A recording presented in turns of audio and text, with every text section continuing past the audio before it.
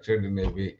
So we use a lot of diagrams, flows, and then simple mnemonics so that which can be understood very easily by the programmer community as well as the business users who use a totally different kind of a language.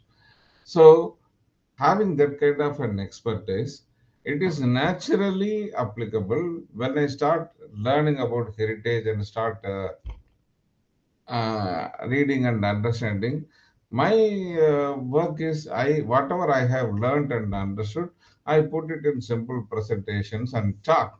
These talks gives me experience and better clarity and understanding so that I can read something more and learn something more in the same subject. So that has been the the way of how I transformed from banking to heritage.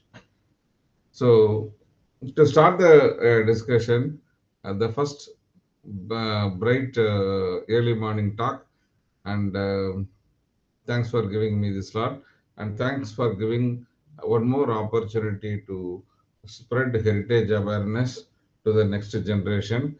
Thanks for government MSGC Rewa College and its omnipresent. Omnipresent means 24 by 7 service support by Skandi Mr. Sir, who answers queries or doubts even at night 11 o'clock or early morning 5 o'clock. We get some messages saying that this is the update, this thing. Excellent energy sitting through 7 days of continuous presentation. I pranam and then thanks to you. Let me share the presentation now.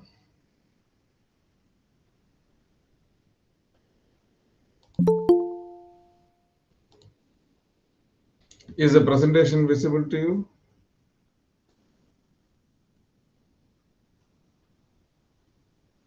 No, sir. Hello? No, sir. It started, but now it's not. Is it clear? No, I don't think so. No.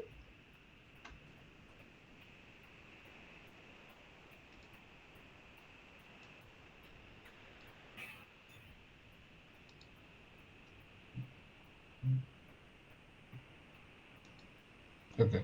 I'm Okay. sorry, I pressed the wrong Oh, button. I okay, sir. stop sharing button instead of hide. Okay, my mistake. So today, in the next 50 minutes, we are going to see about evolution of building materials for sacred spaces as a talk number 57. I'm amazed. So many talks, so many interesting subjects in a short span. And then this has been consistently running for the sixth series, and it is becoming bigger and more interesting.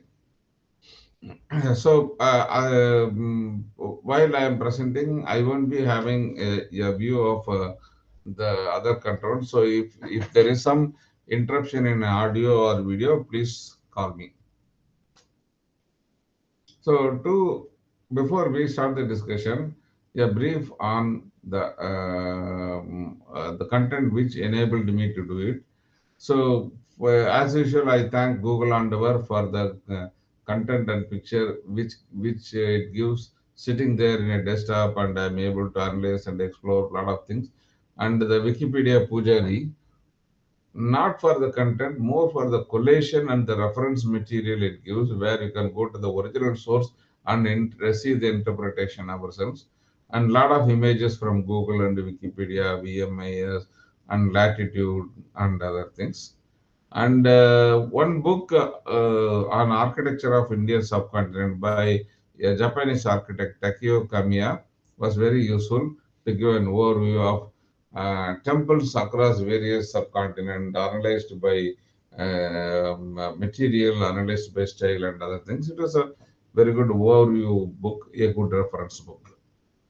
I owe this kind of an experience and presentation to Tamil Heritage Trust Chennai, who is a NGO, and the experience in organizing several site seminars to Tanjai, Kanchipuram, Orissa, Sanchi, and Chalikas of Badami. And very recently, a detailed 7-day tour to Hoysala to understand the Hoysala architecture in Mysore and Hassan area. And I should be very thankful to Professor Sridhar Ganapati, who is a friend of mine from Tamil Heritage Trust and a working professional geologist. So when we are discussing with him, we get a lot of insight on the rocks, the properties, classification, and other details. So the guidance and the inputs from him was very useful to put this. And in terms of temple architecture, whatever I have understood from Dr. Shankar Narayanan of Sanskrit University, Tirupati, Dr. Manoj Gundanna of Bangalore, and then Dr. Sivanagareddy of Telangana, who have been presenting the temple architecture in a simple way which can understand layman like us and then explain things. So these things helped me put together the content. In this, we are going to see how the evolution of the materials developed along with the grandness of the temples and how it played a major function. What are the major building materials they used, and then how they evolved over a period of time. And rock. Rock has been a predominant material freely available and very abundant varieties. And this is where the content is very spread, varied across the continent. And how these rock edifices that withstood the time, and by using different rock types in temples, how the characteristics of the temple changes, and we'll also see some modern temples. So when I see evolution of the material usage for building temples, temples were usually a higher, sane and clean version of the living houses of that era.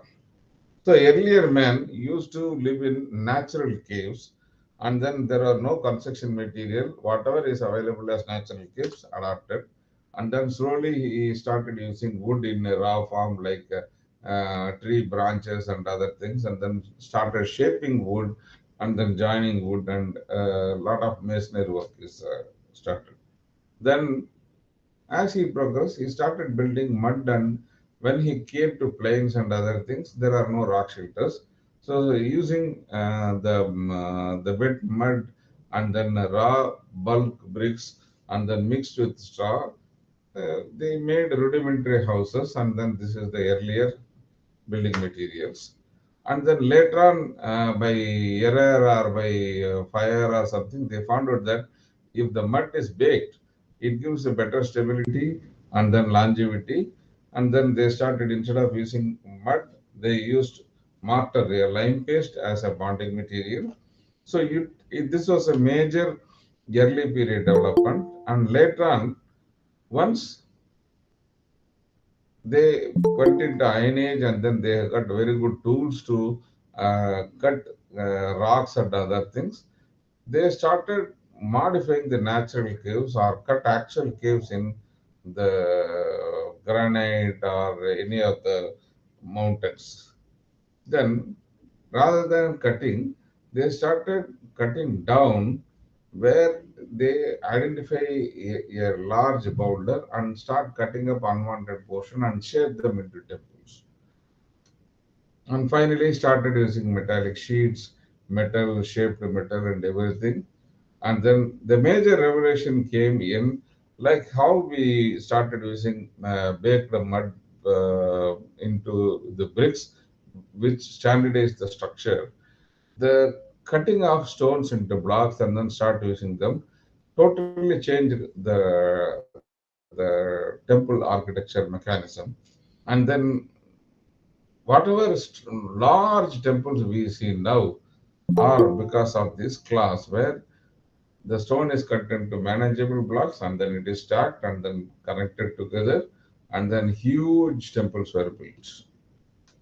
And then the recent innovation of cement, where you mix gypsum and other things, it hardens into a very solid material, allows you to shape things in a totally different way and in whatever way you want with a very high bonding and then compression strength.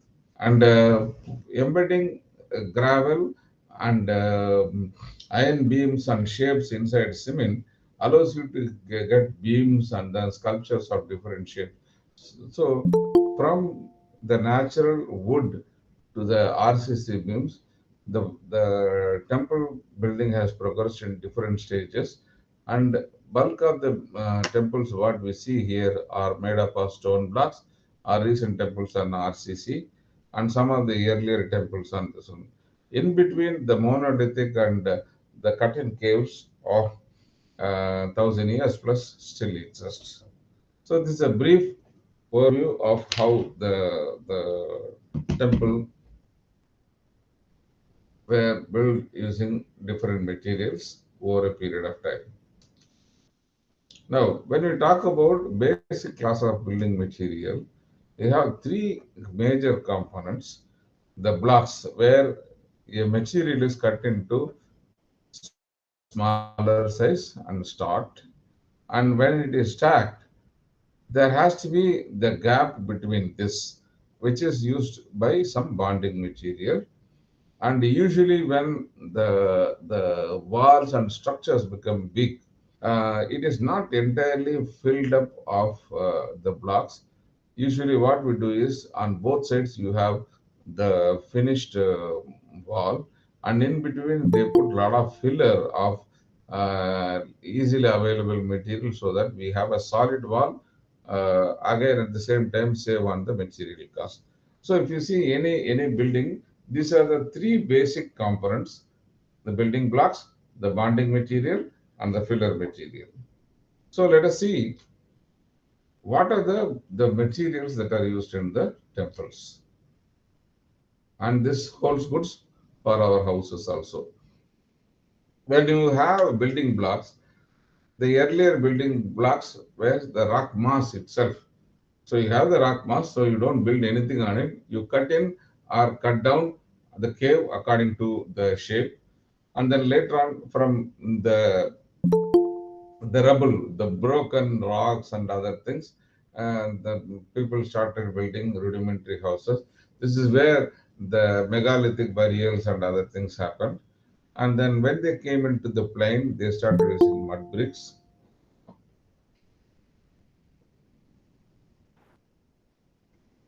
And afterwards, when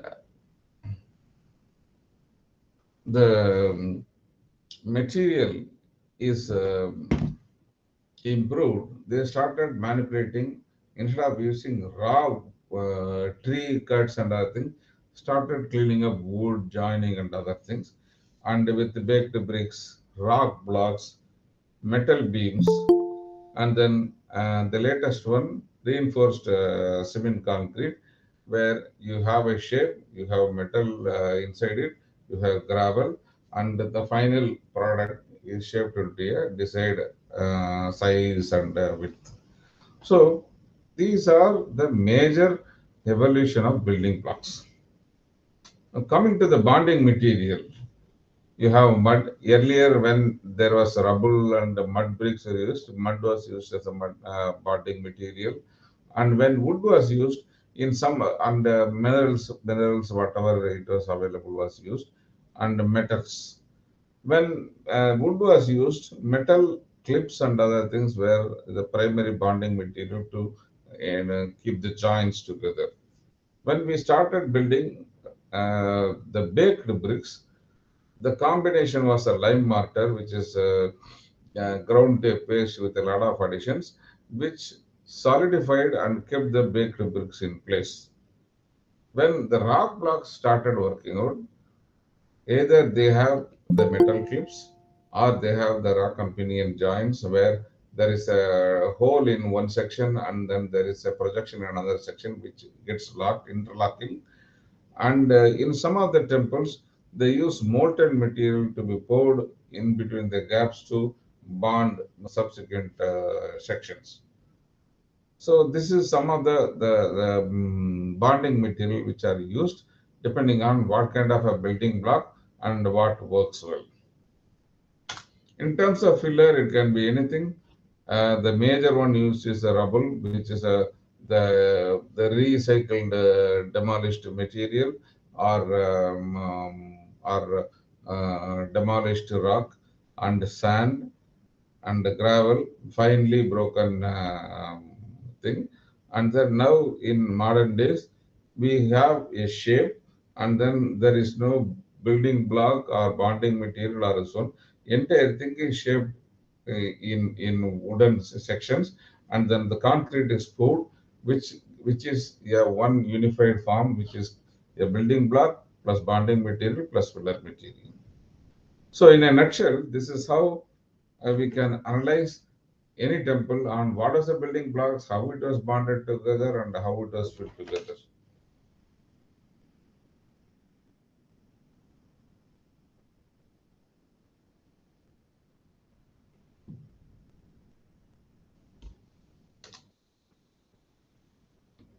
Now, when we talk about this, the earlier ones were the rock mass, where people are living in the natural caves. If we talk about natural caves, Meghalaya takes a cake, and in Jaintia, Kasi Hills, and Garo Hills of Meghalaya, we have the 10 longest, out of the 10 longest and deepest cave systems, 9 are available in Meghalaya. The topmost one, the Krem Liatra, is around 30 kilometers in length and goes through meanders through.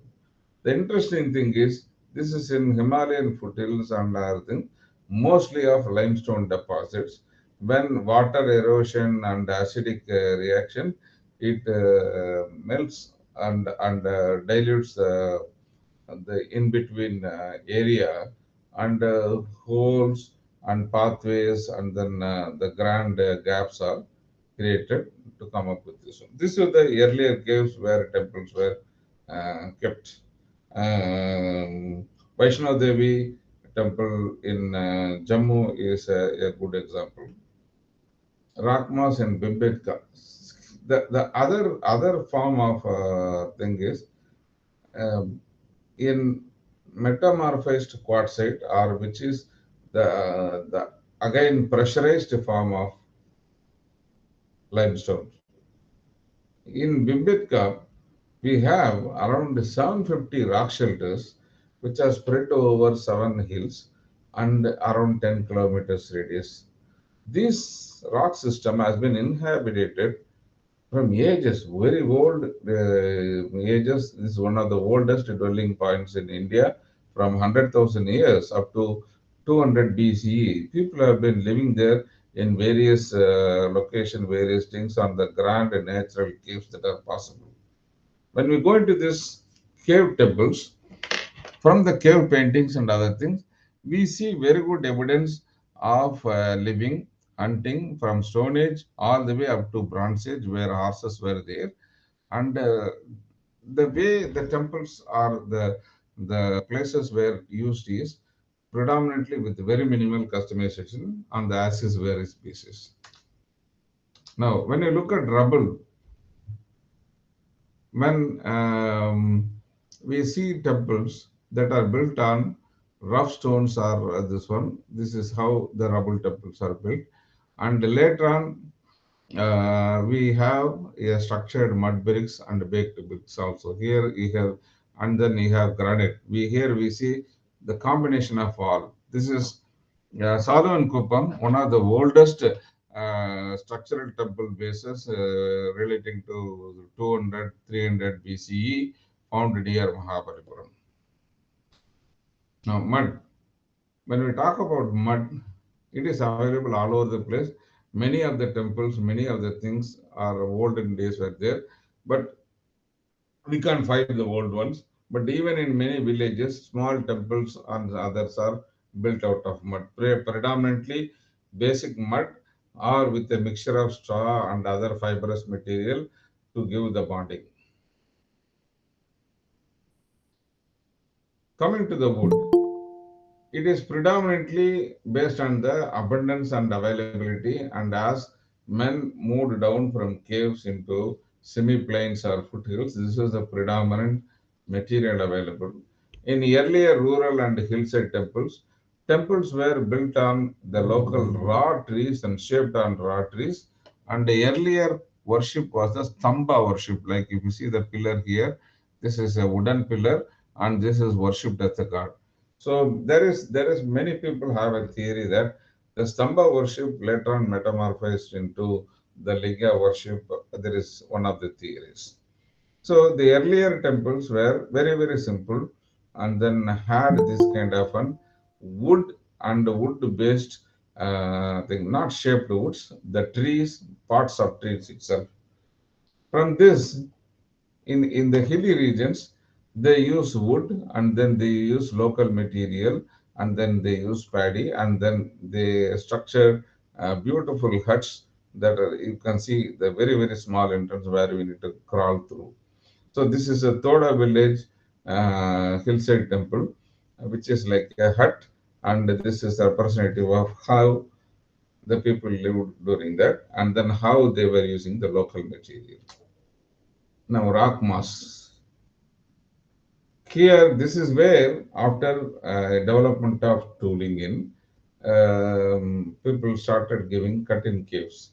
One is a cut-in where you cut horizontally into this and then expand and then have a massive thing. One of the earliest caves, Barbara caves, built in very hard granite and in a beautiful polished manner. This is one prime example of a cut-in cave. And this was a predominant structure in the Jaina Buddha revival period. Lot of cave systems were cut-in caves and mandabas were developed. The other one is a cut down where a grand rock mass is cut down and a desired shape into this. This is Ellora Caves, the pinnacle of temple architecture, where this is out of a big basalt formation. They have cut in horizontally, and then at the first level, then later they have expanded something more, and then on all the three sides they have done not only cut down, they had done cut in into a grand corridor on all the three things with a beautiful mandapa. So this is an example of how the rock mass is there. What was done in 9th, 10th century stands now in grandeur, and we still have a doubt whether we can repeat this kind of structure. Now, wood. Coming back to wood, what we saw earlier was wood as wood it is. Whereas in Kerala and in northeastern states, with the abundance of wood, they do lot of processed wood and then shaped ones. And then an example in Kerala where lot of rain and other things is there, where there is a shortage of rock material and abundance of wood. This is how the temples are built. The base is normally granite or laterite, the local compressed stone, and the wall and other things is wood or brick structure. The interesting part is the roof. The superstructure is done with the tiles. The tiles, unlike the bricks, these tiles are made out of very fine, special kind of a mud, and then they are baked to a very high degree so that they are strong, and then they latch onto each other and form a very beautiful tile related structure. So this is another way of building temples with available material in a way which is suitable to the particular area climate. This can withstand heavy rains, and then still it can survive because of the heavy rains. If you see, the roof extends quite a long way to protect the walls. This is Mahadeva temple in Changanagiri. There is another variation in Kerala in wooden temples, which is a copper topper. This is a unique way of doing things. So instead of using tiles, which might be heavy at a later point of time, you have the standard granite base and then wood and mortar based walls. You have first tier in the Mangalore tiles, which is popularly called, and the second two tiers roof is made of copper, and that is one of the very popular material. One abundance of copper, and then and it is easily shapeable, and we can build very quick temples. The challenge in this type of structure is that the wood goes brittle very easily, and the maximum lasts 200 years. So every 200 years, the wood and creepers and everything need to be changed. So the antiquity of the Kerala temples is always in question. The beautiful sculptures we see there, we don't know whether it is 1,000 years old, 800 years old, or recently done 200 years before. So this is Madur Ananteswara Vinayaka temple. Now, coming to the next regional innovation, the baked bricks. If you go to West Bengal, there is abundance of the delta region where you get beautiful clay material, where you get fantastic terracotta or sharp. So the material is used predominantly in Bengal temples, where they use it for two types. One, the normal bricks, and then shaped bricks. The speciality here is the shaped bricks. Like how we do sculptures, the shapes, one pillar is in multiple shapes. This is shaped in wet clay, baked, and then fixed together so that it becomes a structure. And with the mortar and brick kind of a roof. So this is a unique structure where it stays for a longer period, and then we find it in the West Bengal region or the eastern region. Mostly brick temples of 500 years old are still there. This is primarily because of the initial wood, initial terracotta, and then glazed coating on top of the terracotta, which provides deterioration. Now, coming to a detour on lime mortar, the bonding material. Nowadays, we say a lot of advertisement about Fevicol, where you got a lot of funny advertisements. And in olden days, we never had a Fevicol and other things. Lime mortar was the only bonding material for structure and other things. But there is a natural one, it's its own cycle. How it does is that in the natural limestone quarries in foothills and other things, when you heat this, this becomes calcium oxide, and then it becomes quick lime. And when you spray water on this, this becomes a powder and like a lime putty. And when you slake and then clean it with water, and when you spray it with the water, and when you mix with the sand and some amount of other material, this mixture, when it is applied along with the brick, it becomes solid when it is kept by spraying water for 28 days, and after that it is a very solid one, and it stays for a longer period. And ideally, it is used for walls and not used for floor conditions where it is wet or in flooding conditions. So this is a life cycle where again this deteriorates into lime and then goes through the natural cycle. Lime mortar has been used from Egyptian times, and then in each region they have their own special ingredients, egg yolk, palms, and then a lot of other ingredients, local minerals, and then local herbs. Everything is added to make it solidified or in a different color or with a different sheen. The curation period, unlike cement which sets in 2 days or 3 days, it takes more time to cure and then dissipation.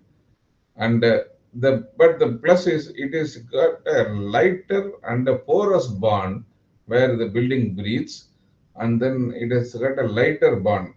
When you this is true when you are renovating old temples, particularly of limestone. There are experts available here in this group. They will be able to talk better.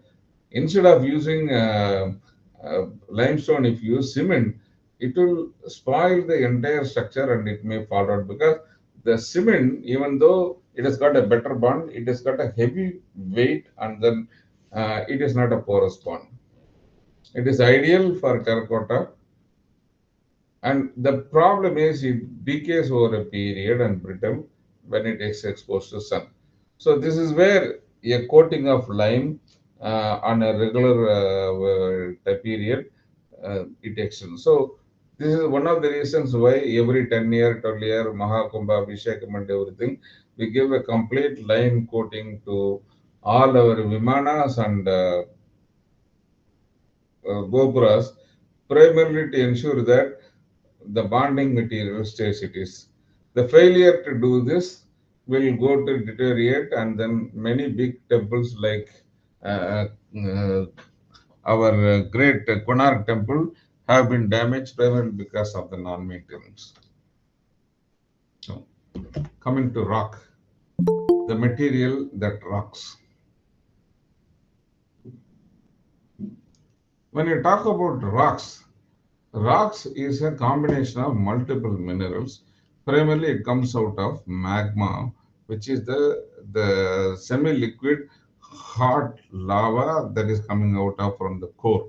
So when it comes and then when it cools, it forms one type of rock called igneous rocks. Primarily, if it is cooled on the open area, it is called basalt, and if it is cooled in a little lower area with a steady cooling, this is rapid cooling. It is granite is formed. When these rocks are by heat or weathering and erosion, they become brittle and become sand and other things. So we get sedimentary rocks. So these are with chemical reaction, we get limestone, we get sandstone, which is so repeated deposition of the sand, compaction, and lithification. So it gives sandstone and limestone, which is predominantly this is available in some region. Sandstone is available in the coastal regions. Then, when the sedimentary rocks are changed by pressure, heat, or chemical reaction, it metamorphoses into different type of rocks. So it is either pressure or heat. Then we get a different class of metamorphic rock. One of the classic thing is schist, which is used in Karnataka for Hoysala temples. And then we have marble, which is used in Rajasthan temples. Limestone, predominantly in Himalayan foothills. Sandstone in beach regions. Basalt in the volcanic regions, and it is very famous in Maharashtra and central India. Granite predominantly available, very well available in South India. So these are the major rock types.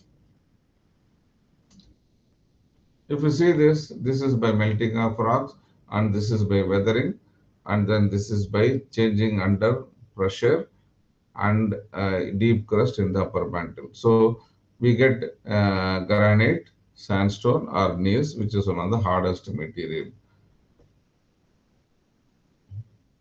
If you see some of the examples of igneous rocks which are used for temple construction, we can talk about basalt, pumice stone which floats, the famous Sedu bridge in Rameswaram is said to be used with the pumice stones where you get floating stones where this is sudden cooling even with the gas on top of it so that the gas bubbles are trapped and it gives air pockets inside so that the stone floats.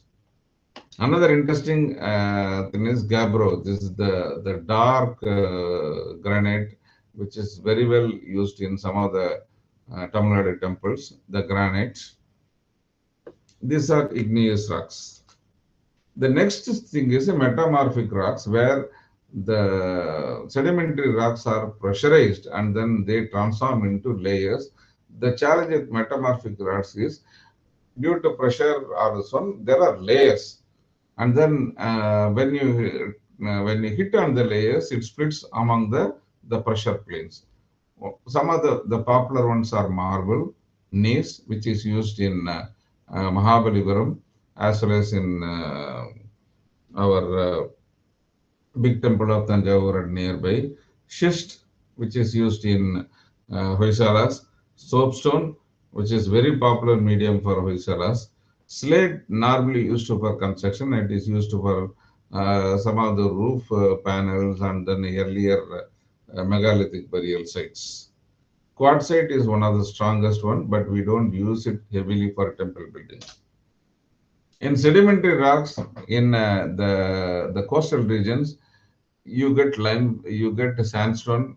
Many popular temples like Khajuraho and our Kanjipuram Kailas, another temple is built out of sandstone. Whereas the northern Himalayan foothills, you get limestone abundantly, and dolomite is used. Shale is not used because it can easily break on the pressure lanes. So, in a nutshell, these are the three major categories of rocks. When you talk about rocks, how hard is the rock is classified by which scratches what. So, when you talk about the basic rock, we can scratch it by fingernail, where you can scratch it by copper knife, copper penny or knife or steel nail or masonry drill bit. So, from talk, which is a powdery rock, to the diamond, it is scaled from 1 to 10. It is a logarithmic scale. When you compare the scale to the popular building material, soapstone used in Hoysalas is more scale of 1 to 2. So it is very easy to sculpture. You can do beautiful fine structures, but its stability and weight bearing is a question. Marble, a little compromise. Still, you can make beautiful sculptures, but load bearing, little tough, but load bearing improves. Granite, toughest material, and many of the South Indian temples are built out of granite where they have done beautiful sculptures, which is very hard to make when compared to Hoysala. Hoysala sculptures are very easy to make because of the flexibility, whereas granite it is very, very tough. The other important factor is the uniaxial compressive strength. That is, when you put pressure on a particular rock, at what point it crumbles and loses its character. This is measured in kilogram from square centimeter. If you see an indication of the igneous rock, granite and other things can handle 1 ton or 2.5 ton per square centimeter. That is a load. And their hardness is 6 to 7 on the scale of 10, basalt and other things.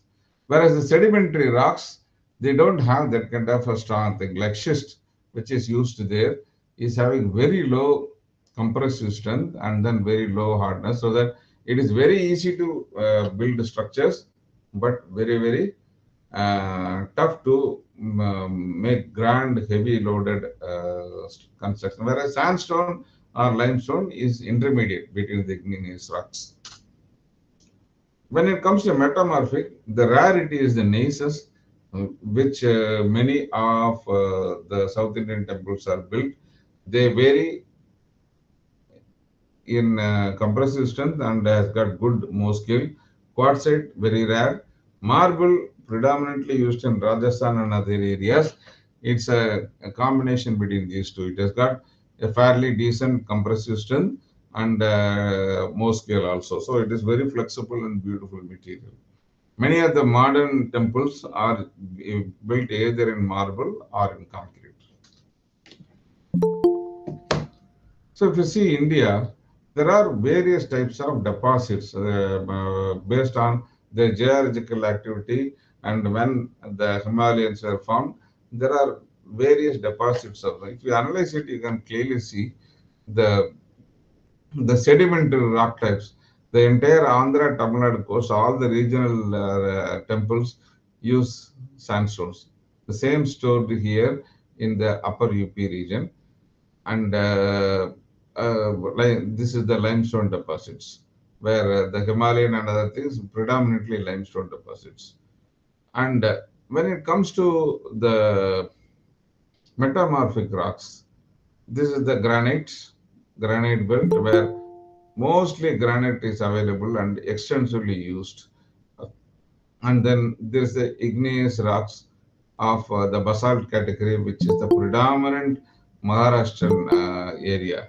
When you go to Orissa and the other area, you get a different kind of an compressed Gondwana rock, condylite rock, which is of a different beautiful category and handled by many of the Orissan temples. So by going by the region and the type of rocks available, we are able to identify and then build temples. Now we are going to see in the next 10 minutes, 15 minutes, the varieties of temples and then how they are built and then how the construction material decides on the structure and the grandness. Many of the earlier megalithic sites like Hirebenakalu, which has a very big megalithic, it is slate and other things where you can see the slate material cut up and then stacked into burials. Some of them are having indications of places of worship and other things. These are all naturally sheared layers.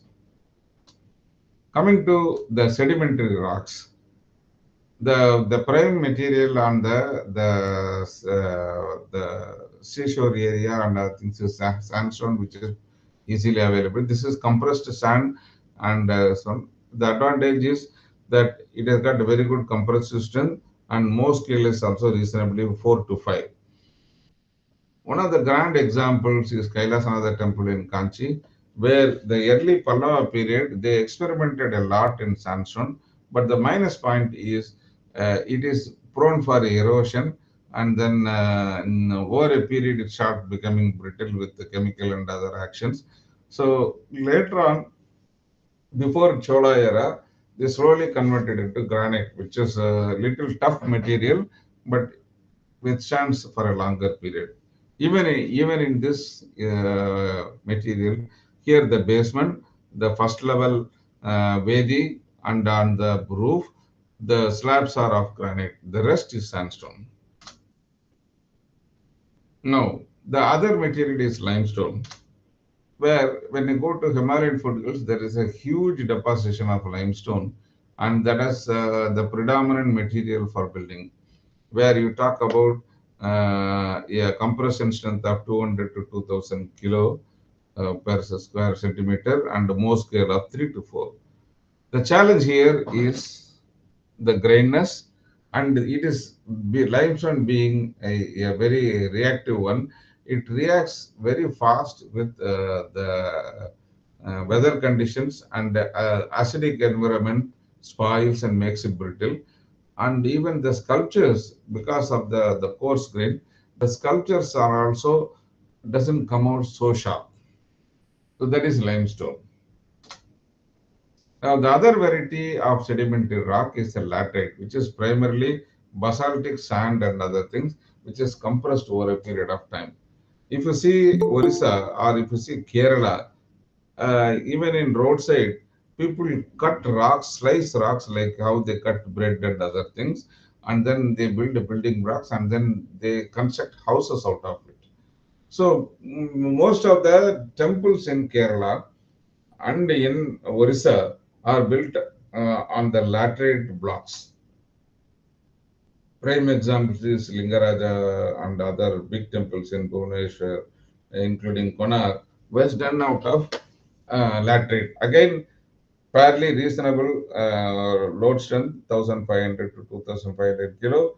The Mohs scale is also pretty good. So they are able to build very grand and high-end towering temples where they can stack stone upon stone and upon stone upon stone upon up to 200 feet plus and then build granite things, and then they are able to handle that kind of complexity. Now, we are coming to the next class of metamorphic rocks. So, lower in the metamorphic rock is the soapstone, which is compressed, pressurized, and chemically transformed sand. The soapstone or the schist is very soft when it is cut up from the covered earth, but over a period when it is exposed to weather and sun, it becomes a little harder. So it is very convenient where you unearth a fresh stone, do sculpturing, and then once the sculpturing and everything, you can scratch by nail, or you can use the chisels which are normally used for wood. So that is the level of softness. It gives fantastic fineness in sculptures. But the problem is you can't build very tall edifices. You have 50, 60 feet kind of height. This is the maximum height you can go. They had tried Bhumija temples beyond that, 6, 7, 8 stories in Belur, and it has failed. And due to construction, once it has started crumbling. So this is the plus and this is the minus. So what they did in Hoysalas is that to do the compression strength and then to handle it, they do a lot of star formation, stellate design, so that the pressure is expanded lot more outwards. So this is one of the advantages of stellate structure. Now, the other variation of metamorphic rock, when it is refined further, it becomes marble. And many of the Rajasthan and Gujarat built where abundance of marble is available, it is done. So here the strength is 700 to 2000 per kilogram and more of 3 to 4. So it is a very good balance, but you can't build very tall structures to a certain extent, and you can also build colorful, beautiful sculptures and edifices. So it is a ideal preferred material for rich temples. Typically, ISKCON and all this use only marble. Now, coming to the big daddies, igneous rocks, granite. Granite is one of the hardest material available. What we talk as granite in commercial terms consists of multiple ones, gneiss, and there are multiple variations of commercial granite. And the advantage of this is that minimal is 1000 plus 2500 kilogram. Solid weight it can handle. More scale, one of the topmost.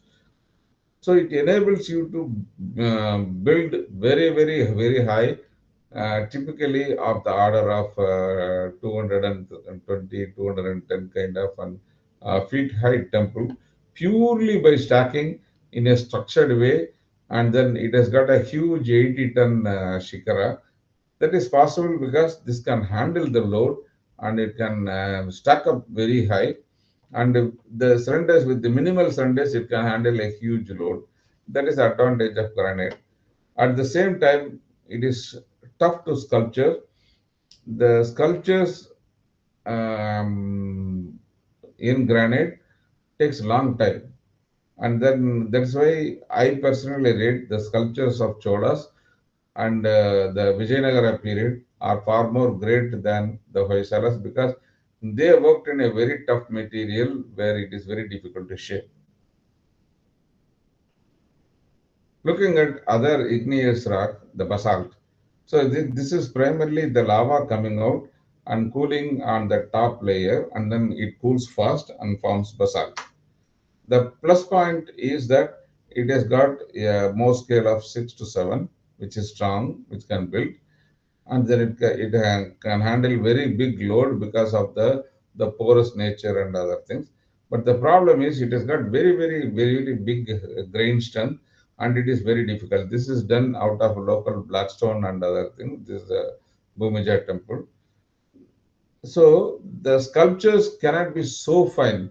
This is something in between the Hoysala sculptures and granite, where it also very not conducive to polishing like granite.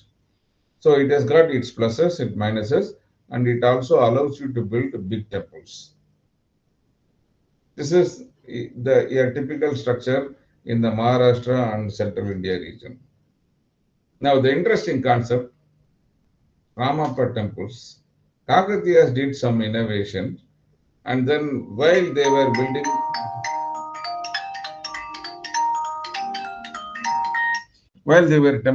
temples, the base was in sandstone granite and other things. When they started building long and very tall gopurams, okay, to handle load, initially brick and mortar was used.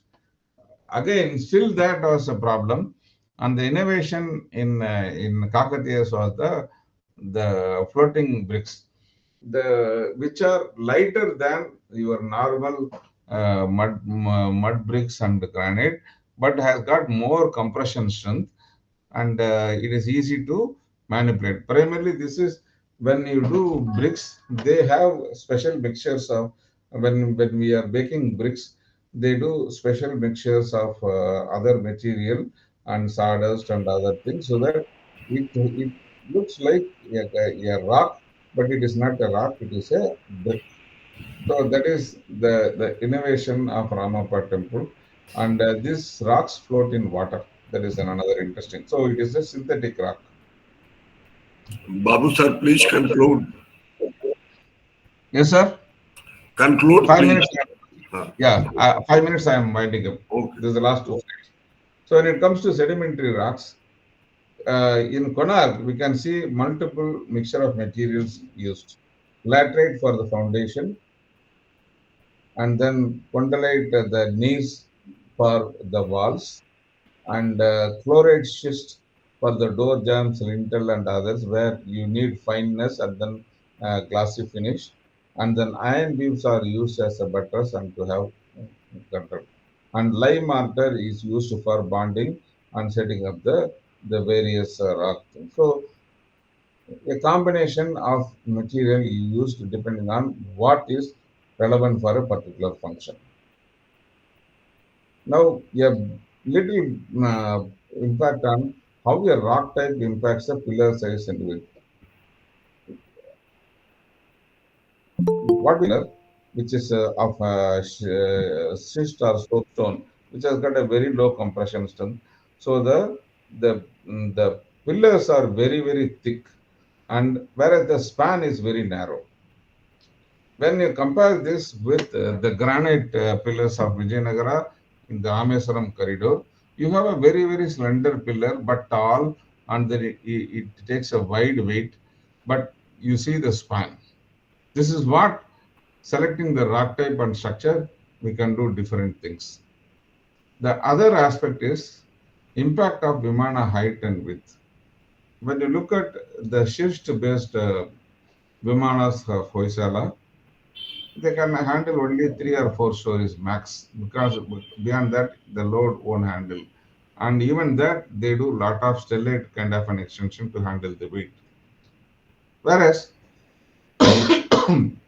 when it comes to laterite of Orissa, the compression stress is very high, so they have built a fairly higher dula, which is 1.5 times the mandapa in front.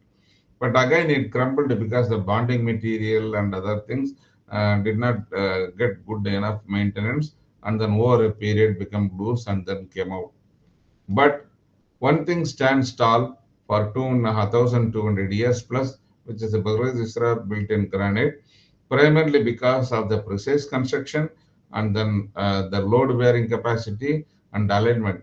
The beauty here is it doesn't use any bonding material, just locking and precise stacking. So this is how, depending on the rock type, you can either build smaller or wider monuments or taller or bigger monuments. Now a quick peek on modern temples. In modern concrete, which is around 400 to 600 kilogram, which is already moldable, any arch, anything, it is easily available in 1 week or 10 days. You can build all these arches, whereas it took ages to build it. So this is one of the golden temples. with the golden paint and other things which is available in Vellore. In future, this is how things are going to be.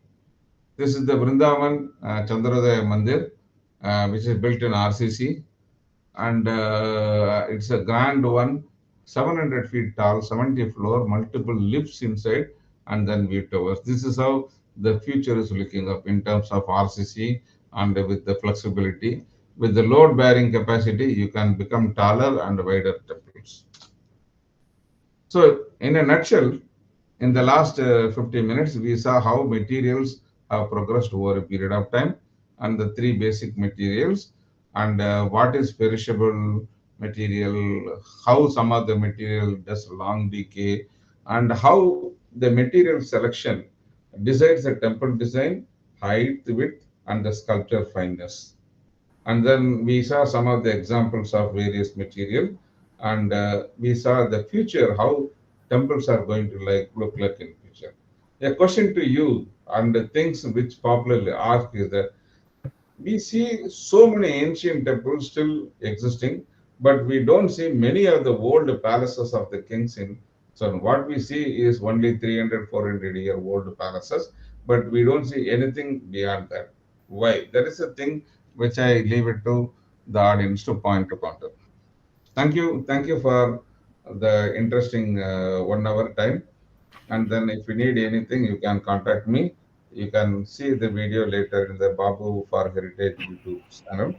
Thank you for supporting and subscribing. Sir, can I ask one small question? Hello. Yes.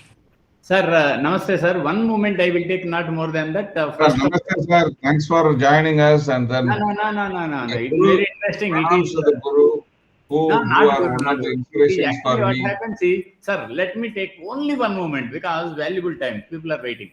So this really touched my heart because my thesis from Hyderabad Central University under the supervision of Professor Aloka Parasar Sen is evolution of building technology of all the temples, Buddhist structures, rock cut structures, brick, stone, everything. Yes. Other than that, I have so far not heard any scholar that have. So I appreciate Dr. Babuji for his what you call interest in the subject of building technology, going beyond the buildings. He has gone beyond the buildings and he has touched upon the human facade. So I congratulate him. Similar topics should be. One seminar should be conducted on building technology, building materials, and how the project will be handled during those days like that. Thank you. Thank you so much. Thank you. Thank you, sir. Thank you for your inputs. I have a lot of doubts in many things. I will connect with you later. But here they are very busy now. We can talk over phone. Sure. I would like to know more about the Ramappa temple. If you can give one lecture next on the time, Ramappa next temple. time I will do, sir. I will do. Yes, Definitely, madam. sir. Thank you. Professor Poonam, madam, please conclude. Thank you very much. Thank you very much for your wonderful presentation and tracing the. Yeah, you can call me Babu. Hello. Yeah. Tracing the trajectory of building materials used for sacred spaces from national to RCC beams. It's been wonderful listening to you. When you touched on Jammu and Kashmir, it is very rich which could be added on in some other presentation, maybe. Then another thing which I feel is that we as historians or who have passion for heritage, we only look at what happened earlier and how these temples have stayed till now. But what I find missing in our heritage papers is the conservation aspect of these temples, because if I look at the Shinto temples of Japan, what I find is after every 2 decades they rebuild this temple, and that technique of rebuilding and the originality of the temple has remained. So that is something we need to look at, though it is not possible for us to make such huge structures now. But we definitely need to look into the skills which were used for making these temples and for making it available to the future generations.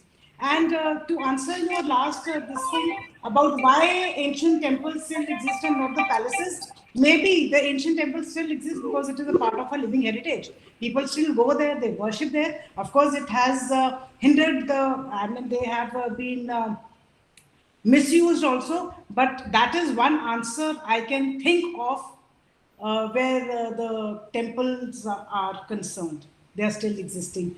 And now I can request Nadeem ji if he wants to say something on this. My co-chairperson. Yes, good morning, everybody. A wonderful presentation. It added so much to my knowledge. Definitely, I would agree to Poonam Chaudhary for the last question, that why uh, the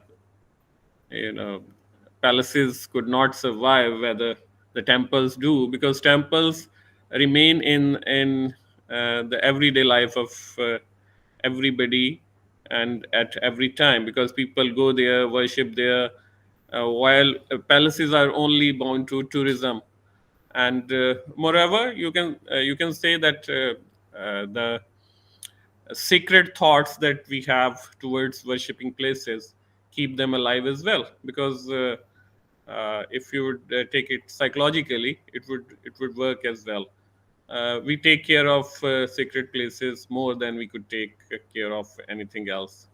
The one thing that I feel, and I would ask to Mr. Babu, it like he imparted his wonderful knowledge, like Mr. Babu, you imparted so much wonderful knowledge on the construction of these temples, the material specifically, regarding the building, regarding the construction, uh, whether as being a student of statics, there is so much on the decorative part and on the ornamentation of these wonderful temples.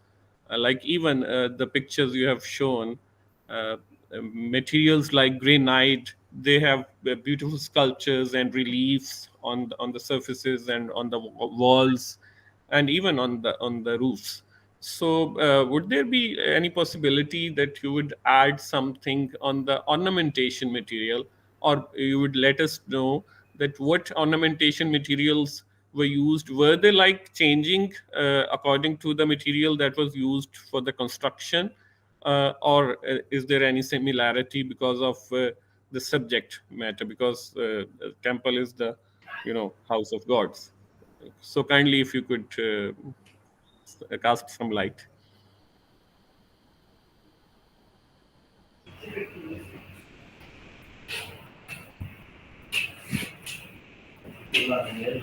तो गया hello yes hello बाबू sir hello Ansari ji हमारी आवाज आ रही है unmute yourself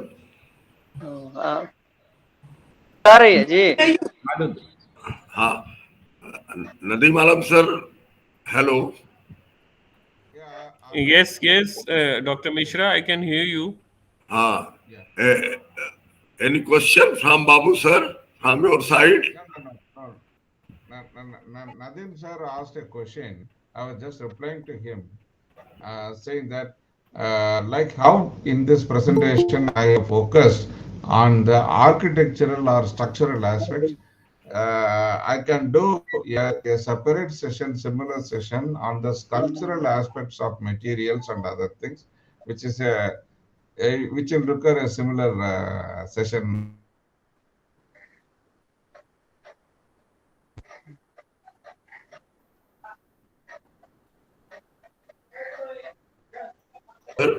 Now, next session time. Thank you, Professor Poonam Chaudhary, for given time. I chair the session, and Mr. Nadeem Alam sir as, as a co-chair, and Mr. Shiv Shankar Babu given a nice talk in this webinar series. Actually time कम है, लेकिन बाबू जी का जो slides हैं बहुत अच्छी रहती हैं, और ये उनका हमारे वेबिनार में 3rd या 4th टॉक है, और हर बार वो बहुत अच्छी टॉक और बहुत अच्छे स्लाइड से करते हैं। तो आगे भी जैसा कि नदीम साहब ने कहा है, तो कल्चरल एस्पेक्ट पर हम चर्चा करेंगे उनसे। और बहुत बहुत thanks mister Shivshankar Babu, thank you all of you. Now next session, our chairperson Professor Cyril Vijay Sundara, Research Professor, National Institute of Fundamental Studies, Kandy, Sri Lanka. Our co-chairperson Dr. R.L.S. Sikarwar, Professor of Environmental Science, A.P.S University, Satna, and former research officer, National Botanical Garden, Lucknow. And our eminent speaker, Mr. Bhatia Sumitra, former director, National Botanic Garden of Sri Lanka, Royal Botanic Garden, Perdenia, Sri Lanka. Welcome, sir. Welcome, sir, all of you. And I am requesting to Professor Cyril, sir, please preside the session and introduce our eminent speaker. Thank you, Professor Mishra, and it's a special privilege for me because now I'm about to introduce my co-host, Mr. Don Mathis Mitrachi. Mitrachi obtained his BSc degree from Columbia University in 1972 and diploma in horticulture from Royal Botanic Gardens, Kew, England, in 1980. In 1982, he obtained his master's degree from University of Reading, England, on plant classification. He actually worked with Professor Vernon Haywood, who recently expired only last year. He served the Botanic Gardens from 1973 to 1998, and from 1983 to 1988, he was the director. Mr. Mitrachi served the National Botanic Gardens for 25 years, and 5 years with the World Bank supported Environment Sector Development, and Asian Development Bank supported Science and Technology Sector Development in Sri Lanka. He is one of the 4 founder trustees of BGCI, that is Botanic Gardens Conservation International, based at Royal Botanic Gardens, Kew, England. He was there since 1980. He in the development of Botanic Garden in Okinawa, Japan, from 1985 to 1988. In 1987, at a meeting in India, Mr. Sumitra proposed to International Association of Botanic Gardens the formation of International Association of Botanic Garden Asian Division, and he was actually elected as the founder president of IABGAD for 2 terms, and since 1986 he is the director, Botanic Gardens Conservation International of UK, of which the patron is none other than at the time he was His Royal Highness Prince Charles, now His Majesty King Charles. Mr. Mitrachi was specialized. He has specialized in the management of historic trees of Sri Lanka, with special emphasis on Jayashree Mahabodhi and other historic trees of Sri Lanka. He is a scientist involved in nature conservation, environmental improvement, social development, and reviewing of management of public institutions. Since 1983, he was attached to University of Peradeniya and University of Moratu in Sri Lanka as a visiting lecturer teaching floriculture and landscape development. Mr. Sumitraji has worked in a few government ministries in Sri Lanka as an advisor and a consultant.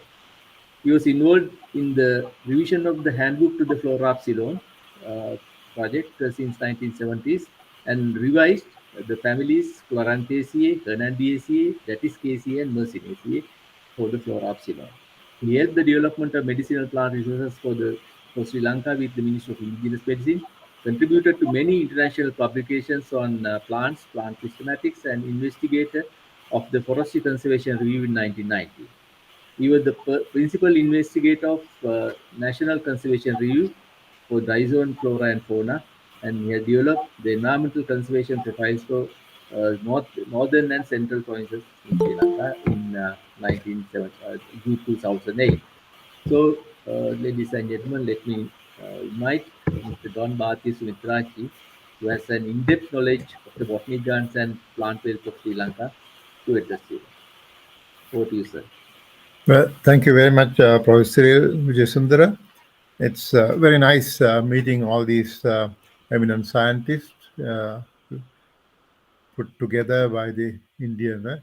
I will straight away go into the presentation on a full screen basis because I'm also running short of time. So let me start my presentation now. Let me see if I can.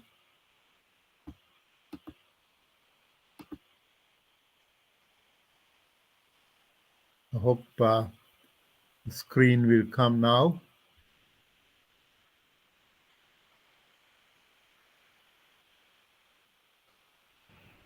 No, sir, not visible. Not yet. I'm okay, but something is not right yet. Wait a minute. I've done my part. Let me come back again. I ignore that and then come back again.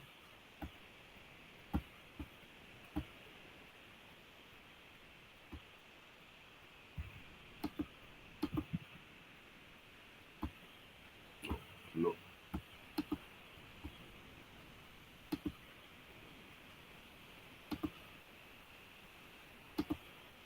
I think you have to share full screen and then. Yeah, that's what I'm trying to see. Let's see whether I get it this time.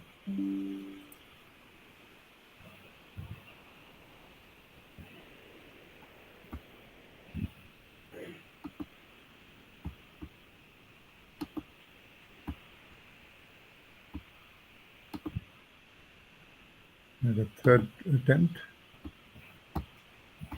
Share full screen, and then in the screen you have to click on the presentation.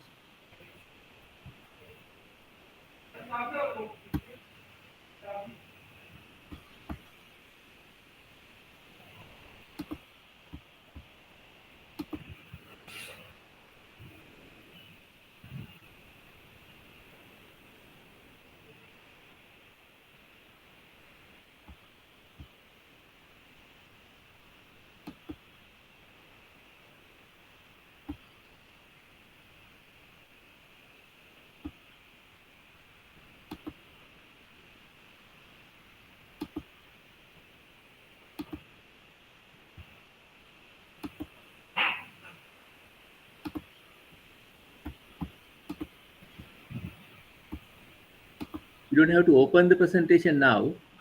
Yeah. Leave the presentation there as it is, and then share full screen, and then try to open the presentation. You can get out from the presentation if it is open. Yeah, my presentation is only minimized. No, it just close it, and then open the full screen, and then open the presentation.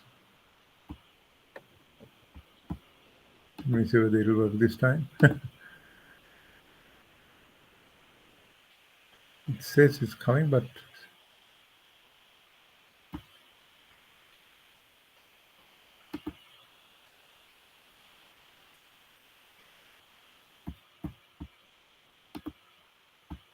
got to minimize it first. And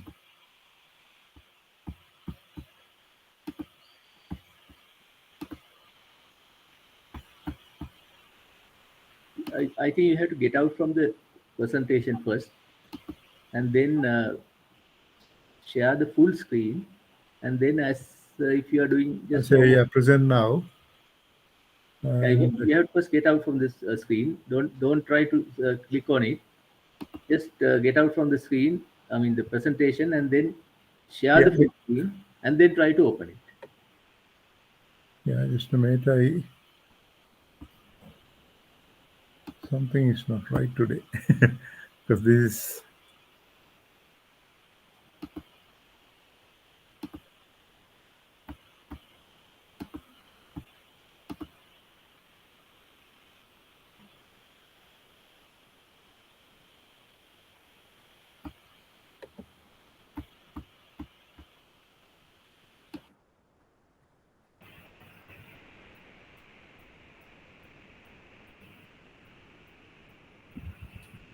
Yeah. So, Present the screen first, full screen, and then try to open it. Just don't leave the PPT open. You have to open it now after you share the screen. If the presentation is on, get out from that.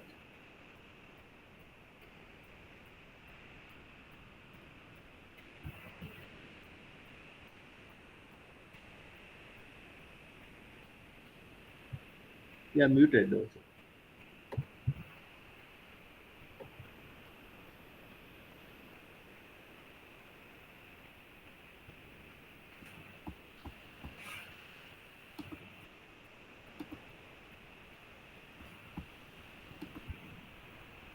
It's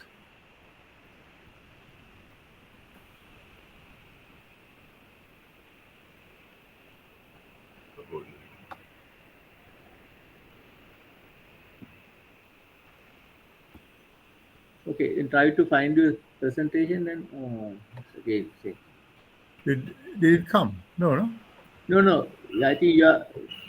Where is the presentation now?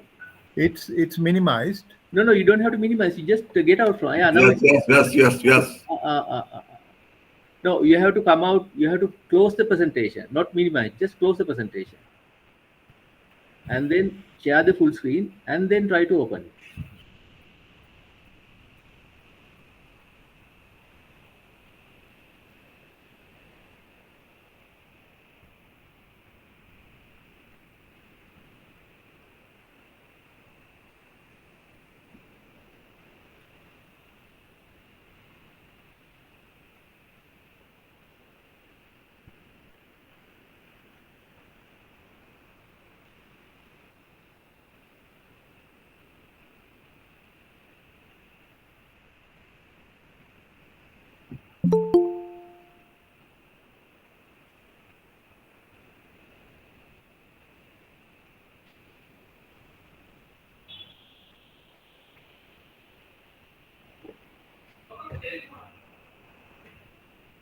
Now find the presentation and open it now. Yeah, now it's open. And then go to full screen. Yes, now it's there. Right.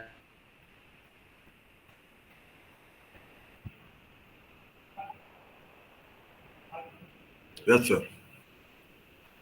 Yes, sir. Visible. Please unmute yourself, sir. Yes. Sumit sir, please unmute Okay. yourself. Right. Yes. Okay. Okay. Uh, no, sir. Right. Yeah, now Yes.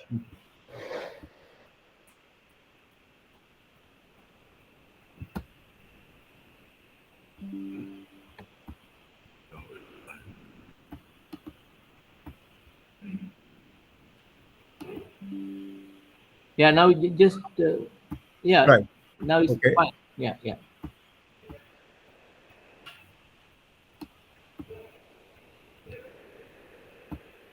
Yeah, it's there now. No problem. Yeah. Okay.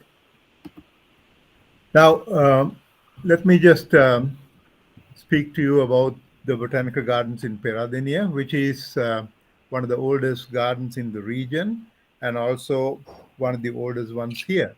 I will just quickly move on to the few slides. Long before the Botanic Gardens has a kind of a attachment to the British, but long before that, the Dutch started the Botanic Gardens in Sri Lanka or Ceylon then, because they had the Dutch India Company, which was looking for uh, aromatic plants, and then of course they opened a small botanic gardens in Colombo. And in 1796, British took over the island, and of course, what happened was they also neglected these gardens. And a few years later, Sir Joseph Banks recommended that a botanic gardens be established in this island, and the same garden was re-established in Colombo in an area called Slave Island. And this garden was called the Kew Gardens. And the road along which the gardens were established was also called the Q Road. Fortunately, the name of the road still exists, but the garden does not. Right? The Dutch at that time introduced cinnamon to the whole world, mostly for the perfumery industry, and of course, this was also used for dentistry and other culinary purposes. So I just then, of course, from there very quickly I will come back to Peradeniya Gardens because there is a history between the Colombo Gardens and the time we started Peradeniya Gardens.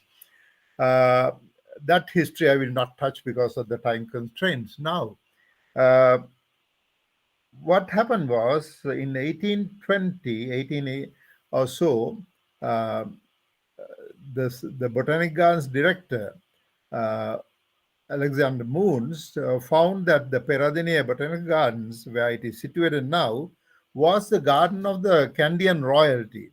It is still called Rajavatta. Raja means royalty, Vatta means estate, royal estate. This was also not only the pleasure gardens of the Kandyan kings, but also it was a place where the kings resided.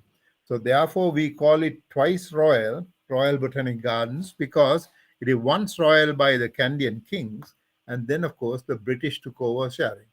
In fact, this particular land is a bit of a horseshoe-shaped land, and around it goes the river Mahavali, the longest river of Sri Lanka. This is from about 1828. Thanks to Professor Vijay Sundara, I was able to use these the pictures. And this is a more recent picture, 1922. Of course, even now, the same kind of landscape site.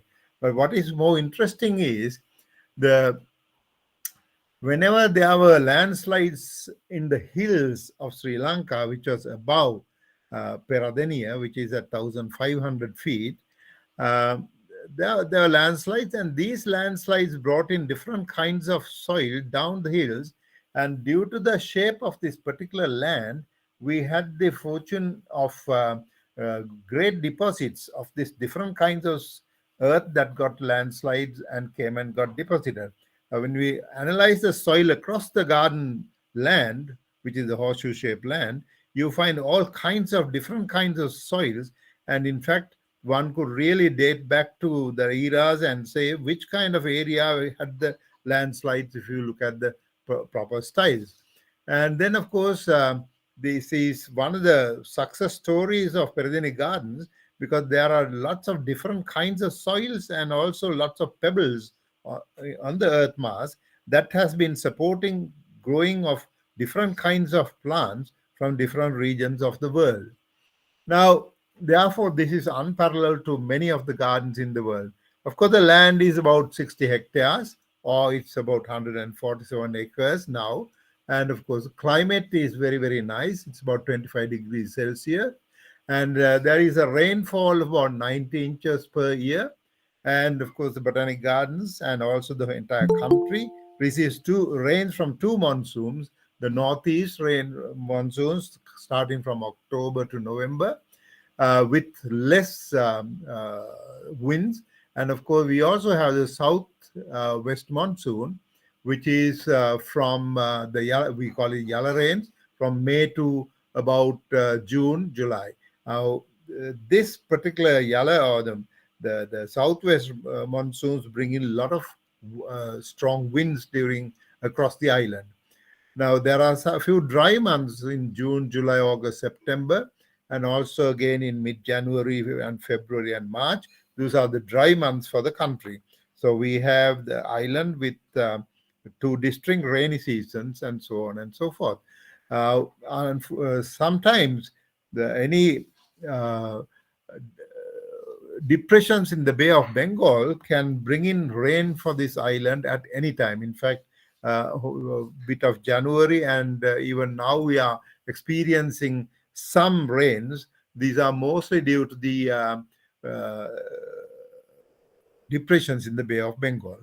Now, I said the Kandyan, this particular area was also the Kandyan kings lived here. Now, in fact, the history says that the Royal Botanic Gardens is located. This area is the gardens is located dates back to about 1371, when King Vikramabahu III ascended the throne and kept court at Peradeniya near the Mahavali River. Several traces of old buildings and monuments were found near the superintendent's bungalow. Later, during the reign of King Kirtisri from 1747 to 1780, this was made the Royal Garden of the Kandyan Kings officially. Right? In 1780 to 1798, King Raja, another king, lived in this place. There have been temples, Buddhist temples in this place, and also there are remnants of these temples and other artifacts were found later on.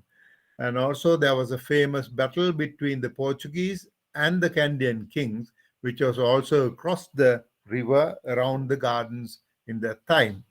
So, of course, at the time, Alexander Moon moved into taking this particular land into botanical gardens. There have been a priest living in the gardens.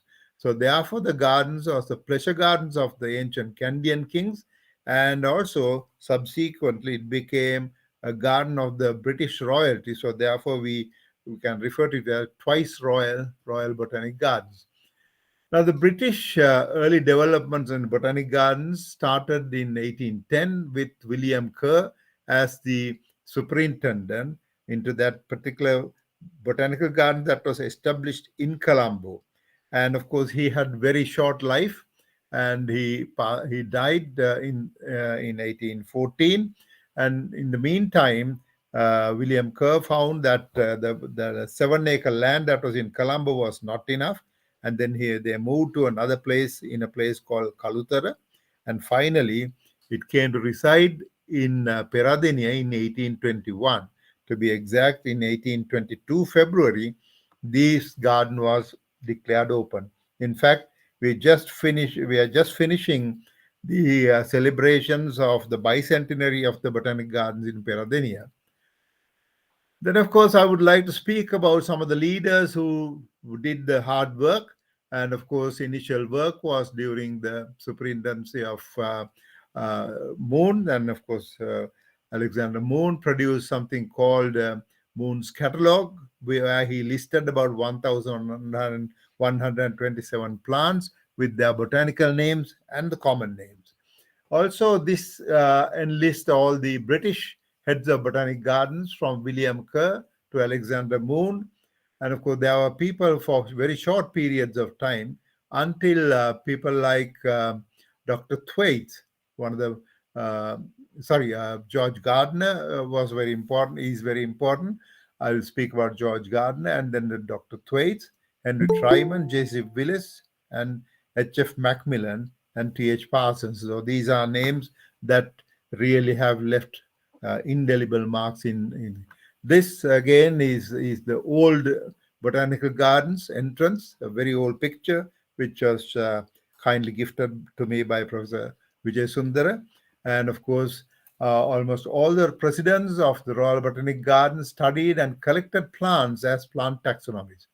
Examination of the herbarium and Peradeniya revealed the magnitude, extent, and the quality of their extensive collections and records.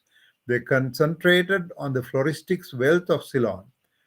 They also concentrated on the introduction of ornamental and forestry and economic plants suitable to be cultivated in Ceylon. These are the first activities of the directors of the botanical gardens, because the British not only took over this land, but they wanted this land to bring in income to the British colony and the British royalty. So they made sure that all these were done. The appointment of George Gardner marked a very, very important era for the gardens. Although his term was very, very short, 1884 to 1849, he, just to suit the name, the Gardner, he is the one who laid the present botanical gardens layout. And of course, there is a very interesting, important memorial to his name. And of course, during the bicentenary celebrations, we also issued a stamp in his memory, in his name. George Gardner Memorial is depicted here. I'll show you another picture of the George Gardner. There's everyone who visit the garden, generally visit this memorial. It is at the end of one of the largest collections of double coconuts in the world, the Double Coconut Avenue. At the top end of this avenue is the George Gardner Memorial. The next most important person for the Botanical Gardens was Dr. Thwaites. Dr. Thwaites, George Henrik Thwaites is the name of this very important man, very important man who came from England. Of course, this presentation is being recorded. I know anybody who has interest in these things can go through these slides and find out more details about him.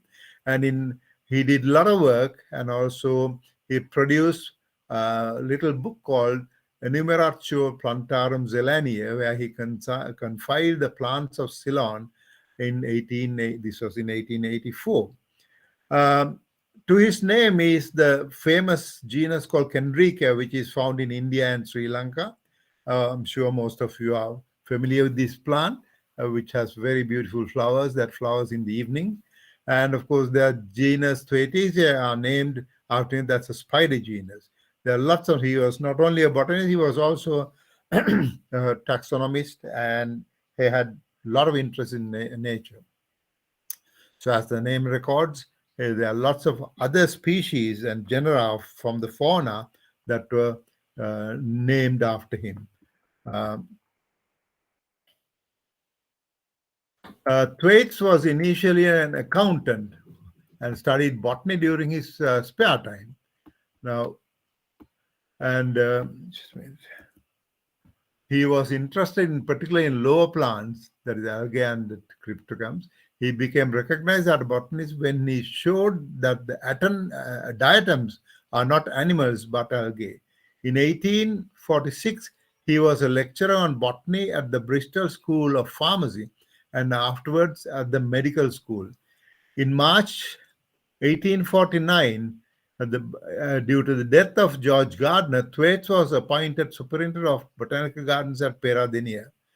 The position he held for 31 years until he resigned in 1879. His retirement was an unhappy one, as planters started blaming him of the coffee rust that destroyed coffee plantations within the country.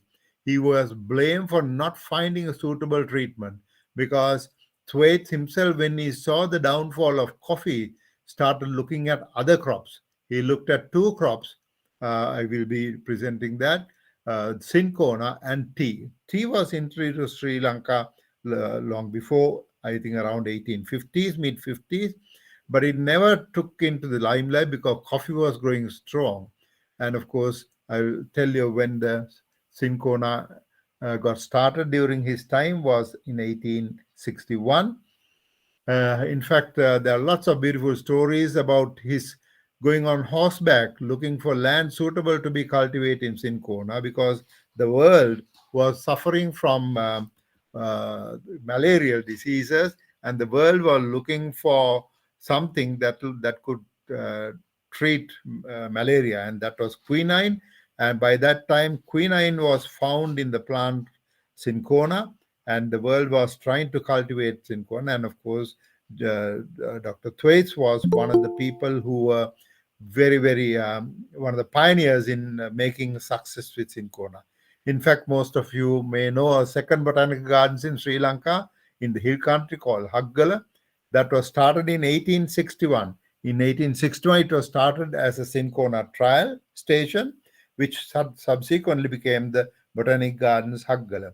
1861 introduction of cinchona became some of the best plantations, because all the coffee plantations that were getting destroyed were replaced with cinchona, and cinchona barks from Sri Lanka were exported to the quinologists in England. In fact, the records state that the quinine that came from the barks of Sri Lanka were the best barks that they received. Quinine or cinchona were also grown in Malaysia and Indonesia. So, but those plants did not produce such good quinine.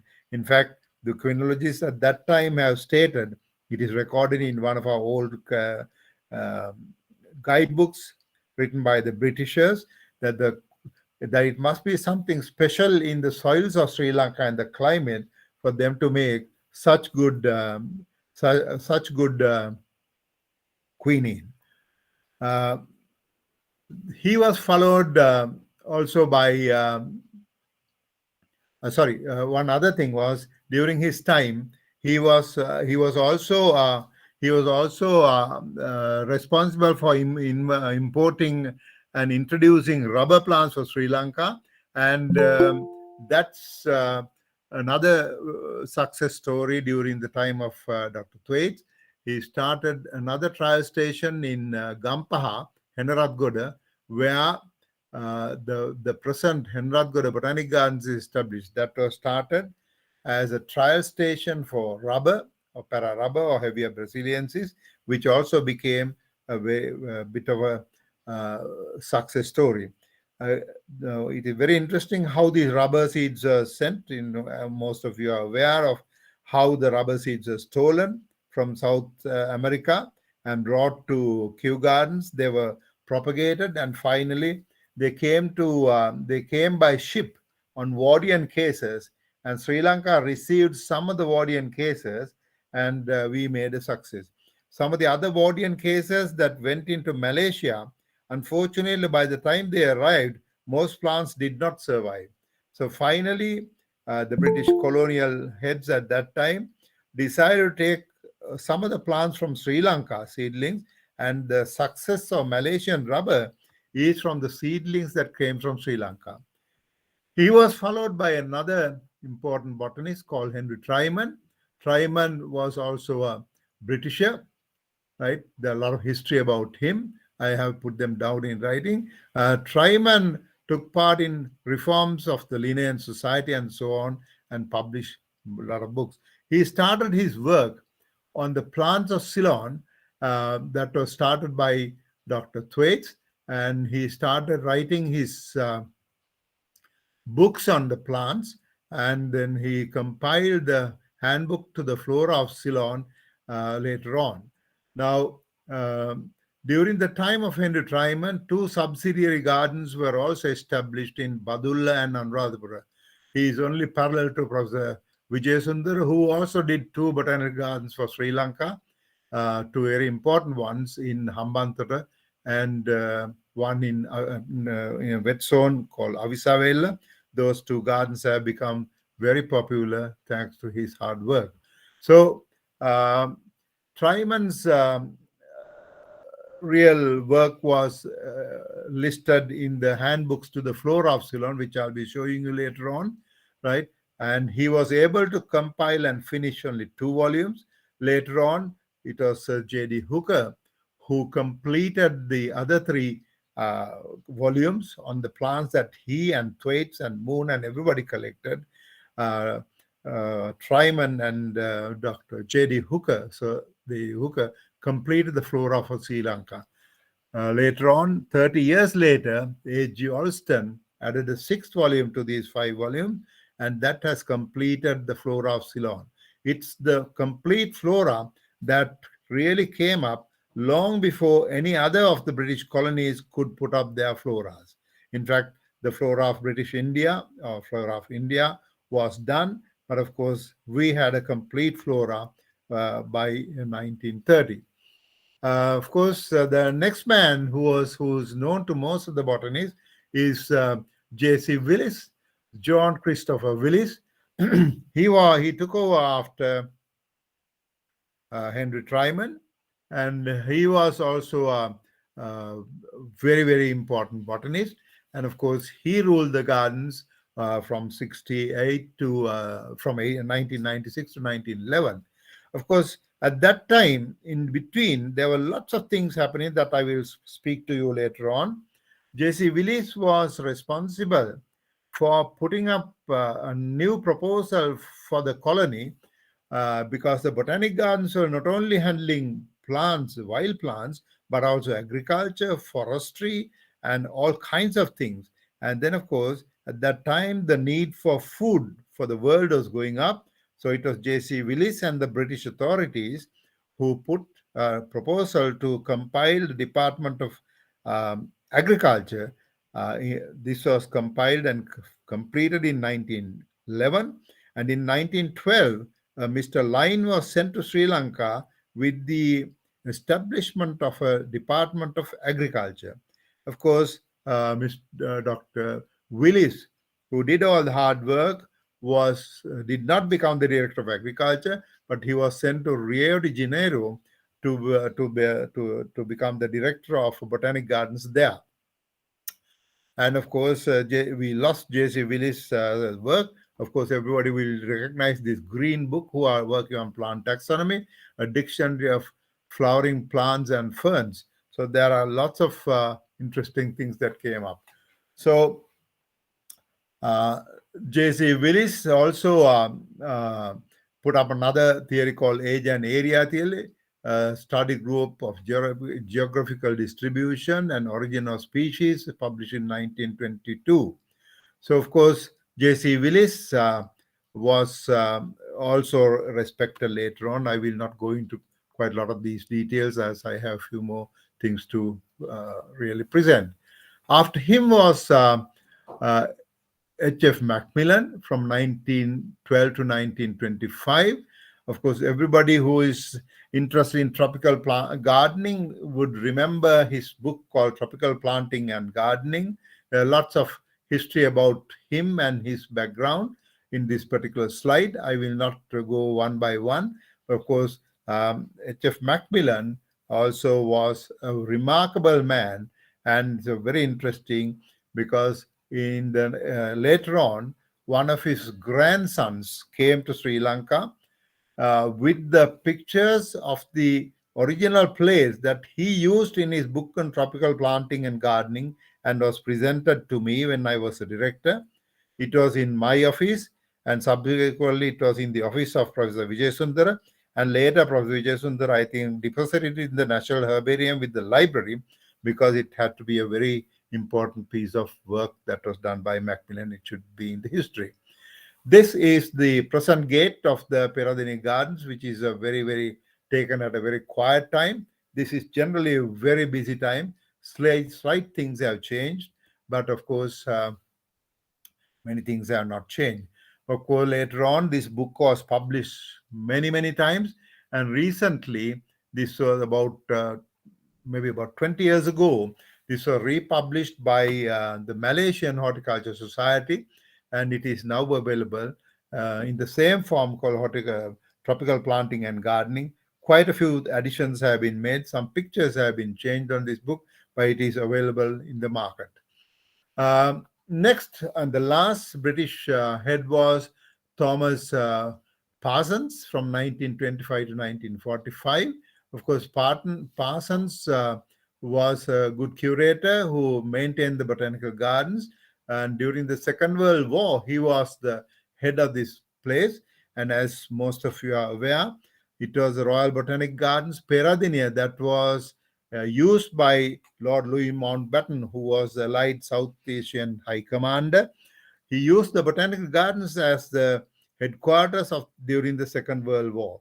And in fact, what is called the Great Circle within the Botanical Garden, those of you have seen, was where he had his main headquarters buildings, and of course later they were brought down. I was probably the last Sri Lankan who met him alive in Sri Lanka in 1976 February. When he visited Sri Lanka at that time, my director at that time, Mr.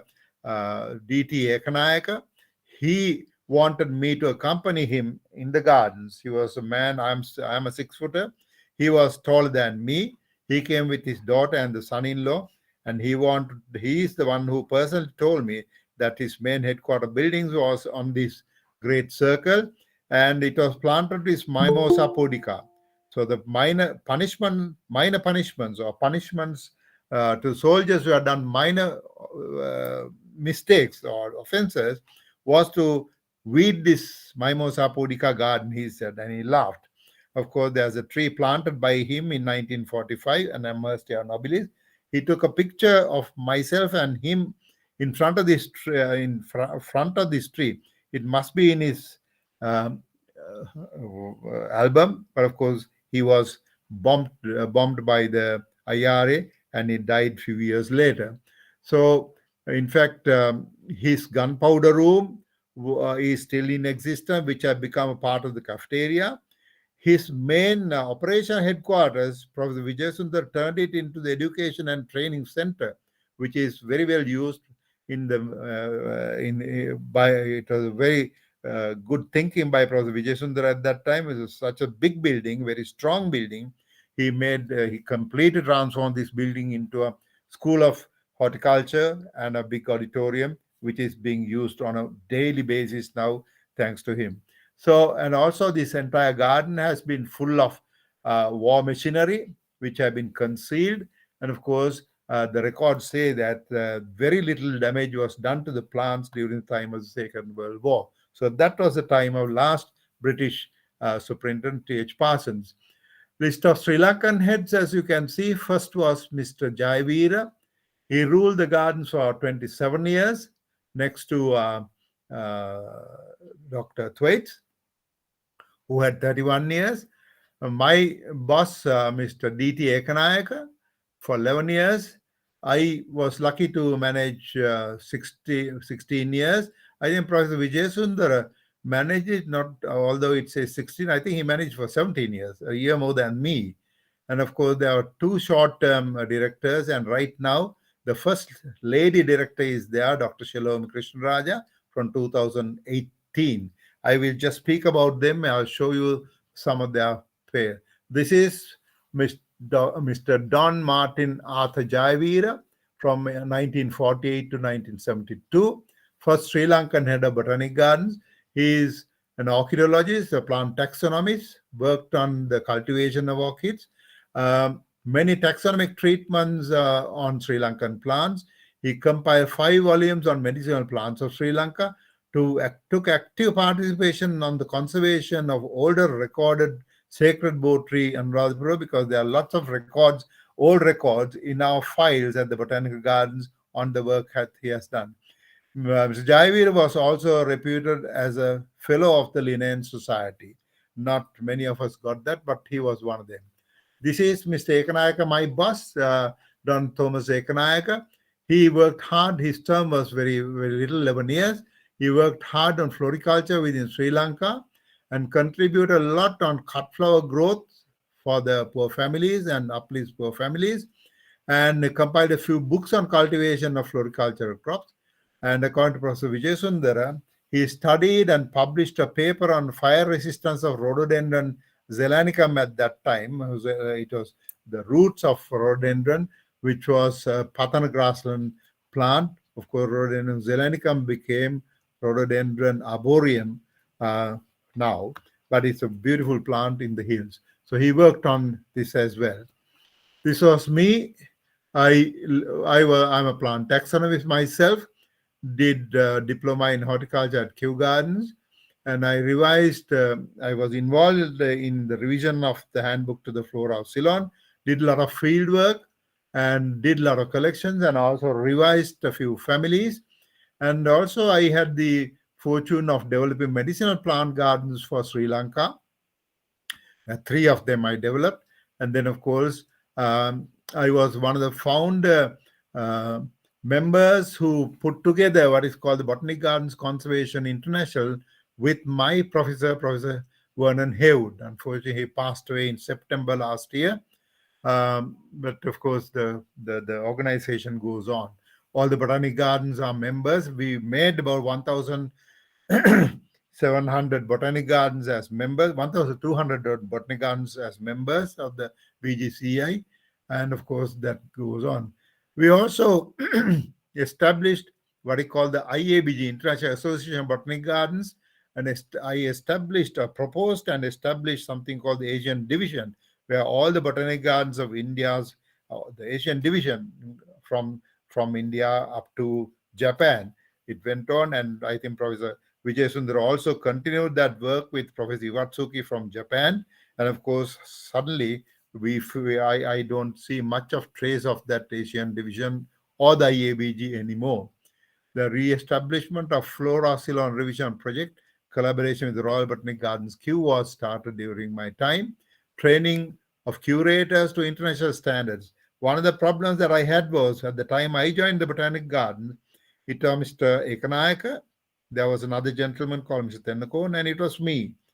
So suddenly, in 1980, before I went to England, we managed to formulate a development plan. And then, of course, we were able to bring up the 3 curator position to 7.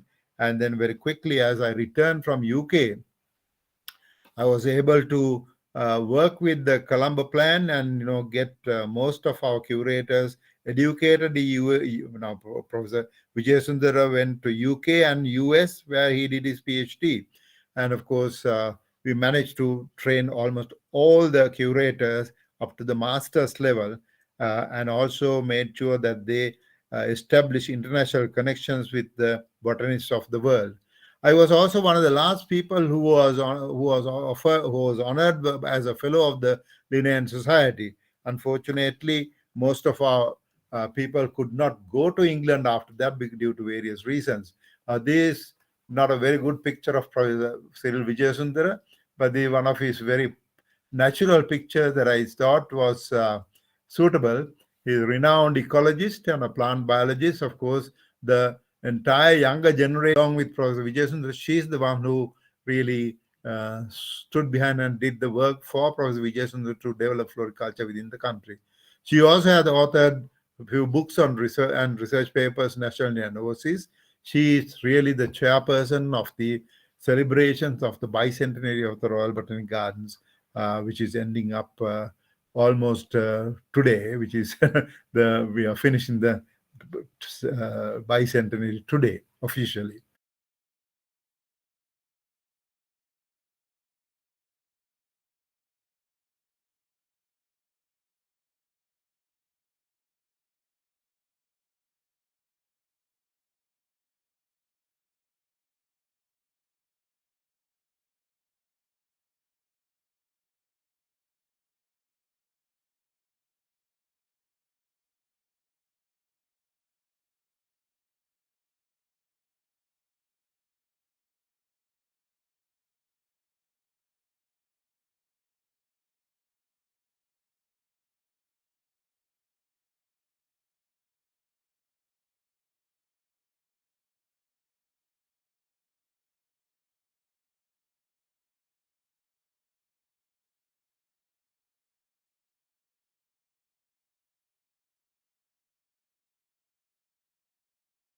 Learning and joining our scientists, teaching and learning both. You can see this is the auditorium established by Professor Vijay Sundara. DNA sequences and plant classification was one of the workshops that was held recently. He is from Jodrell Laboratory from the Royal Botanic Gardens Kew. These are regional workshops. We have quite a lot of our own scientists joining these things and workshops put together. So here are some of the facilities available for our scientists in our herbarium. And also, this is another thing that we started a long time ago.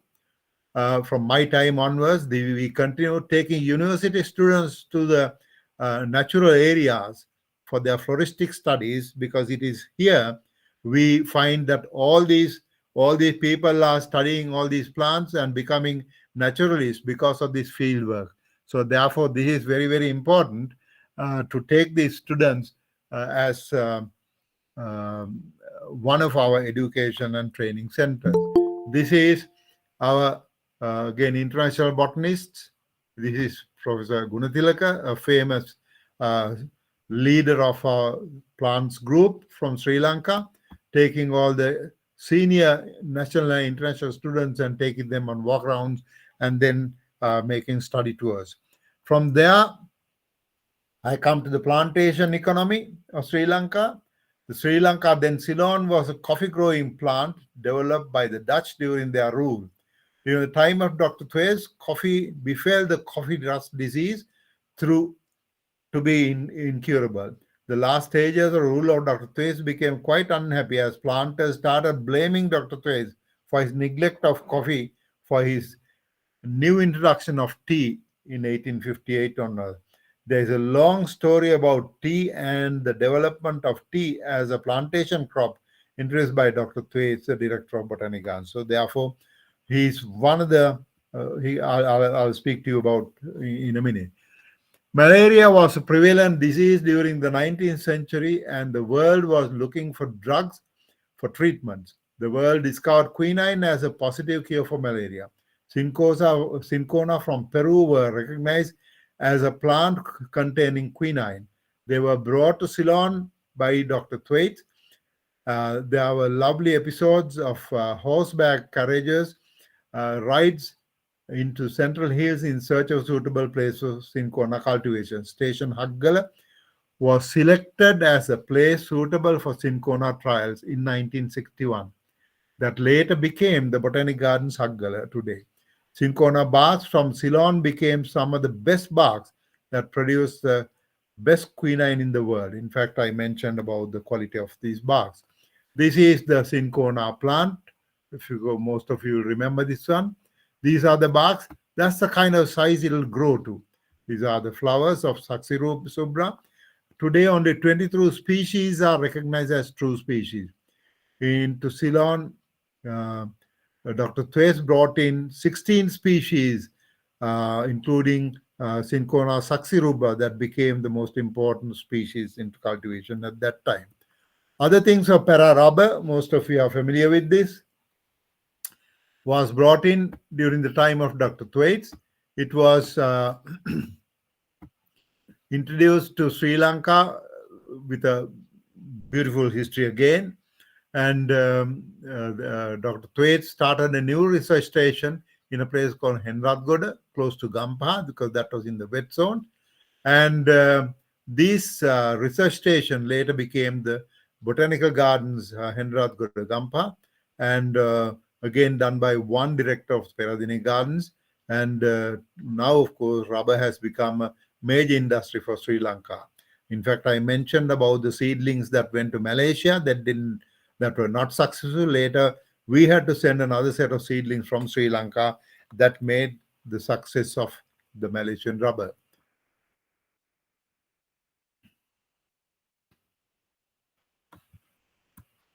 Important introductions during the directorships of Dr. Thwaites was from 1850 to 1876. Elias guinensis, the African oil palm.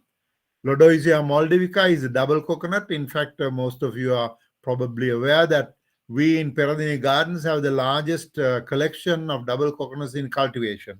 So much so that the male and female plants, you can see them beautifully. And of course, they are found only in one hillside of Seychelles in something called Praslin Islands. Samania saman became a very important roadside tree for Sri Lanka. Of course, what are planted by the British are now being harvested, and important timber is being used. Even today, Samania saman is still a key tree in Singapore as well as in Sri Lanka. Camphora officinarum was introduced to Haggala Botanic Gardens. In fact, the good old days, turpentine was extracted from this camphor. Of course, now it is coming from a different line. Tuna sinensis or tuna, another timber tree. Dendrocalamus giganteus, the giant bamboo, was introduced. In fact, this is also a very important tree, the fastest growing plant, we would say. Amerstia nobilis from Burma was introduced in 1860. Cinchona saxirubra and 15 other species in 1861. Theobroma cacao was in 1870 again. Coffee, Liberian coffee in 1873, and Hevia brasiliensis in 1876. Now, in fact, when you look at all these things, one can really summarize saying that it was one botanist who really made the plantation economy of this country. He made a success of cinchona, success of tea, success of rubber, and all kinds of things were brought in. And also during his time, spice crops were brought in. So all the above plantation crops became major income earners for Ceylon and the British colony, and continue to do so to some extent. Here are forestry and soil conservation activities that were led by the Botanic Garden. It was during the time of Dr. Thwaites, the plantation crop started getting expanded. Large-scale deforestation was rampant to establish plantation economy. Cinchona plantations, tea plantations, and rubber plantations. Thwaites noticed the excessive loss of soil due to erosion as well as natural species of plants due to unscrupulous deforestation. In 1876, it was Dr. Thwaites who recommended to the government that the forests above 5,000 feet has to be conserved, thus conserving water for the plantation, agriculture, and the community.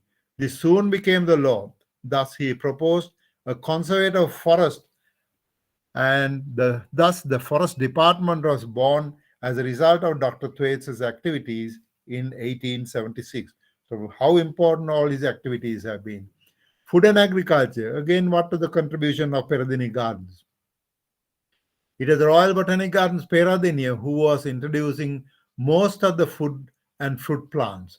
The trials were laid on 300-acre land across the river in Mahavali in Gannoru. Even today, all Gannoru lands are under the name of preliminary plan under the Royal Botanic Gardens.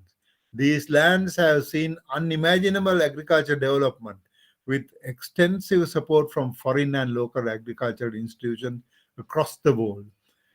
As a result of these developments, British government, with the help of J.C. Willis, put up the proposal in 1911 and 12 to establish a Department of Agriculture. The Department of Agriculture was hence born in 1912 with the appointment of Mr. Lyne as the Director of Agriculture. Mr. J.C. Willis was transferred to Rio de Janeiro, as I mentioned, to be the Director of the Botanic Gardens there.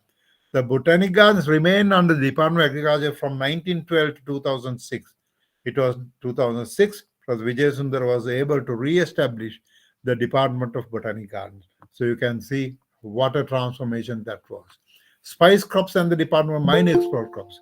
In fact, establishment of Department of Mine Export Crops was the name when it was started in 1975. Today, it is known as Department of Export Crops. Introduction of almost all the spice crops that came under the purview of this new department too started from the Botanic Gardens. So here again, another creation of another department. So we did the Forest Department, we did the Agriculture Department, we did Mine Export Crops Department. Of course, animal production and health came in a different way. We also established something called School of Floriculture and Landscape Garden. This has been heavily improved and very popular in Sri Lanka. In fact, it was during Dr. Vijay Sundar's time. There are so many things formalized. There is a Higher National Diploma. It's a 2-year NVQ level 6 course that is being now put into trial. National Diploma, which is a 1-year NVQ level 5 course, is being run. 3 months course in NVQ level 4. There are lots of short courses on orchid cultivation, anthurium cultivation, general gardening, and so on, and school of training programs for gardeners, community training program for income generation at different village level for small and poor families. This is the school of horticulture and gardening, where everything is being trained up to modern kind of computerized basis. This is all the students learning cultivation of anthuriums. Again, landscape drawings, all these are being done at the education center that was developed, as I mentioned to you. Again, arboriculture training for local authorities and for self-employment is another activity that is being done regularly by the Botanical Gardens. Of course, Botanic Gardens is a place where we have a large number of visitors, as you can see. In 2015, we had 1.5 million people visiting the Botanic Gardens. In 2016, it went up. In 2017, it came down. Again, it fluctuated. And 2019, 20 and 21, we saw the decline of number of visitors, as all of you know. Drop in visitors in 2019 was due to Easter bomb attack. Drop in 2020 and 2021 were due to COVID-19 worldwide pandemic. Now there is slow recovery. So these are all the things that we are concerned at Peradeniya Gardens. Of course, the Botanic Gardens, Peradeniya lead the what's called the department, and the department has so many units. It includes Peradeniya Botanic Gardens in Haggara, Botanic Gardens in Henradgoda, medicinal plant gardens in another place called Ganevatta, dry zone botanic gardens in Mirijjavala Hambantata, wet zone botanic gardens in Sitawaka in Avisavella. Of course, we are also responsible to all the residency gardens and gardens attached to the officers and official residences of the president and the prime minister. It's the botanic gardens who manage all these things. We are also responsible for Commonwealth War cemeteries, again managed from Peradeniya Botanical Gardens. Maintenance of historic trees, with special emphasis on the sacred Bodhi tree in Anuradhapura, which is a 2,300 odd years responsibility and which is being done, led by the Botanical Gardens. Of course, even now with my experience, I continue to work on this one. Gardens attached to the officers and official residences of the president. Of course, these are just a list.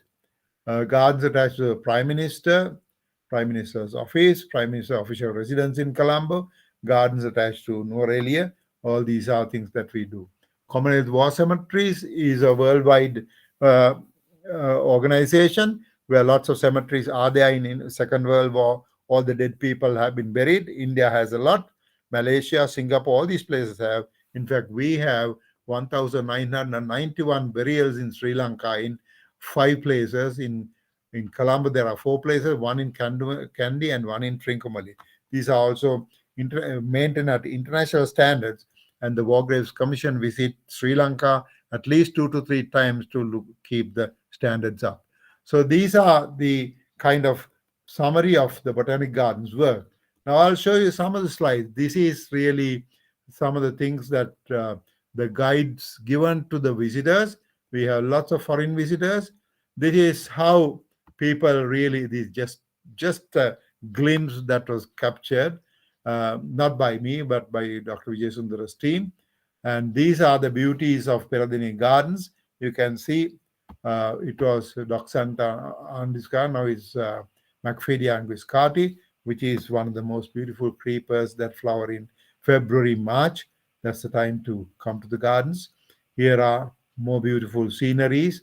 This is the entrance and the main drive of the Botanical Gardens. Again, an early morning picture, long before it was swept, because these flowers come down. And if you sweep, if you wait till 6:30 or 7, all these are gone. They are clean roads. But this picture has been taken before that, just to capture the beauty. Here is the beautiful colors of Peradeniya Gardens. Lots of beautiful flowers, lots of beautiful combinations. These are all the ornamental sections. And lots of palm avenues are there in the Botanical Gardens. Now, this particular palm tree, they are pretty old. Of course, here's another cabbage palm avenue, which is one of the most picturesque ones. This has been replanted, not removed the tree, but interplanted, and a new generation is coming up at the moment. Here's another remarkable Canarium Commune Avenue, which is also found in Bogo Botanic Gardens, almost in an identical manner. This is very interesting because when you come during the morning, between these long buttresses, you can really enjoy how young couples enjoy their life. You can, between these roots, between these very private rooms, you can see young couples seated and enjoying their long, lovely chats. Here is the beautiful arboretum, which is one of the most important sections in the Botanical Gardens and one of my favorite things. Here are some of the ficus roots that are spreading in the arboretum. These numbers would go, but I will probably stop here because I have taken just over an hour to speak to you. So maybe I will stop by thanking all of you for giving your listening ears to 1 hour on Peradeniya Botanical Gardens. Thank you very much. Excellent, excellent. Thank you, sir. Thank you, sir. Professor Sikawa, if you have anything to add, my co-chairman. Yes. Okay. Yes, Professor. Sorry, I forgot to mention your name. Yes. Thank you. Sir. Yes. Sir, I remember you. You visited in 1997. Calcutta. You visited, sir. Yes, So, yes, yes, I did. Yes. I am Dr. Ansari. I took you to Emporium. You remember, Ah, sir? yes, yes, yes. Thank you very much. Yes, I remember. So, Yes, you took so, me down your uh, ficus yes. tree also. Yes. So, as you told 6 feet, then I immediately remembered because I accompanied you so many times. It was nice to hear you, sir. I really it is at par with the Burke's narration in chapters. So beautiful, lucid and beautiful, very informative. And I Okay. think many people may think that what Sri Lanka is doing, we should also go for that. And I think you have not shown any Laodicea, sir. Yes. Any any Laodicea specimen. Ah, yeah. Sorry, I have not. Yes, I have not because I think the pictures are there. But if I take it, I will also run to nearly 12 o'clock. At which time I have to. I'm an old grandfather now. I have to go and pick up my grandchildren around 12:15. So I thought I better cut short. I'm sure there'll be another time to show them. Yes. So may God give you more healthy and longer life. Wish you all the best, Thank you sir. very much. Thank you, sir. Yes, sir. Professor Cyril, please conclude the session. Yes. Thank you very much. Thank you. Thank you, sir. Hello. Yeah. Yes, Professor Cyril, Yes. please We can conclude. conclude. I invite Professor Sikawa to say a few words. My co-chair IP is available. Co-chair not available, sir. Okay. In that case, so let's thank Mr. Karwar. Mr. Vikrant for Yes. wonderful session. Wonderful, yes. Talk and very informative. Very informative, yes. Yes, Dr. Ansani said it's very informative and actually reminiscence of all good work he has done. Thank you very much, sir. No, knowledge based. In fact, it is a individual personal work done and presented in this presentation. That is more important than the from any literature or that you have done it and you have presented it. So this is a great thing. And I am also very happy to know many things new because some of the things we are not knowing much because these are all not available in books and other places. So very many things I could know that Professor Cyril developed 2 botanic gardens during 2006 and 28, and Dr. Subdarachi. So he is a expert taxonomist. I know he visited in 1997, so I know him. He is very tall man, and I took him to some emporium in Calcutta and garden also, and I had enough time with him, and I think he's a very good taxonomist, and your contribution to the Peradenia will go a long way in having more conservation and these things. And you met Lord Mountbatten. That is that is a great thing. That is really we can think of those things. Thank you, sir. Thank you. One last parting word. One last parting word was the IABG Asian Division was formulated to work all the botanic gardens in the Asian region parallel to all the achievements of all our botanic gardens. I am yet to see that. I think it's up to Professor Vijay and others to follow these things. Okay, thank you very much. Okay. Thank you, sir. Thank you. Thank you, sir. Thank you, Bhatia Sumitra, sir, former director of the National Botanical Garden of Sri Lanka, Royal Botanic Garden, Peradeniya, given a nice talk and very fruitful topic on in this webinar series for our audience. Thank you, Professor Cyril, for given time and share the session. Thank you, both of you. Thank you, Cyril. Thank you very much. Okay, Right. bye. Once again, bye. Now, next session, our chairperson, Professor Mahesh Chandra Srivastav, Head of Department of Ancient History, Culture and Archaeology, A.P.S. University, Rewa. Our co-chairperson, Dr. Sheikh Muzak Shah, Associate Professor and Head, History Department, Maulana Azad College, Aurangabad, Maharashtra, and our eminent speaker, Mr. Anurag Shukla from Khajuraho.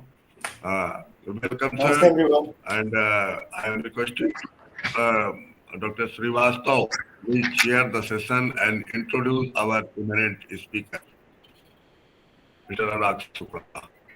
Sir, MC Srivastav, sir, Dr.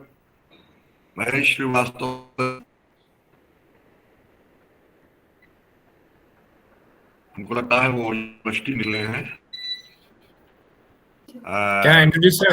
Razzaq हाँ Yes, sir. Razzaq साहब Good आप afternoon, sir. Introduction yes Yes, sir. Yes, sir. Thank you, sir, for giving me this opportunity. Now we have today guest lecture by Anurag Shukla Sarji. He will deliver the lecture on Khajuraho. He has education qualification. He graduation in mathematics from Maharaja College, Chhatarpur, Madhya Pradesh. He has a certificate of the Regional Tourist Guide training course conducted by Government of India Tourism Office, Mumbai in 1996. Sir has professional experience about regional level guide as a guide at regional level by Ministry of Tourism, Government of India since 1996. Sir also worked as tourist code for many Delhi-based travel agencies in between 2004 to 2008. Sir has experience about working as regional guide in and around Khajuraho in Madhya Pradesh. And also, sir spent more than 6 years for study of temple art, iconography, architecture of Khajuraho. Sir contributed many research articles, and sir has done the work and invitations as a guest faculty for Hindu iconography at IITM Gwalior Regional Licensed Guide Training Course in between 2012 and 2014. And sir has a very expertise on book writing about Chandela's history and monument sites, and about Central Indian monuments, about temple art, architecture, Hindu iconography, Indian philosophy, and Hindu mythology. Sir, very welcome you here for our session. Thank you, sir. Thank you, sir, Roshak, sir. he is newly write a book on Lakshmana Tempala. Sir, thank you, sir. Mr. Anurag Shukla newly write a book on Lakshman Temple of Khajuraho. Welcome, Dr. Anurag, Mr. Anurag Shukla, sir. Thank you, sir. Hello. Thank you, sir. Please, sir. your slide not visible. Your slide not visible. My voice is आ clear? रही sir, आ रही आवाज आ रही sir. That's fine. आवाज आ रही है, slide आपकी विजिबल नहीं है, दिखाई नहीं दे रही स्लाइड. अभी दिखाई दे रही है? नहीं सर, हाँ आप दिखाई दे रही. यस, इसको सर बड़ा कीजिए सर उसका. नहीं बड़ा कीजिए सर, छोटी दिख रही है छोटी. जस्ट पहले इंट्रोडक्शन हो जाता है, फिर मैं स्लाइड पा जाता हूँ, ठीक है? So thank you very much, Skand sir. Really, it's another great chance for me to join this international webinar. It's really fantastic. I enjoyed the talk of Mr. Babu sir. It was really very nice. It was enriched my knowledge about construction of temples. But today, what I'm going to serve you, it's really very interesting, very rare, and very difficult to explain, because what I found in this temple, just not in one temple, in all temples of Khajuraho, like more than 200 years, one character was followed by artisan of Khajuraho, which is now fully lost. We don't know about that character, which I found in the inscription of Khajuraho, which I found in some details, when I try to trace out its ancient antiquity, then I was shocked. It was starting from 2nd century BC and it was continued till to Chandela period. But what happened after that, I don't know. So that's why I just gave title to my presentation as Chapanaka, an untold character of Khajuraho. So here is my presentation now. So can you, sir, see the slide? So can you see the slide Yes, now? sir. Yes, sir. Yes. So if you follow, here we can read Chapanaka, that's covered by that slide, an untold character of Khajuraho temples. You watching a lot of monks are there. These monks have small hairs. They are nude, undressed, or digambaras, but they're standing next to the erotic activities. So I'm sorry for them who are not friendly with this kind of intimate scene, but I'm sorry. These are there. These are in just not in one temple, in the different temples of Khajuraho. So I'm trying to present myself as this character. What I got the information, that's very limited, but I try to find out the sources to explain this character, but still I can't conclude it because I didn't get the whole text or references to give proper concrete evidence or proof for this character. So look at the first slide. When I was trying to find out, I found one beautiful sloka that in the Kalidasa text, like I think it's for Vikramaditya, he wrote, where he mentioned about the 10 jewel of, Navratna of Kalidasa. That's Vikramaditya. So in this word comes, after Dhanvantari, the word Chapanaka comes. But it is not mentioned what was the specialty of Chapanaka. So when I move for the next, then again I got a very interesting quotation that was from Chanakya Sutra, Kim Karasyati Vaktara Shrota Yatra na Vidyate Nagna Chapanake Deshe Rajika Kim Karasyati. So it's very interesting what can the orator do when the listener is not present? What work will a washerman do in the land of naked mendicant? So it means that if monks, these Chapanakas are there, so they are enough to clean everything. So I don't know, it's a praise of Chapanaka or it's a taunt on the Chapanakas, but it is also mentioned in the Elements of Hindu Iconography written by T.A. Gopinath Rao, what was the character, what they were doing. But I'm coming from earliest reference that I found. That's a kind of a natak which was written by Vishaka Dutt, Mudra Rakshas, in which it is mentioned there was one Chapanaka or Jain monk. His name was Jiv Siddhi. He was working as a detective for Vishnu Gupta, and he became very friendly with Amatya Rakshas. And Amatya Rakshas was always getting consultant, or he was asking whenever he was doing anything. Reason was that because what I got the references in different texts, these Champanakas were great knowledgeable or great astrologers. They can predict the future. So they were the great in Graha Nakshatra Nirnay. So that information I found in different slides, like as I earlier mentioned, in the court of Vikramaditya, in Navratna's one Chapanaka was there, whose name was Siddhasen Devakara. That I found. But the most interesting fact I found in a play during the Chandela period, that was the period of Kirti Varman in 11th century AD. There was a great scholar, his name was Sri Krishna Mishra, who wrote a great play that's called Prabhu Chandrodayam.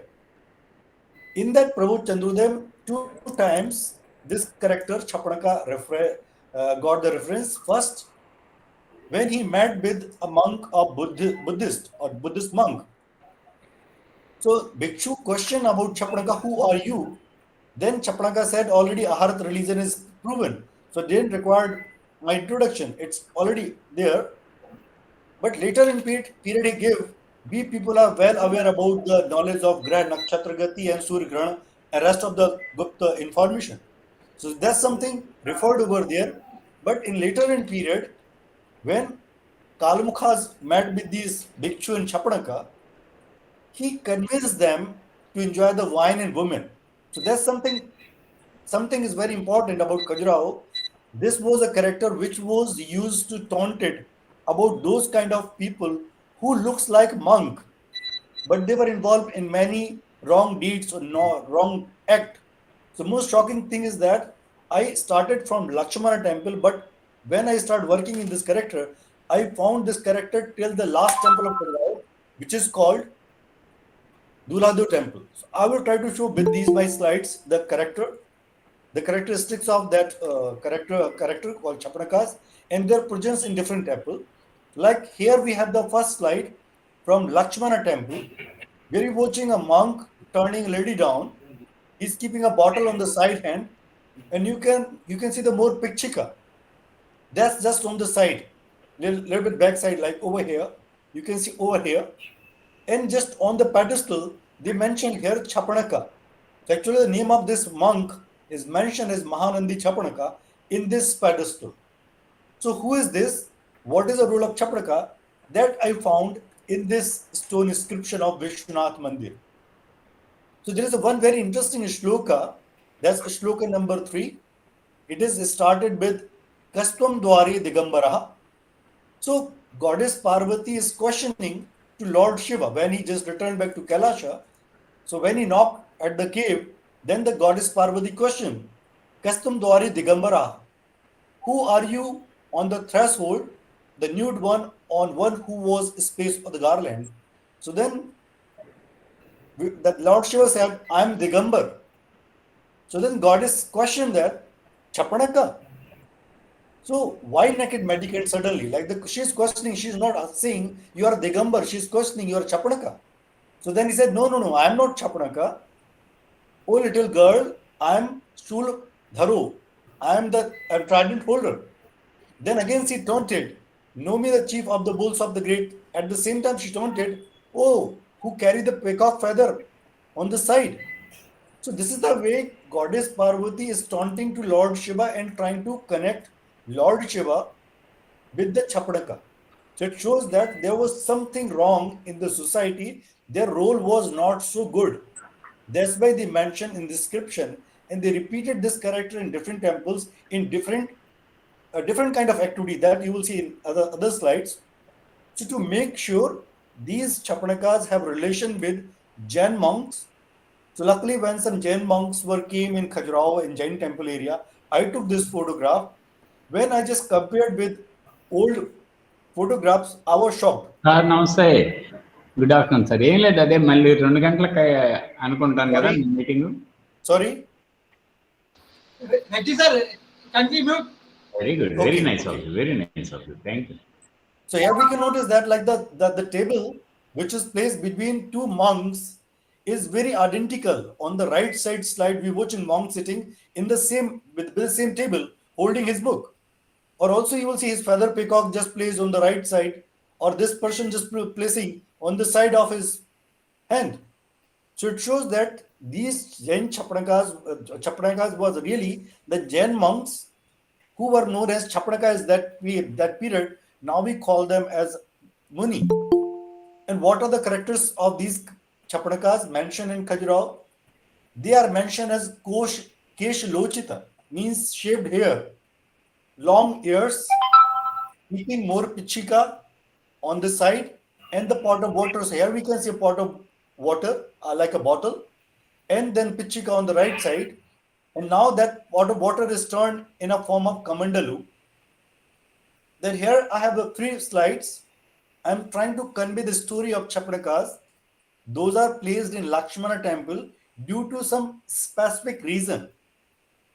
Like starting from extreme right side on my computer, you watching couples standing in the center, ladies swing back to them, but a person watching towards that couple, he's holding a kind of some weapon or something like on his shoulder, and he's just holding his genital.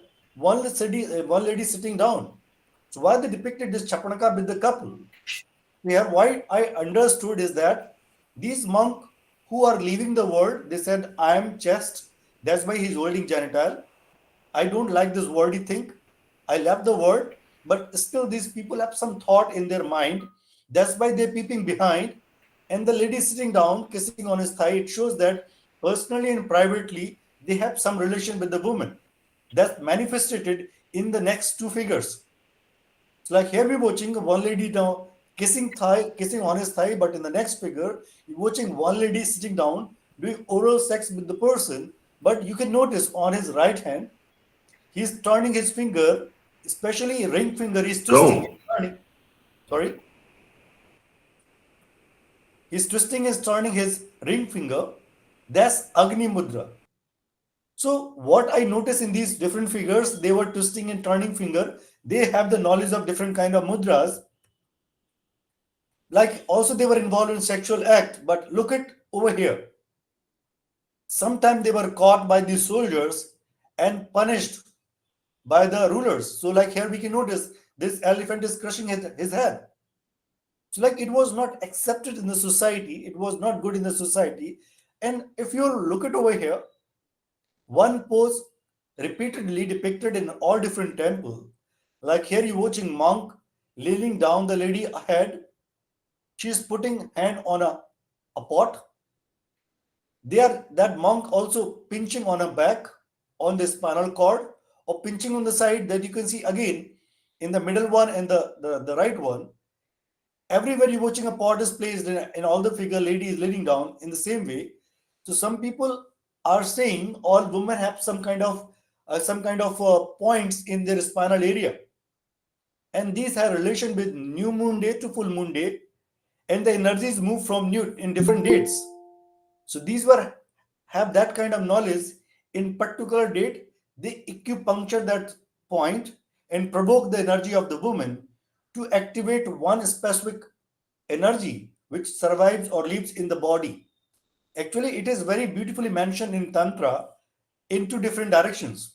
The lady which is turned down, it is mentioned in the Kama Sutra as Ashwini Mudra. So it is very interesting as per Tantra what happens when couple is going for love and they want to stay long in the process of love. So when the moment the man is going for ejaculation, the lady should start Ashwini Mudra, means compressing her genital area. At the same time, the monk who is making love, when he going to ejaculate, he should start Bajroli Kriya. A Bajroli is very rare Hatha Yoga process. It's very really difficult to maintain it. So maybe it was the reason these monks had a knowledge of Bajroli Kriya and women were trained for that the Ashwini Mudra, and they can enjoy this process long in this process. So they were training to the people. So that was a subject which was mentioned, used by the artisan in all these different temples. Like here, if you'll see the left one, it's very funny figure in Lakshman temple. Here, artist again taunting the same figure which where you saw the man leaning down the lady. So next to the monk, you're watching an elephant who is watching to this couple. He just going to crush the head of a man, but he lost his sense because he found a monk is playing with a lady. So he just turned and start watching, staring him, and start laughing on him. Even monk is also responding in the same. So it is a kind of taunt again by the artisan on these monks, where even the animals enjoy this kind of act. So this was a sense of artisan Khajuraho, how they use this character. Here we're watching again a monk lying on the bed. Then again here we have some figures on the wall.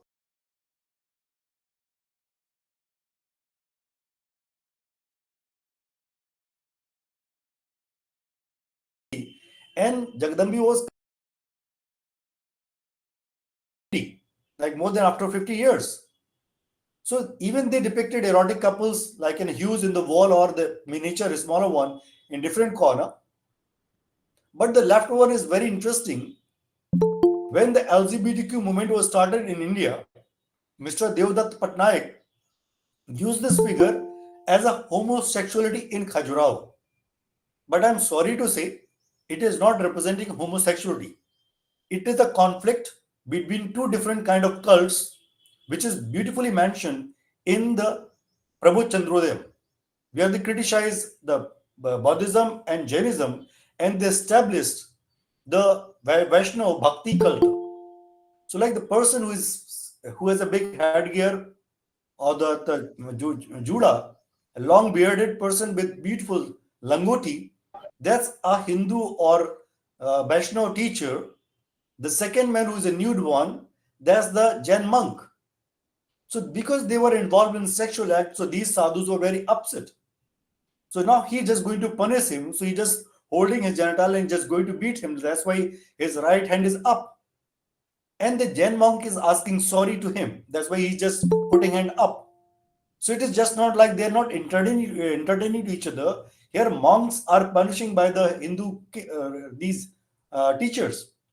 So we have to another dimension to think about Khajuraho. We should not put one thought in Khajuraho. If erotic in this word is there, or Kama Sutra in this word is there, just to fun. Khajuraho temple were not too fun. There was some sense of society which they try to highlight. And here you will see the same figure. Everywhere monk is there, lady is standing next to him, and sometimes they're standing close to each other. And these figures are placed very late in period, like those were placed in later in 11th and 12th century AD in temple of Duladev in Jawari temple. So like I'm not sure why they were using similar kind of images which were used in 935 AD Lakshman temple. They continued in rest of the temple. So I think there was some architectural relationship in Khajuraho. So that's why the temple was not complete without depicting the monk with lady. So that's why they repeated all. Here I'm coming with some more depiction of monk in different perspectives. So like it is from Vishwanatha temple. You're watching the bigger one in the top right side, where a monk involved with a woman, but some women were not friendly in this process. That's why first time I'm watching a lady who is feeling shame. She is covering her face because she is not enjoying this act. So that was also in the society. Then you're watching local people greeting the monk. They are just over here. Or in the lower slide, you can see it's again a fun try to depict by artisan through this monk. It was a monastery where all monks were just talking and sitting together and sharing the knowledge. But now look at on left side in the lower slide, you're watching a monk start playing with a lady. So next monk was very scared and upset. He just closed his face. But in the next page, you can notice that monk is pointing out behind. Look what is happening backside. So next one is laughing, or the other one is just calm and quiet. Sort of wrong deeds were happening in the society or in the monastery. Like still we have a lot of examples in our society. Two great monks now in the jail.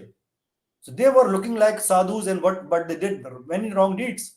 So I think that was the reason they used this character, a repeated placed on the temple wall to aware about the local people, be aware about these kind of characters from our society.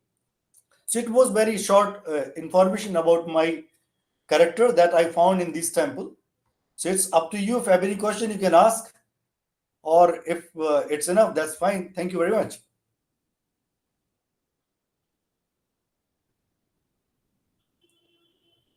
Over to you, sir.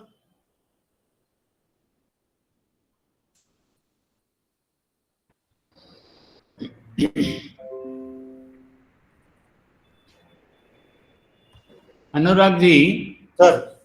Sir, this is Dr. Shivanag Reddy from Bleach India Foundation. I congratulate you because most of the things, because of the obscenity, most of the people won't even to look at nor to what we call study on its proper sense, why it was depicted on the temples. Of course, Devangan Desai Madam has written long ago and many others followed after that. Yeah.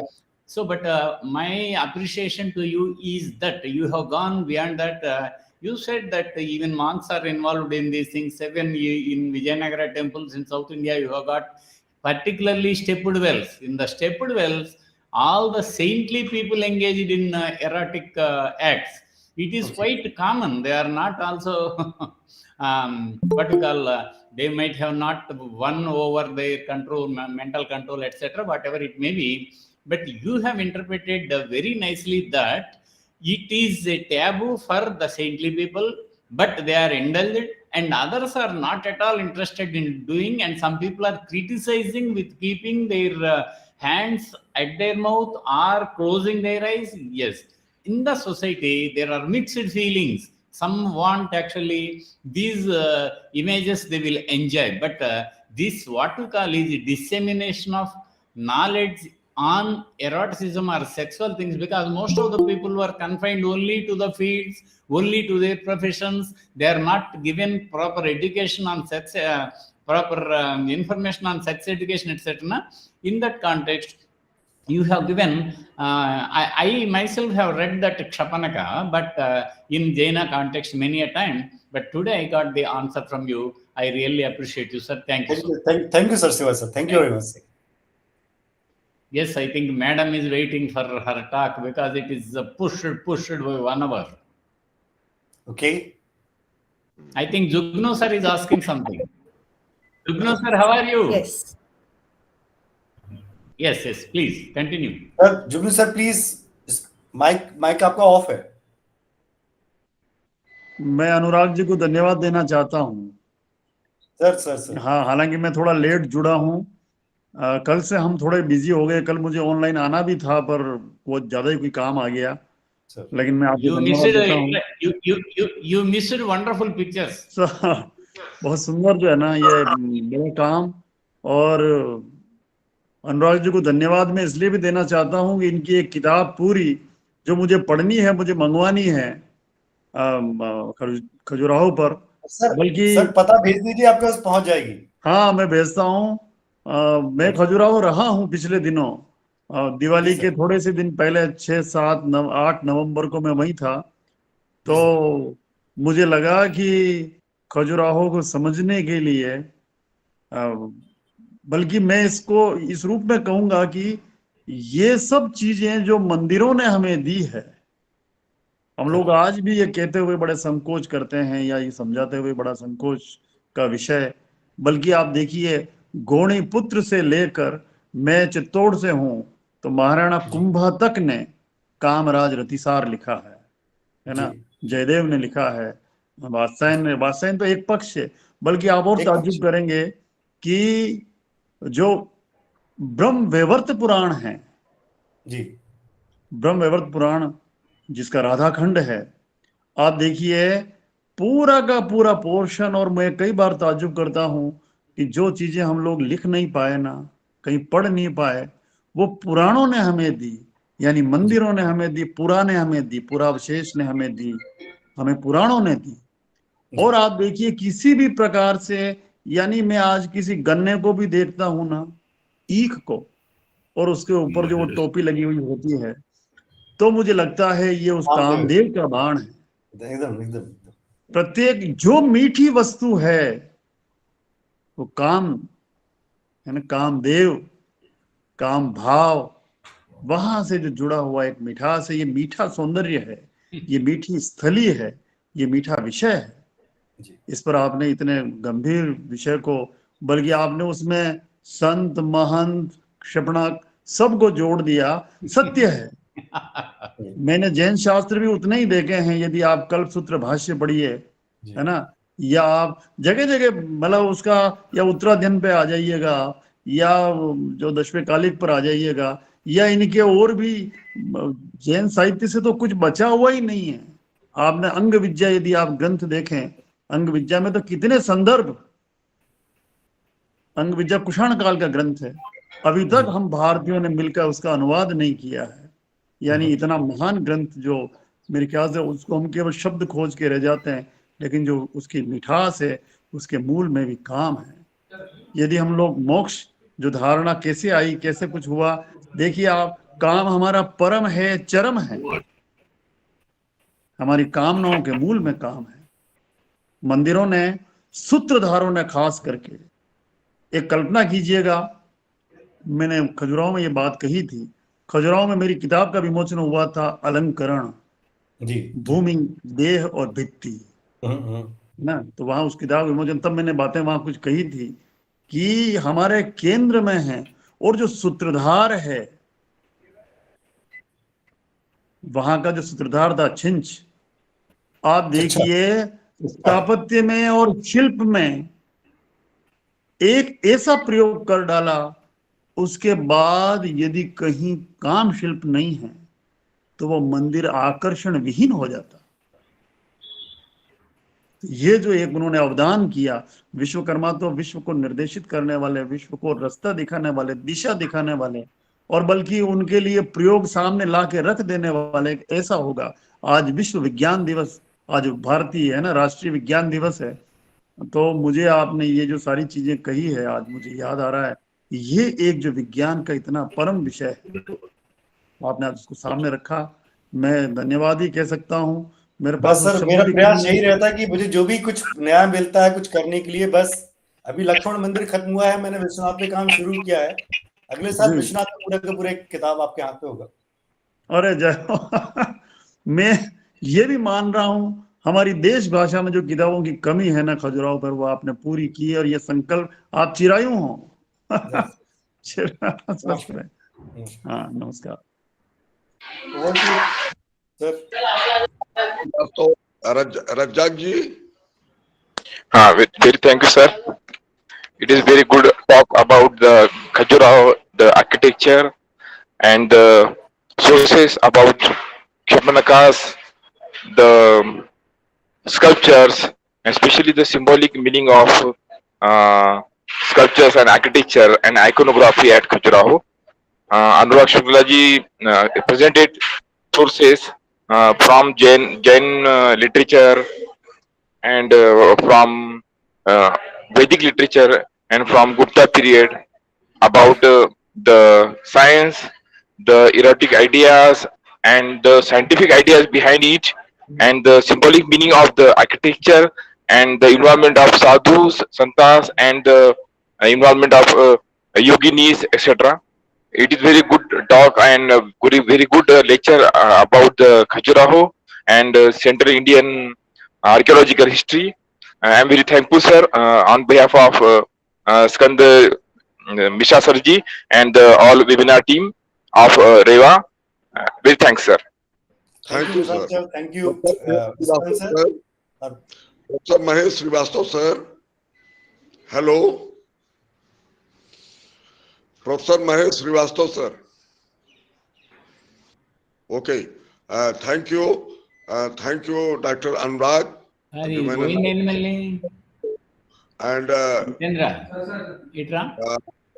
Professor Zach Rajak, Google Meet kada and Dr. Professor Mahesh Srivastava for chair the session. Thank you all of you. Now next session is our chairperson Dr. E. Shivnagi Reddy Satpathy, CEO Bleach India Foundation Hyderabad. Our co-chairperson Dr. Rajendra Kumar, Associate Professor History, KSD University, Hanumangarh, Rajasthan, and our eminent speaker Dr. Chaitali Chaudhary, Associate Professor Vijay Krishna Girls College, Havra, India. So welcome all of you, and I am requesting to Dr. E. Shivnagi Reddy sir, please chair the session and introduce our eminent speaker Dr. Chaitali Chaudhary madam. Yes, sir. Good afternoon to all the learned people who are present in this session. And first and foremost, I would like to thank Skand Mishra ji. Yeah, we all thought that only Zoom talks and Google Meets are confined only to the pandemic period. But now he really made us to involve ourselves and enjoy with a lot of information. But Skandji has not हमारे तो नहीं छोड़ रहे sir. फिर भी he is continuing. What an amount of dedication that person possesses is that he believes in nature and culture. You see, what a wonderful two topics he has chosen. One is nature, that is biodiversity, and on the other, culture, which really shapes the progress of the mankind based on the existing fund of knowledge and varieties of cultures, and to do the best out of the available. So I am thankful to him. Today, I feel it is a great privilege for me to be here, having been invited as what we call is not guest. I am an ordinary person, but I feel Dr. Rajendra Kumar Sarbi. Hi, I think he is present in the session. Good evening to Rajendra Kumarji. Good evening to Professor Chitali Chaudhary ma'am. Very nice to see you, ma'am. And you have also contributed a lot in this field, particularly involved in Buddhism. I am now working as Buddhist expert consultant for Buddhavanam, a unique Buddhist park developed at Nagarjuna Sagar. Now I am associated with Buddhism, and I wrote a book called Buddhist Archaeology in Andhra Pradesh and Buddhist Archaeology in Telangana, then Buddhist inscriptions of Andhra Pradesh. Yes, that is just an introduction. Yes, today it is really interesting when we all read that book called P.V. Bapa's 2500 Years of Buddhism. There is a particular section on spread of Buddhism, and again a subsection on Buddhism in Laos and Southeast Asia, in almost all the Southeast Asian countries. But what happened was we just take basic information from that book. Thanks to P.V. Bapaji, on account of 1956, he brought out that wonderful book. Now it is for all of us to enjoy and welcome Professor Chitali ma'am to kindly deliver her talk after I introduce ma'am.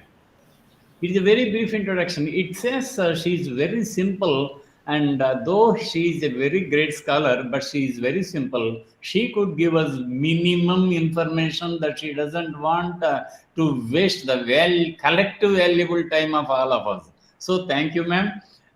Yes, Dr. Chitali Chaudhary ma'am, currently associate professor. I think she might be professor of the Department of Philosophy, Vijay Krishna Girls College, Howrah. She has been in the field of teaching over a period of more than 30 years. She is also engaged in teaching the postgraduate students in the college under the auspices of the University of Calcutta, a prestigious University of Calcutta. What a wonderful people were there, like B.N. Mukherjee ji and Amita ma'am, and many people. I know a few people I met, even B.N. Mukherjee sir also.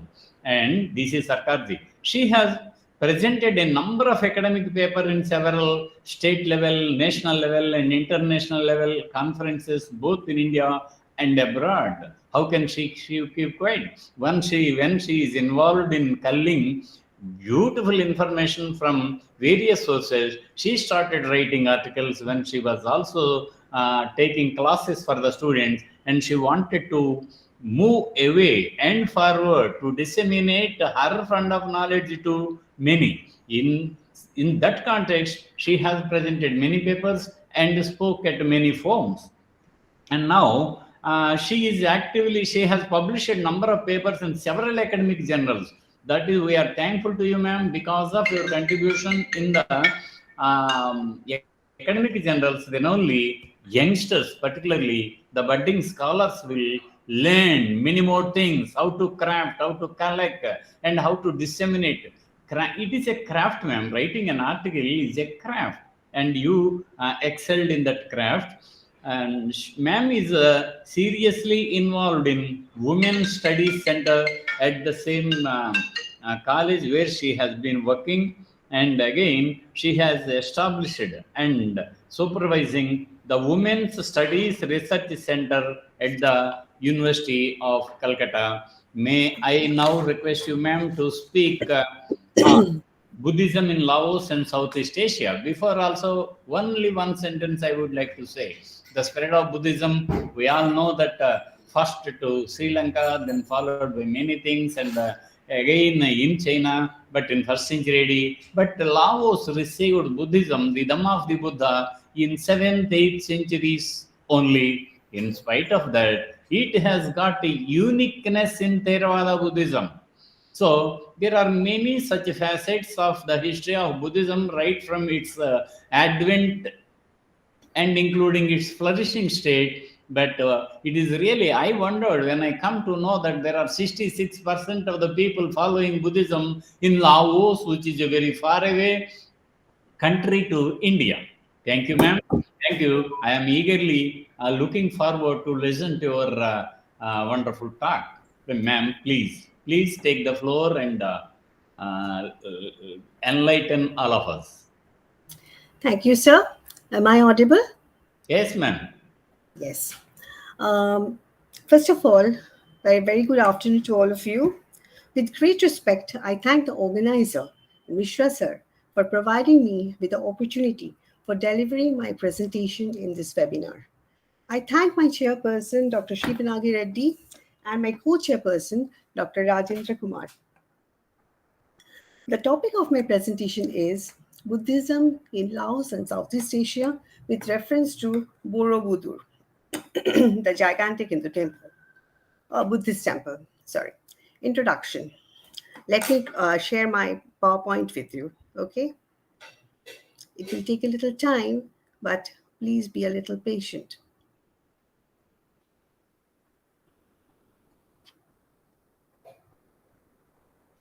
Yeah, Buddhism in Laos and Indonesia. Introduction. The origin of Buddhism occurred in India. Siddhartha Gautama, later known as Buddha or the Awakened One, was born at the foot of the Himalaya mountains around 500 BC. He was from the Shakya clan and therefore was known as the Shakyamuni or the jewel of the Shakya people. Ma'am, your voice is not audible, please. Just a minute. Just a minute. Why it is it audible now? Yeah, please continue. If I start with my presentation, please see whether it is audible or not, whether you can hear me or not. It is audible, ma'am. For me, it is audible. Oh my God, PowerPoint is gone. Just a minute, I'll have to revive my PowerPoint. Yes, please continue.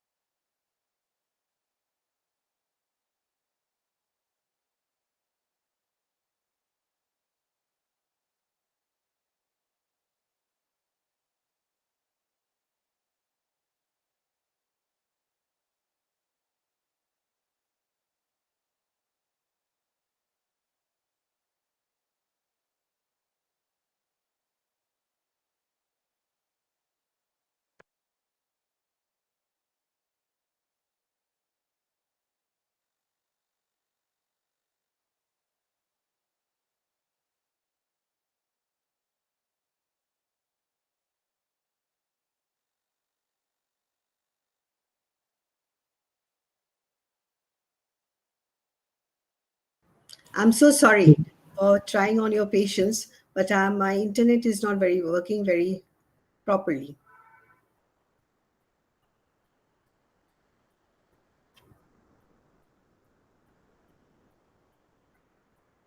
Am I audible? Yeah, audible, ma'am. Okay. Carry on. Buddhism in Laos and Southeast Asia with reference to Borobudur. The origin of Buddhism occurred in India. Siddhartha Gautama, later known as Buddha or the Awakened One, was born at the foot of the Himalaya mountains around 500 BC. He was from the Shakya clan and therefore was known as the Shakyamuni or the jewel of the Shakya people. Buddha sought to find out the way to escape the pain and suffering of mundane life and attain a sublime state. His teachings were not any claims of divine revelation, rather a religious and philosophical system which was his discovery as the ideal path within the existing Brahmanic religion. By virtue of the presence and charisma of its able leader Gautama Buddha and a community of adherents constituting of renowned saint members and lay supporters, provided the basis for three Ratna or the three jewels: Buddha, the teacher; Dharma, the teaching; and Shangha, the religious community.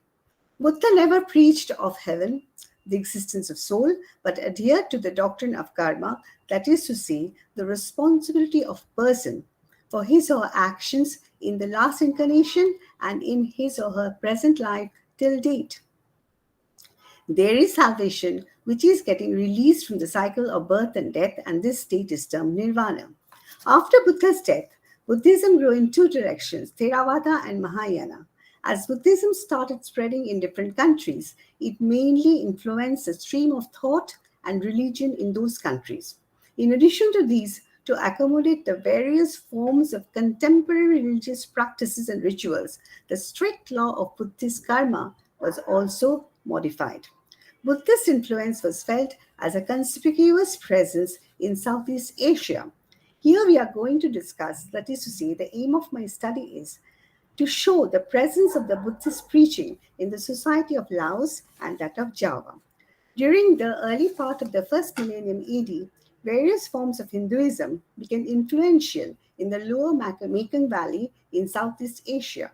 As the people there were more dependent on agriculture than on trade, the Hinduism's emphasis on hereditary status was highly congenial to them. In spite of that, Buddhism was, in fact, more liberal and supplanted Hinduism as a dominant religion over there. Buddhism as Theravada, or the doctrine of the elders, were introduced from Sri Lanka. The impact of Buddhism, both as religion and as a philosophical outlook, was of considerable significance in Laos, the Central Asian landlocked multi-ethnic country. Buddhism is a significantly important religion of the people, though many of the primitive people followed animism marked by faith in the departed soul of human beings. Buddhism in its Theravada form has been recognized as a state religion of Laos since the 14th century. The dominant tribes in Laos then were the Mons and the Khmer. The Mons were based at Haripunjaya, which thrived on Theravada form of Buddhism in the 12th century. But it has been historically proved that Mons from southern Burma adopted Buddhism as early as 3rd to 7th centuries and set up the famous Buddhist kingdom of Dwaravati in the central valley of the Menem.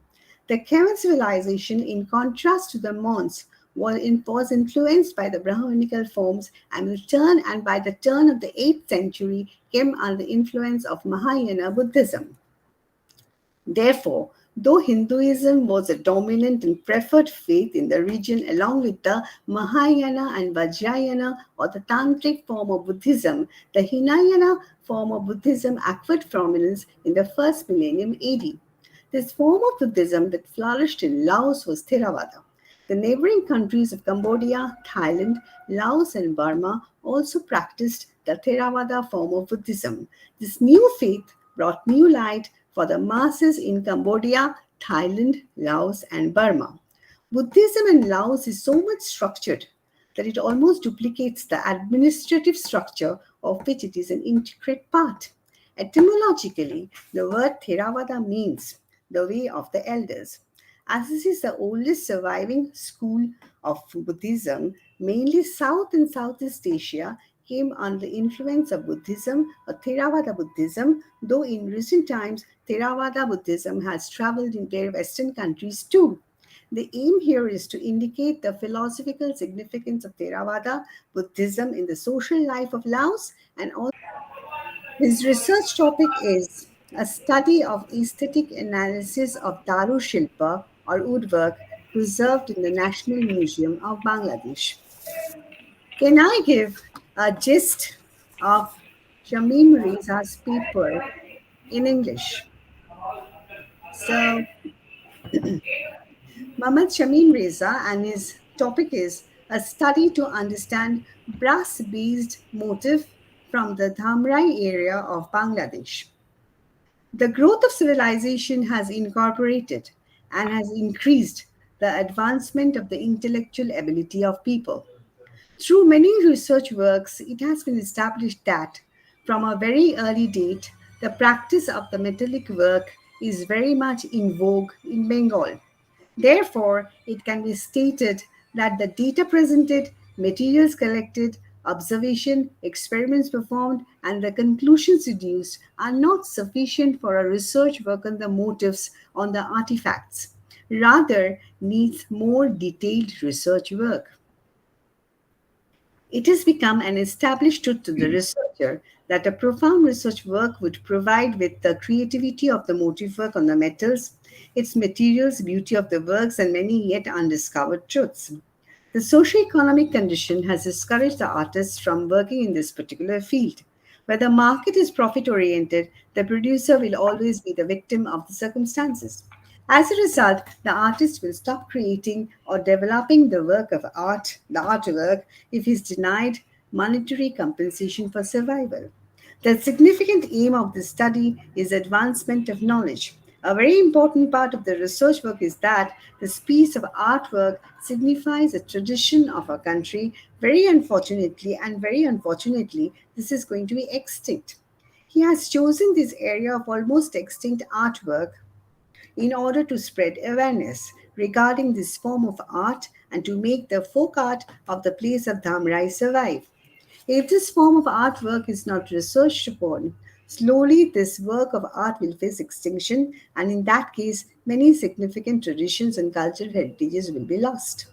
The aesthetic beauty of the designs and motifs used in this form of art and their pragmatic utility, if not exhibited, the future generation will remain unaware of this rich form of art. Here he would remain ever grateful to the craftsmen who have helped him in reaching the end part of his research work. He is sincerely grateful to the supervisor of his doctoral thesis, Dr. Lutfur Rahman, and at the same time, his gratitude towards his student Shobuj is undeniable. It is his hard work in collecting the data from different fields speak a lot. Then again, with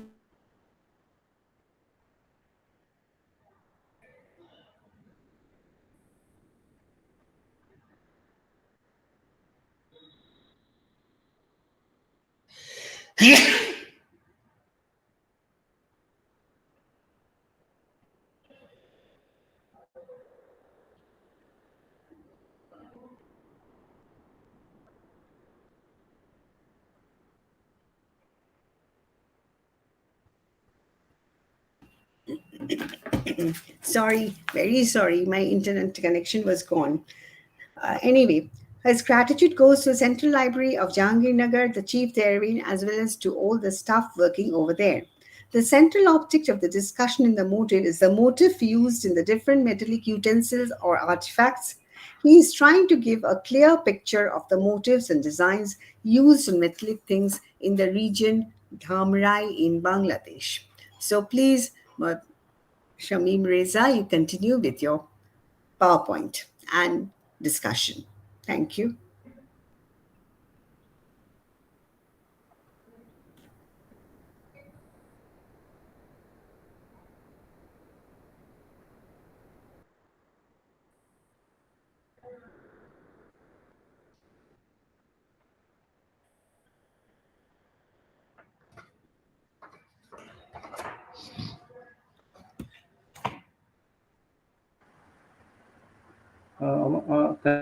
Thank you.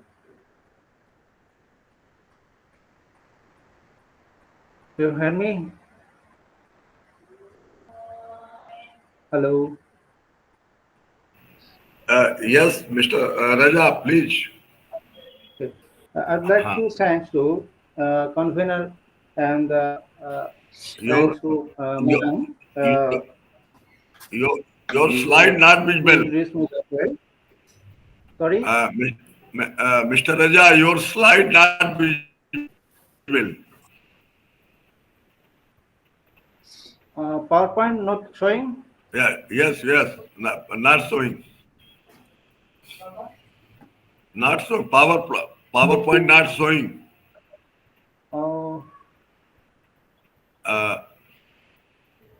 Manish Rai sir, please give the tip to Raja.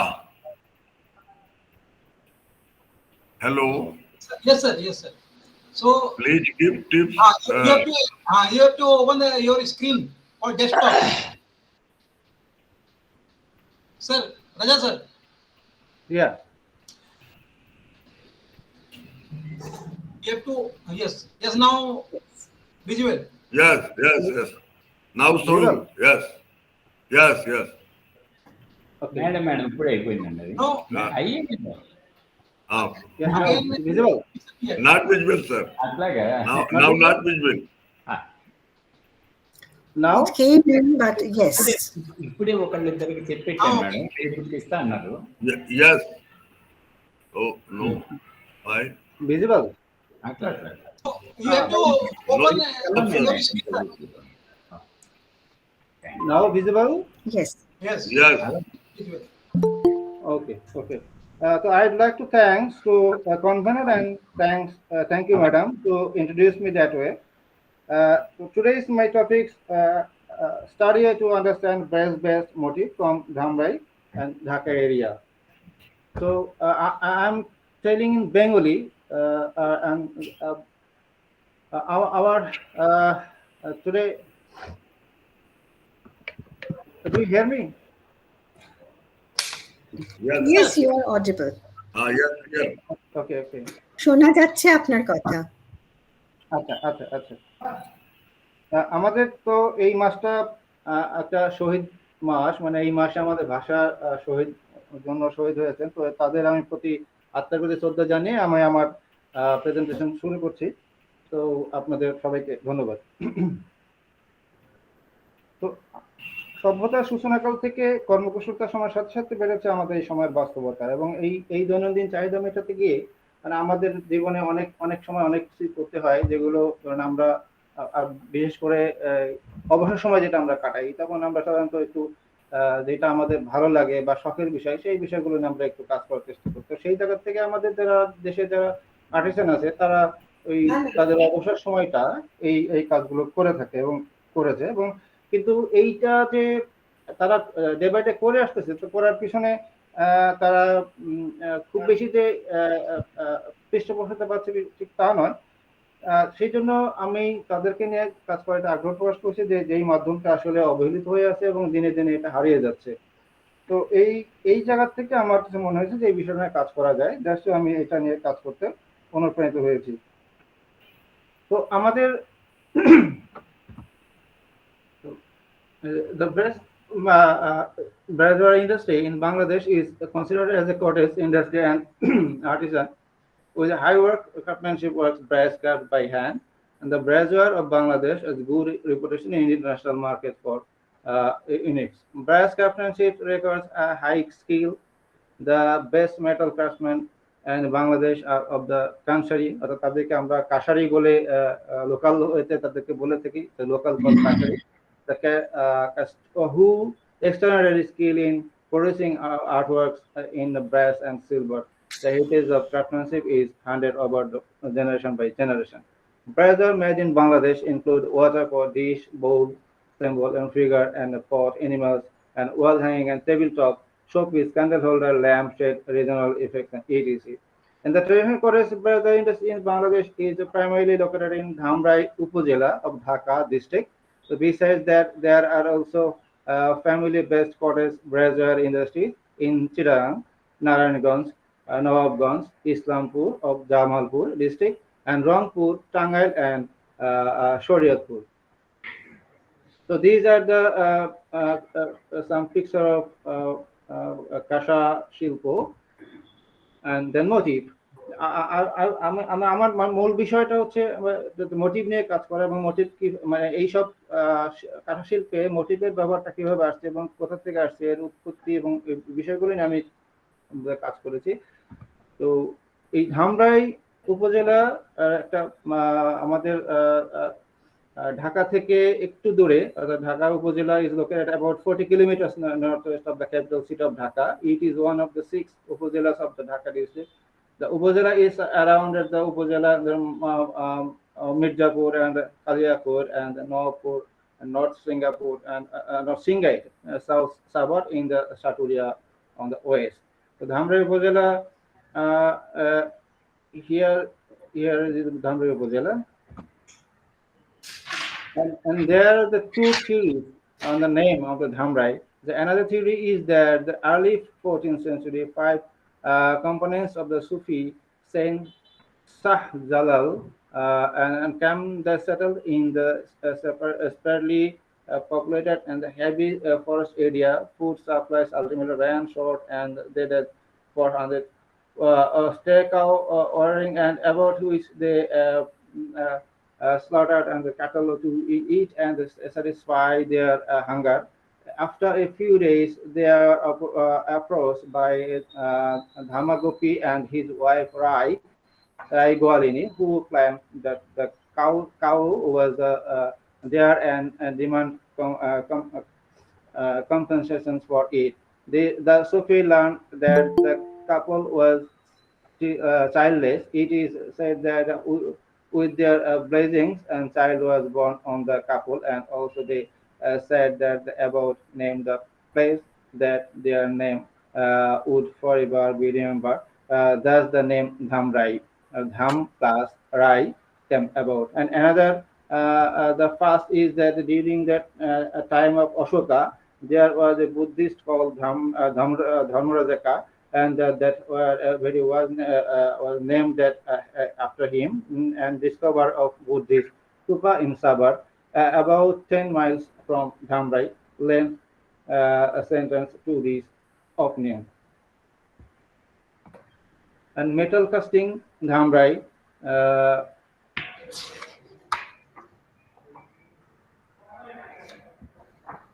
and Dhamrai city mayor,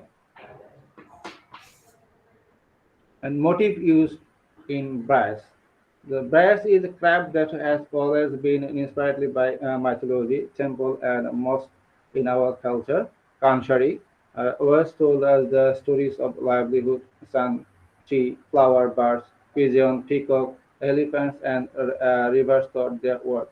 On the other notes, bronze sculpture are basically crafted from religious inspiration in Bangladesh. Hinduism always inherited bronze is their prayer in form of clay, ring, etc. Hindu find the bronze brass are symbol of God and good luck.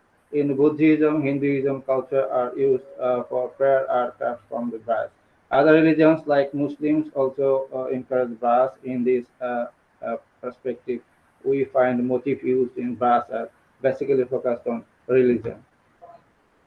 The motif used in brass Dhamrai area from nature inspired and heritage-based religion approach and regional culture. And then analysis of pot, and these are the several pots of milk pot, water pot, soft drinks pot, and water pot. Mermaid handle, water gives and battle lips, and triangles, fish, and eye.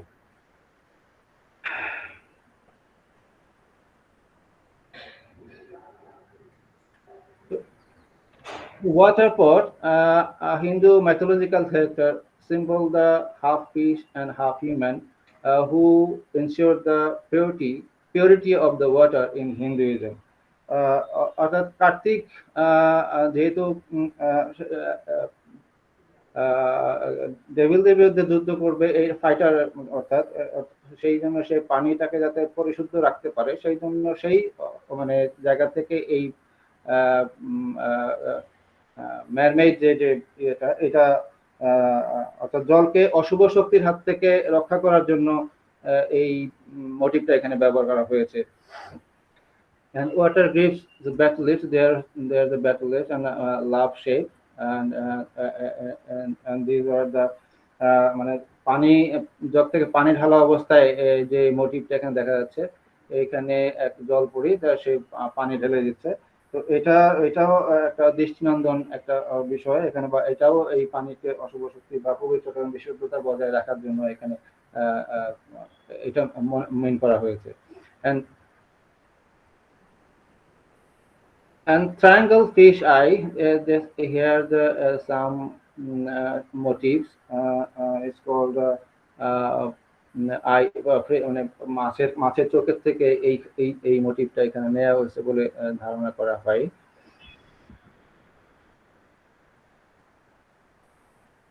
And flower vine, this the motif and this motif, and উদ্দেশ্য I think it's নান্দনিক aesthetical point of view,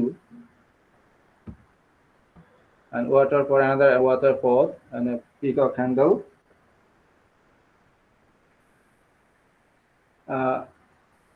ময়ূরের যে মোটিভটা এখানে আমরা দেখতে পাচ্ছি সেটা Hinduism, and Kartik is the fighter against evil forces, and he rides on peacock handle, symbolize the keeper of pure water.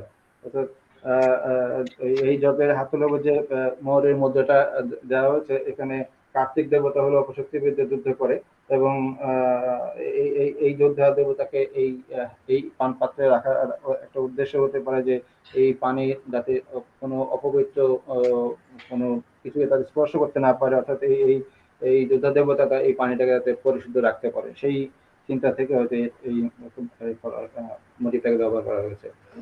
And second, half bloom Gondhoraj motive, এখানে আমি গন্ধরাজ ফুল এবং দেখিয়েছি যাতে একটা সিমিলারিটি খুঁজে পাওয়া যায়। আই থিঙ্ক এই গন্ধরাজ ফুল এবং এই মোটিভ এখান থেকেই এখানে এই মোটিভটা হয়তো তারা নিয়েছে সৌন্দর্য বর্ধনের জন্য। And another lantana flower decoration. So lantana flower is beautiful all over the pot, which is a very common flower of Bangladesh and symbolizing and heritage and spelling. And this is I think only for decoration.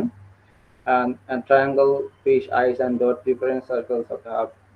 These are the same things. And milk pot.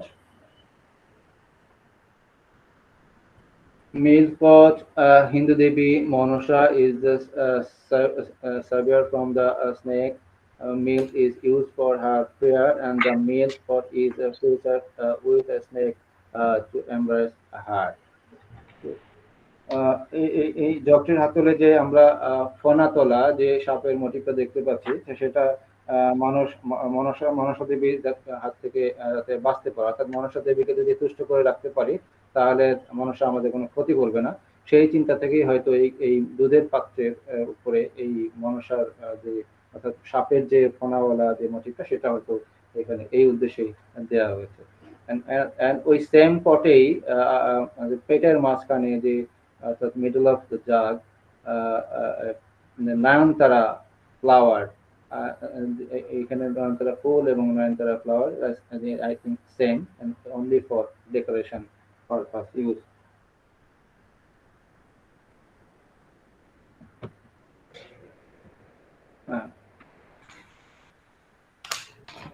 And soft drink pot. Soft drink পটেও এখানে পিককের motive আছে, but আমি এখানে দেখাতে চাচ্ছি এই যে হাত শেপ এবং পুরোটার মধ্যে যে অলঙ্করণ বা ডেকোরেশনটা করা হয়েছে সেটা জাস্ট এই করলা, আমরা যে করলা সেটা যে একটা সবজি আছে সেই সবজির যে পাতা এবং করলা সেইখান থেকে হয়তো এই ইন্সপায়ার্ড হয়ে এই আর্টিসানরা এই মোটিভগুলো এখানে ইউজ করেছে।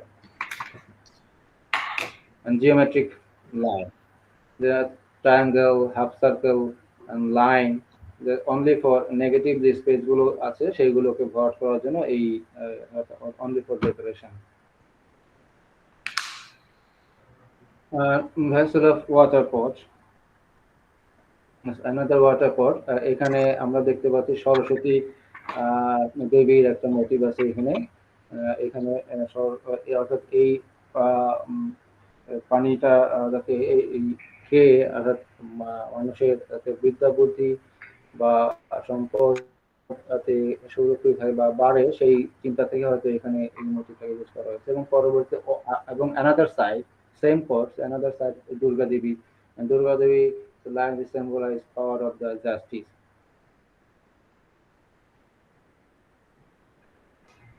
and artistic point of view, the use line and the proportion, composition, all of art is nice and very good composition. So इसकी information Mahishasur, the first feathers of Hindu mythological character called Mahishasur, and Mahishasur right hand Torobari and যুদ্ধরত অবস্থায় আক্রমণাত্মক অবস্থায় মহিষাসুর এখানে দেখানো হয়েছে and Mahishasur এখানে negative character হিসেবে আসছে যাতে আমাদের এই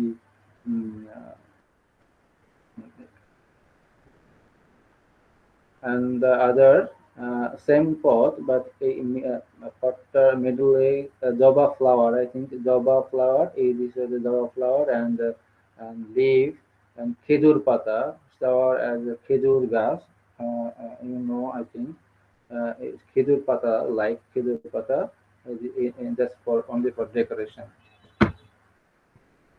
And another places of worship,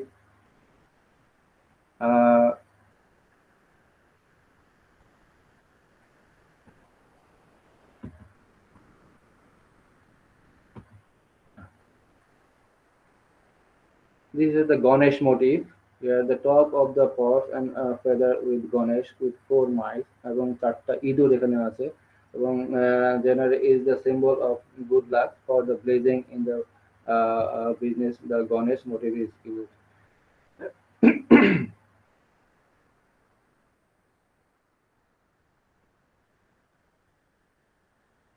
অর্থাৎ সিঁদুরের কোটার উপর যে চারপাশে 4টা যে ইঁদুরকে আমরা এখন দেখতে পাচ্ছি, তা হিন্দু বিবাহের সময় একটি মৌলিক অংশ, যা কোনো নারীকে বিবাহিত বোঝানোর প্রধান উদ্দেশ্য হচ্ছে এই প্রতীক ব্যবহার করা হয়েছে এবং একটি বিবাহিত নারীর কাছে তার স্বামীর দেওয়া সিঁদুরের কোটাটা জীবনের থেকে বেশি দামি। এটার শিল্প মূল্য বেশ অনেক। এখানে আমরা এই সিঁদুরকে এবং গণেশকে এখানে রাখার একটা উদ্দেশ্য হতে পারে এরকম যে এই সিঁদুরকে পবিত্র রাখতে পারে এবং কোনো অশুভ শক্তির থেকে যাতে এটা বেঁচে থাকতে পারে, সেই জন্য এই সিঁদুর পাতাটা পুরো ধরে এবং অসংখ্য লতা পাতা ডিজাইনটা এখানে করা হয়েছে। and then half moon circle with flower vine, and this is the half moon circle, and this and vessel of worship পুষ্পথালা, এটাও পূজার উদ্দেশ্যে তৈরি করা এবং এটা হংস মানে হাঁসের একটা শেপে তৈরি করা হয়েছে এবং মাঝখানে যে বেলি ফুলের যে এই নকশাটা এখানে দেওয়া হয়েছে just only for decoration. It's a running horse. The horse is running on a flower vine. The whole motif is a sculpture. The whole motif is like a sculpture used for vessel and worship, and good composition and good এবং এটা যে এবং এগুলো তৈরি করা হয়েছে কিন্তু moulding ওয়েতে, জাস্ট ওয়ান পিসেস, নট সাথে ঢালাই পদ্ধতি। এখানে আমার আগে একটু বলে নেওয়ার দরকার ছিল যে এখানে মেনলি সাভার অঞ্চলে যে এই টেকনিকগুলো ইউজ করা হয়, একটা হচ্ছে লস পদ্ধতি, অর্থাৎ মোম দিয়ে তৈরি করে মোম সাথে ঢালাই করে এবং আরেকটা পদ্ধতি তারা করে ফেলে যা পিটানো পদ্ধতিতে, এবং আরেকটা হচ্ছে তার এই চাষের ঢালাই পদ্ধতি। এইভাবে করে তারা এখানে এইগুলো তৈরি করে। এটা যেহেতু ভাস্কর্যের একটা ইমেজ আছে, তো ভাস্কর্যের গুণাবলীর মধ্যে বিদ্যমান, সেই জন্য এটাকে ওরা মোল্ডিং পদ্ধতিতে এটা তৈরি করছে।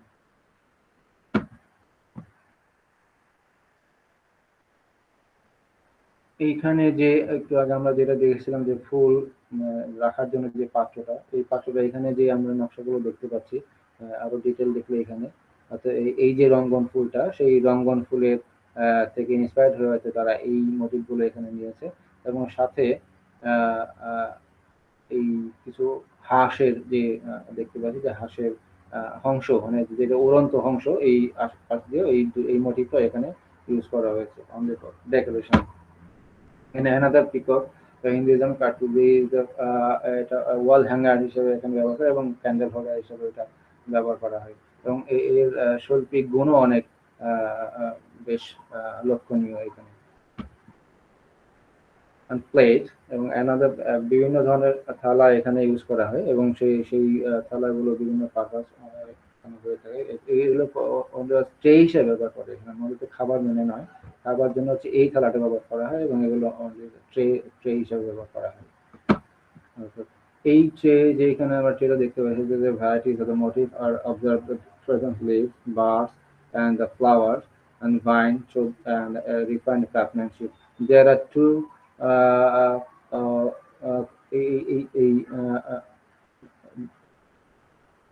অনেকগুলো পাখি এখানে আছে এবং এক একটা পাখি দুটো কোকিল আছে এবং দুটো টিয়া আছে এবং এখানে দুটো প্যারটও এখানে দেখতে পাচ্ছি। অর্থাৎ এইখানে এই যে পাখিগুলোর মোটিভ এখানে দেখা যাচ্ছে এবং সাথে সাথে সেই ফ্লাওয়ার ভাইন গুলো চলে এখানে আছে। তো এটা তো একটা দৃষ্টিনন্দন একটা ট্রে হিসেবে এটা ইউজ করা হয় এবং আমরা অনেক সময় এটা ওয়াল হ্যাঙ্গিং হিসেবে ইউজ করে থাকি।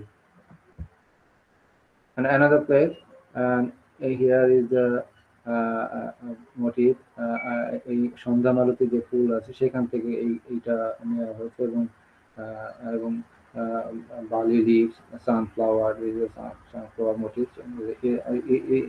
This is only for tray and wall hanging, only for decoration, right? And water lily, যেটা পদ্ম ফুল বলে যেটা পদ্ম ফুলও আমাদের একটা পবিত্রতার প্রতীক এবং পদ্ম ফুল আমরা বিভিন্ন বাংলাদেশের অনেকগুলো মাধ্যমে অর্থাৎ নকশিকাঁথা, উড়ে এবং বিভিন্ন জায়গায় এই পদ্ম ফুলের মোটিভ ব্যবহার করা হয়, যেটা আমাদের বিশুদ্ধতার একটা ইয়ে দেয়।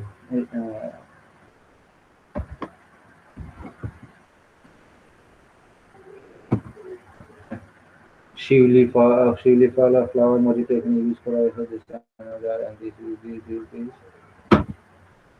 and a star motif, এটাও একটা মোটিভ স্টার মোটিভ। এই মোটিভটা আসলে আসছে অনেকটা মুসলিমদের থেকে, কারণ যারা আমাদের এখানে তো মুসলিমরা এদের জন্য করতে হয়, তো সেই ওরা চিন্তা করে কোনো যেহেতু মুসলিমদের একটা ধর্মীয় বাধা নিষেধ আছে যে তারা কোনো প্রাণী বা কোনো জীবজন্তুর ছবি রাখতে পারবে না, তো দেশ হয় তাদের জন্য স্টার বা ফুল লতা পাতা এই ধরনের ডেকোরেশন দিয়ে এই থালাগুলো তৈরি করা হয়েছে। এবং আর একটা দেখা যাচ্ছে যে এখানে এটা একটু মোটিভ নিউ আমাদের এখানে, যে এটা আল্লাহ লেখা এখানে আরবি হরফ, আরবি ক্যালিগ্রাফি এখানে দেওয়া হয়েছে। তো এই এবং আশেপাশে সন্ধ্যা মালতীর যে ফুলের মোটিভ হবে সেখান থেকে এটা নেওয়া হয়েছে। তো এই শিল্প বিচারের দিক দেখতে গেলে এগুলো আমরা just only for decoration, wall hanging হিসেবে এগুলো আমরা ব্যবহার করতে পারি।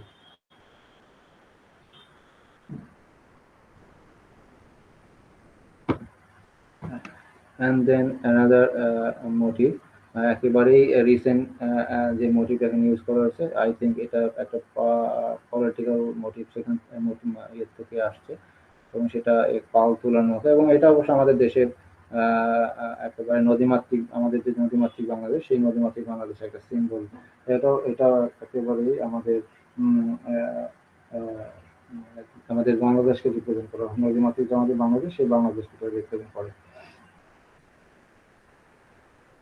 এই মোটিভ গুলোর একটা, এবং আমি যদি এটাকে আর্টিস্টিক পয়েন্ট অফ ভিউ থেকে দেখি যে গুড কম্পোজিশন এবং রিদমিক এবং লাইন সবকিছু মিলে harmony, is a very good composition. And wheel, wheel এটা ব্যবহার করা হয়েছে এবং হুইল চাকা মানে আমাদের সময়কে নির্দেশ করে এবং আমাদের চাকা বিভিন্ন অর্থ থাকতে পারে এবং সার্বিক মানুষের নৈতিক বিরোধীর প্রতি সার্বিক এবং শক্তি এবং মানুষের চৈতন্য আধ্যাত্মিক শক্তি কেন্দ্রবিন্দু চাকাকে ব্যবহার করা হয় এবং সূর্য এবং উদ্ভাসনের অভ্যন্তরীণ আলোক, চক্রের রিং, বিশ্বের অনন্ত গতি এবং জীবনের অনেক মানে জীবন যে অনিশ্চিত সেটারও একটা প্রতীকগত অর্থ এখানে থাকতে পারে। And observation. It is observed that the Dhambrai area still possesses artisans who are fine in their workmanship. Bangladesh is unique for heritage crafting and Dhambrai brass artisan are present in the last and the last 2000 years. And if it is found that the motif used in brass product, motif and Dhambrai area and inspired by religion and nature, and they are undoubtedly traditional. It is a purpose that government should initiate a necessary step to encourage brass assistance as it and has been observed that due to fair recognition, artisans are less interested to continue with the work. And these are the referencing.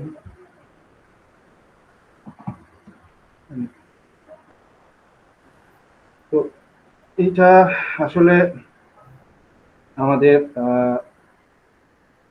মানে আমার কাছে সেটা যেটা মনে হয়েছে সর্বোপরি এই কাজটা করে যেটা সর্বোপরি পরিশেষে এটা যেটা প্রতীয়মান হয় যে ধামরাই অঞ্চলের যে ঐতিহ্যবাহী যে কাঁসাগত শিল্প যে ব্যবহৃত যে মোটিভগুলো মানে নানা দিক দিয়ে এটা গুরুত্বপূর্ণ এবং কারণ এই অঞ্চলের এই কাঁসাগত শিল্প এক সময় ব্যবহারের উদ্দেশ্যে তৈরি হলেও বর্তমানে এই শিল্প সেই উদ্দেশ্যে নানা রকম ভাবে হ্রাস পেয়ে যাচ্ছে এবং মানুষের কাছে এখনো নিতান্তই শিল্পগুলো বিবেচিত হচ্ছে না। আর তাই এর মূল কারণ হিসেবে দেখা যায় আমাদের যে মোটিভটা আমরা এখানে ব্যবহার করেছি সেই মোটিভগুলোর কারণে আমাদের এই কাঁসা পিতলের যে প্রোডাক্ট সেগুলো আমাদের কাছে এবং গ্রহণীয় এবং আদরণীয় হয়ে উঠেছে। এখানে আর একটি কথা না বললেই নয়, সেটা হলো একটা কলস ব্যবহারের উদ্দেশ্যে তৈরি হলো, সেই কলসের গায়ে চিত্র বা ভাস্কর্য করা হলো, তার শুধু মূল্য অনেক কোনো দিক দিয়েই কম নয় এবং এইসব যে মোটিভের যে শৈল্পিক যে গুরুত্ব আছে অর্থাৎ আর্টিস্টিক যে ভ্যালু আছে সেটা খুবই গুরুত্বপূর্ণ এবং এটার জন্য আমরা এটাকে শিল্পের মর্যাদা দিতে পারি। এখানে যারা যে আর্টিসানরা কাজ করেছে তাদের যে কাল্পনিক শক্তি এখানে তারা তাদের সেটা ব্যবহার করেছে এবং অর্থাৎ একটা শিল্প হতে গেলে যে অর্থাৎ প্রথমে যে একটা ভালো লাগার বিষয়টা কাজ করবে এখানে কিন্তু সেই বিষয়টা আছে। অর্থাৎ এখানে রেখার ব্যবহার অর্থাৎ শিল্পীদের তাদের সঠিক জ্ঞান অতি সুচারুভাবে ব্যবহার করেছেন। রেখার ব্যবহারে মুন্সিয়ানা দেখিয়েছেন কম্পোজিশন, ব্যালেন্স, ইউনিট এবং হারমোনি এবং সবগুলিতেই বেশ বিদ্যমান। অর্থাৎ শেষে বলা যায় যে this is the art and art form of our culture. So thank you very much.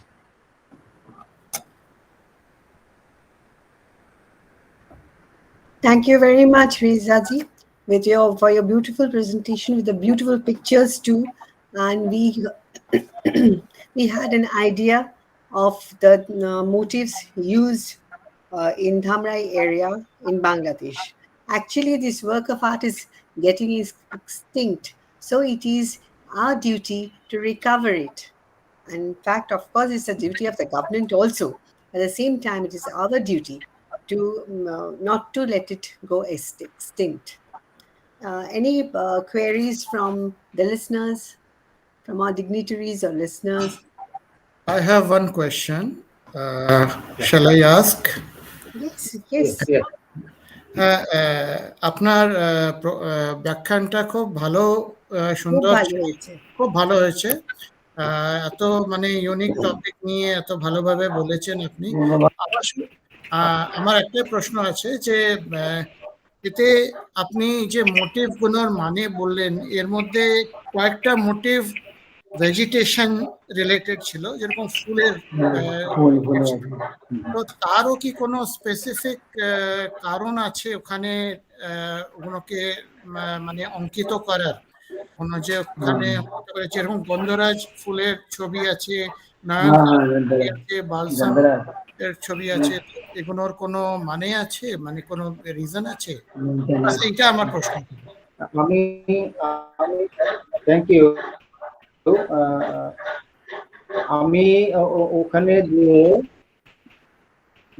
আমি ওখানে গিয়ে ওদের সাথে অনেকের সাথে কথা বলার অর্থ আছে কিনা বা তারা অন্য কোনো উদ্দেশ্যে এগুলো এনেছেন কিনা। আসলে হচ্ছে কি আমাদের এখানে যারা কাজ করতেছেন এই বিষয়গুলো খুবই মানে আগে তো ছিল প্রায় 30টা ঘরের মতো, এখন সেখানে 2-4টা ঘর আছে, তারা টিকে আছে আর কি। আচ্ছা। তো তাদের অনেকেই যারা অনেক বয়স্ক ছিল তারা এখন আর কেউ জীবিত নেই, তো যার কারণে ওই তথ্যগুলো যারা ইয়াং এখন যারা কাজ করতেছে যে আর্টিসান যারা আছে তাদের কাছে কথা বলে এই তথ্যটা আমি উদ্ধার করতে পারিনি। এই জন্য আমি জাস্ট মনে করছি যে হয়তো এটা শুধু অনলি ফর ডেকোরেশন, ওর জন্য ওরা এই মডেলগুলো তারা ইউজ করতে পারে। তবে আমার যেটা এটা হলো যে এইখানে যেহেতু মানে আমি এমন এক জায়গায় দেখছি যে একটা ঘরে মানে একজনই বৃদ্ধ আছেন, সে হয়তো 60 বছর তার বয়স হয়ে গিয়েছে, তার ছেলে পেলে আর এই পেশাতে নাই, সে যদি চলে যায় তাহলে দেখা যাবে যে এই শিল্পটা ওখান থেকেও ধ্বংস হয়ে যাবে। এভাবে যদি পর্যায়ক্রমে সেই আমাদের যে বড় যারা চলে যান, তাহলে একটা সময় এই শিল্পটা মুখ থেকে পড়ে যাবে। সমাজের আসলে এগিয়ে আসা এই শিল্পটাকে বাঁচানোর জন্য। ঠিক আছে, ঠিক আছে, থ্যাংক ইউ, ধন্যবাদ। আমি একটা কথা আমি বলতে চাই, মুরাদাবাদে যে শিল্প আছে, হস্তশিল্প আছে, কিছু সম্বন্ধ আছে নাকি? মুরাদাবাদে হ্যাঁ, আমরা যে মুরাদাবাদে যে হস্তশিল্প আছে কপারে, কিছু সম্বন্ধ আছে নাকি? মুরাদাবাদের এই ধরনের মোটিভে কি সম্বন্ধ আছে কিনা? হ্যাঁ, এই তো। কিছু কিছু ক্ষেত্রে দেখা গেছে যে সেখান থেকে অর্থাৎ আমাদের পশ্চিম বাংলা যে কাঁসার যে কাজগুলো হয়, তো আমাদের এখানে যে কিছু তো এই প্রভাবিত হয়ে কিছু আর্টিসান এইসব কাজ করেছে, কারণ তাদের ব্যবসাটাকে টিকে রাখার জন্যই একটু নতুন মোটিভ গুলো তারা এখানে নিয়ে আসছে, এবং কিছু সম্পর্ক আছে এখানে এর সাথে। খুব ভালো, খুব ভালো, ভালো বলেছেন। ভালো, খুব সুন্দর ব্যাখ্যা হয়েছে, ধন্যবাদ। So, Mishra ji, yeah, we conclude our session, and let's go on to the next session. I'm retiring. Yes, sir. Co-chair Mohammad Farooq. Yes, sir. हाँ, बहुत वंडरफुल प्रेजेंटेशन सर। yes. और इन्होंने अभी जो बताया टेक यूनिवर्स जो बताए, Krishna candle है, पीको कैंडल है, हिंदू देवी देवताओं के बारे में बताया, मुस्लिम के कल्चर के बारे में बताया। तो हम देखते हैं कि आर्ट्स के अंदर भी देवी देवताओं का जिक्र मिलता है, और साथ में हम देखते हैं कि बांग्लादेश में तो है ही, लेकिन अपने इंडिया में देखें तो मुरादाबाद के अंदर भी ये कार्य बहुत होता है, ये वर्क जो होता है बहुत सुंदर है। और मैं समझता हूँ पूरे ऑल ओवर वर्ल्ड के अंदर मुरादाबाद के जो बने हुए बर्तन हैं, कलाकृतियाँ हैं, वो बड़ी फेमस है।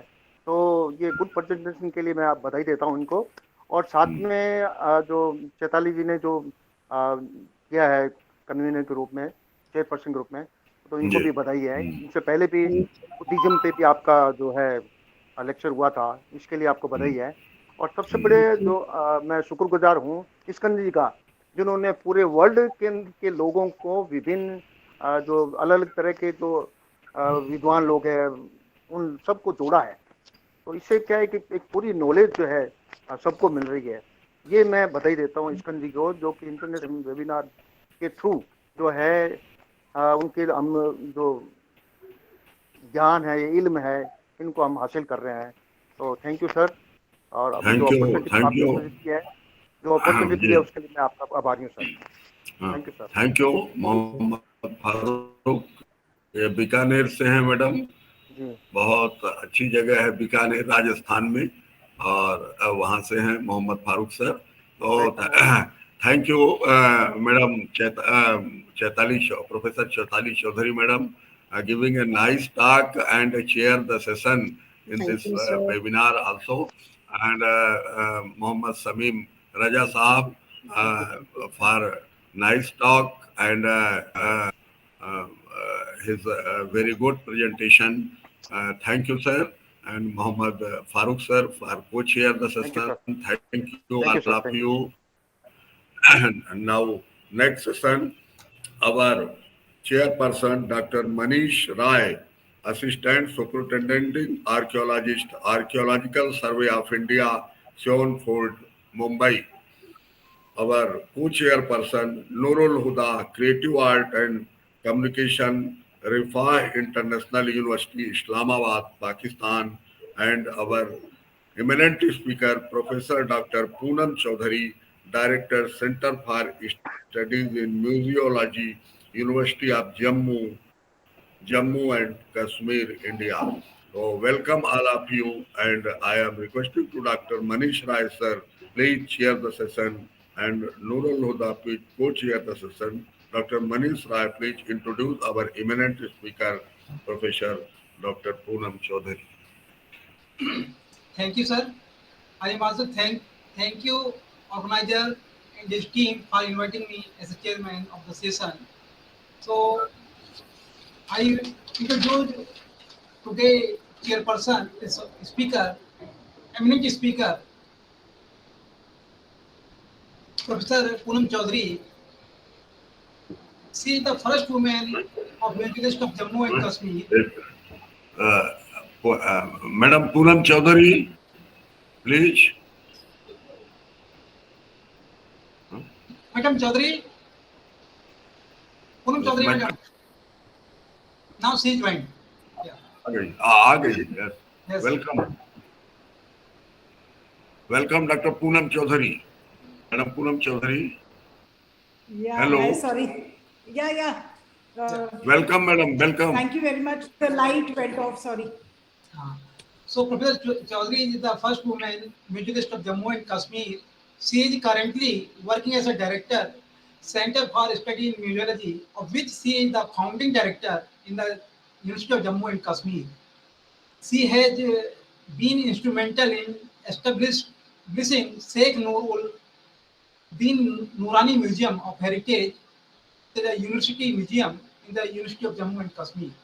She has 30 years of teaching and research experience, including postgraduate level. Besides, she has guided many PhD and MPhil scholars. She also served as a principal of Institute of Music and Fine Arts, Jammu. She was nominated by Ministry of Culture, Government of India, as a member of Board of Trustees for Victoria Memorial Hall, Kolkata. She was also nominated expert in cultural groups by A.P.S.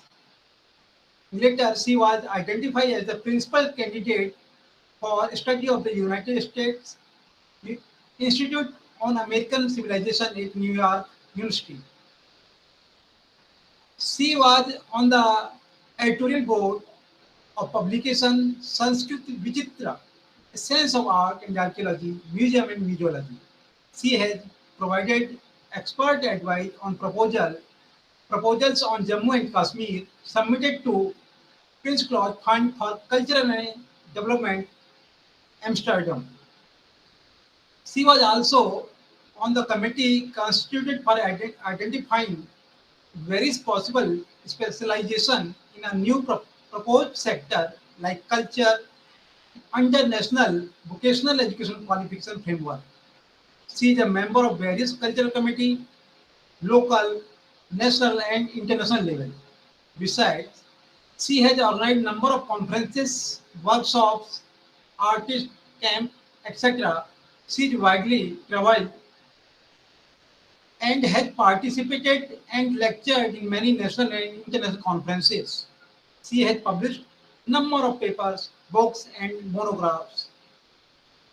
Now, may I request to Professor Poonam Chaudhary to deliver a talk on a study of the intangible heritage of Western Himalayas with a special focus on Jammu and Kashmir.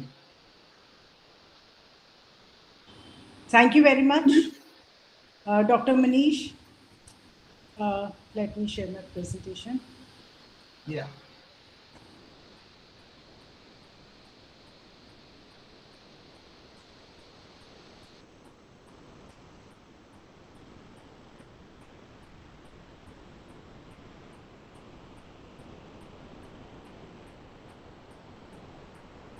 Can you see it?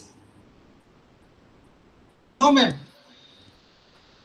You have to open your screen on desktop. No, madam. Yes, now visual. Now you can see? Yes. Okay. Okay, that means I have to minimize this thing. I am not able to see you people then. Okay, thanks. My topic is, though it is focused on the intangible cultural heritage, but overall I have also at some places touched the tangible aspect of heritage also. And I have also, I am also going to talk about a particular area in Jammu and Kashmir, which is very rich in folk art and which has a very rich cultural local traditions. So this is my first slide. Though everybody knows where Jammu and Kashmir is, but still I wanted to show it on the map. This is an old, where the state of Jammu and Kashmir is being shown, though now it has become a UT. Please forgive me if I say state again and again, because that is what we're used to. But I will try not to speak that. And if you notice that Jammu and Kashmir, it is bounded on all the sides with, it is bounded on the northwest by Pakistan, Afghanistan, then we have China, and then now we have Ladakh, which shares its boundary with the UT of Jammu and Kashmir. So in ancient days, what we find is that it was only the southern part through which Jammu and Kashmir was accessible to the rest of the country of India.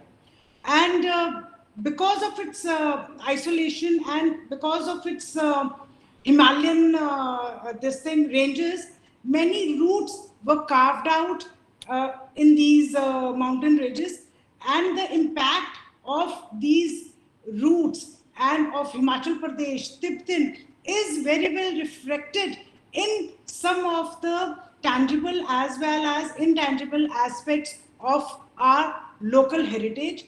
When I'm talking about Jammu and Kashmir, please, I would like to mention here that Jammu, the city of Jammu, is on the plains, and whereas as you move out of Jammu, you start entering the hills. And the moment you go towards Kashmir,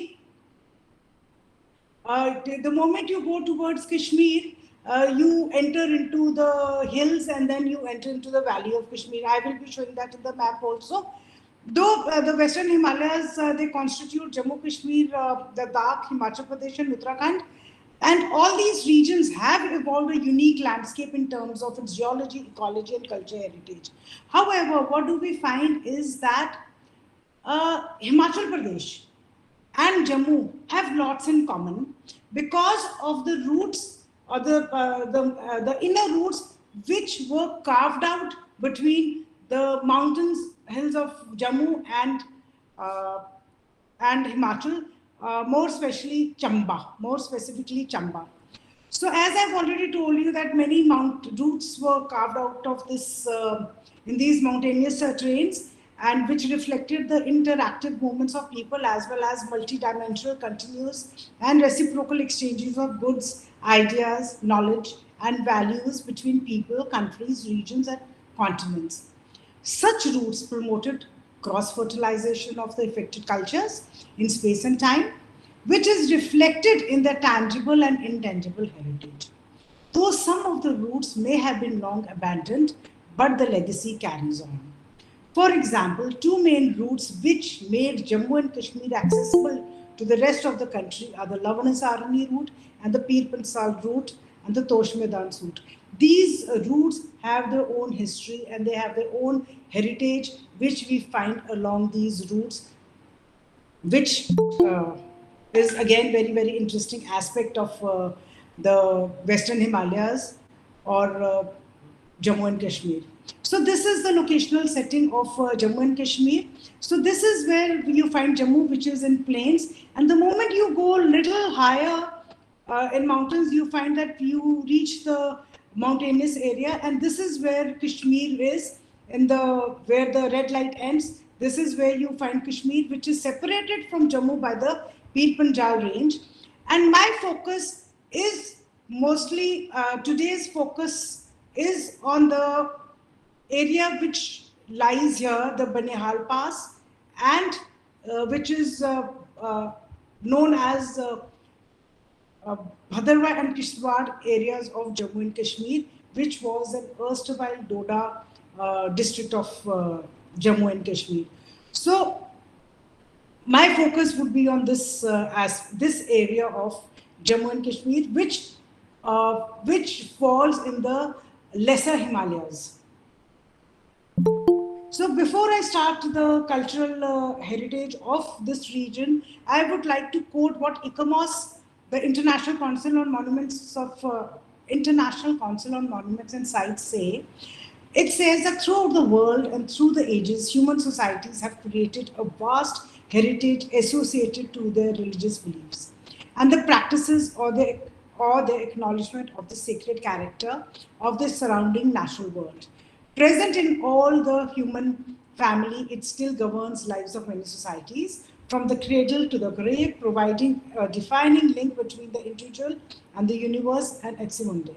So what do we find is that we will see, as we will go through the presentation, we will see how the human societies, how the locals have created the tangible as well as the intangible assets, which can help them to move towards sustainable development, which of course as of today is not there, but efforts are upfront to do that. So as I already said, that most of the land of Jammu province is hilly mountainous, including the Pir Panjal range, which separates it from the Kashmir Valley, and a part of the Great Himalayas in the eastern districts of Doda and Kishtwar. This is my main focus.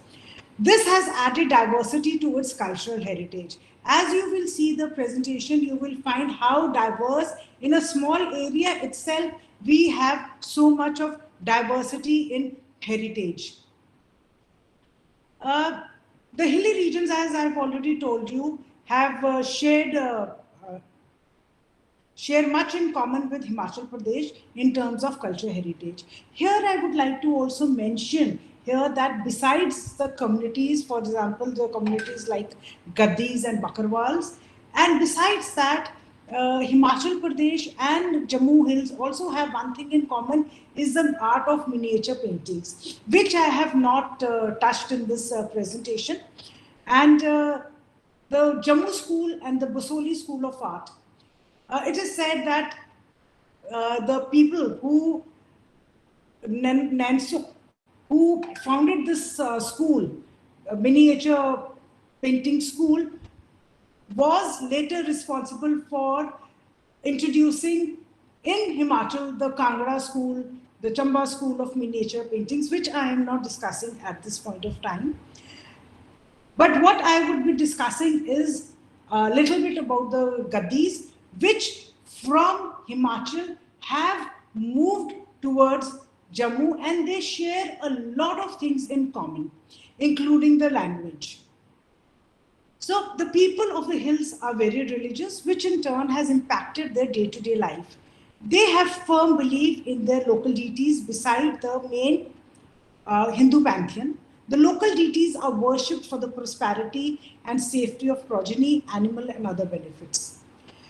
Again, these people also have a unique way of celebrating fairs and performing traditional rituals to mark births, deaths, harvests, or good rainfall, which unfortunately is now not seen in the urban areas or in the towns. The fairs are generally centered around the local shrines, which generate revenue. Local barter system also take place during this time. I would like to mention here that I still remember during my childhood going out for fairs with my grandfather, but now most of the fairs are not happening, or maybe because of some reason or the other, we are not able to attend. As I already said, that Gaddis are the nomads who are in the lower, who live in the semi-nomadic pastoral community, semi-pastoral community is are the Gaddis, and they are Hindus and they believe in Hindu gods and goddesses. Otherwise, in Jammu and Kashmir, what do you find is that most of the tribes, or most of the tribes, like Gujjars and Bakarwals, are Muslims. It is only the Gaddis who are a Hindu tribe, and they have also to an extent sedentarized, and efforts are required to safeguard their tangible as well as their intangible heritage. Their settlements are found scattered in the regions of Jammu and Himachal, and their mobile bhashas, they exist in Jammu and Himachal Pradesh. When I say bhashas, I mean to say is that the houses, the temporary houses which they build while going up the hill, as since they're transhuman, they are found in both Jammu and Himachal Pradesh. And as I've already told you, Bharmor was the main town of the Gaddis, and it is also famous as Gaderan, because as the land of the Gaddis. If we look at the census of 2011, the Gaddi population in Jammu, in Himachal Pradesh, sorry, was around 1,78,000, and in Jammu it was 46,000. And the adult sex ratio in Himachal Pradesh was 1014 and literacy rate as 73.3%, whereas in Jammu and Kashmir the sex ratio is of 953, the literacy is 53%. The tribe was notified as a scheduled tribe by the Constitution Order Act in 1991. Gaddis have a very unique ritual which, irrespective of the fact that they inhabit the mountainous areas of Jammu or of Himachal Pradesh, this Jatar, it is known as Jatar, which is performed by all the Gaddis. And I would also like to mention here is that Jatar is not only performed by all the Gaddis, but it is also performed by the other communities which live within the vicinity of Bhadarwa and Kishtwar, and it is something which is celebrated or it is a ritual which is followed by the dance performances. And most of the people in hilly areas, they perform this Jatar. So it is performed by individual families in favor of a Kul deity. A Kul Devi or Devta, what do you say, the local deity cult is very, very popular in Jammu hills of Bhadarwa and Kishtwar, and which can either be a Nag Devata, a Chandi Mata, and above all Lord Shiva, the main deity of the Gaddis. During Jatar, invitations are extended to all the relatives of the families performing Jatar. On this day, the deity for which the Jatar is being performed is carried in a palanquin followed by the Chela. The Chela goes into a trance and answers questions of the villagers, prophesizes, and sometimes warns the people of probable disaster.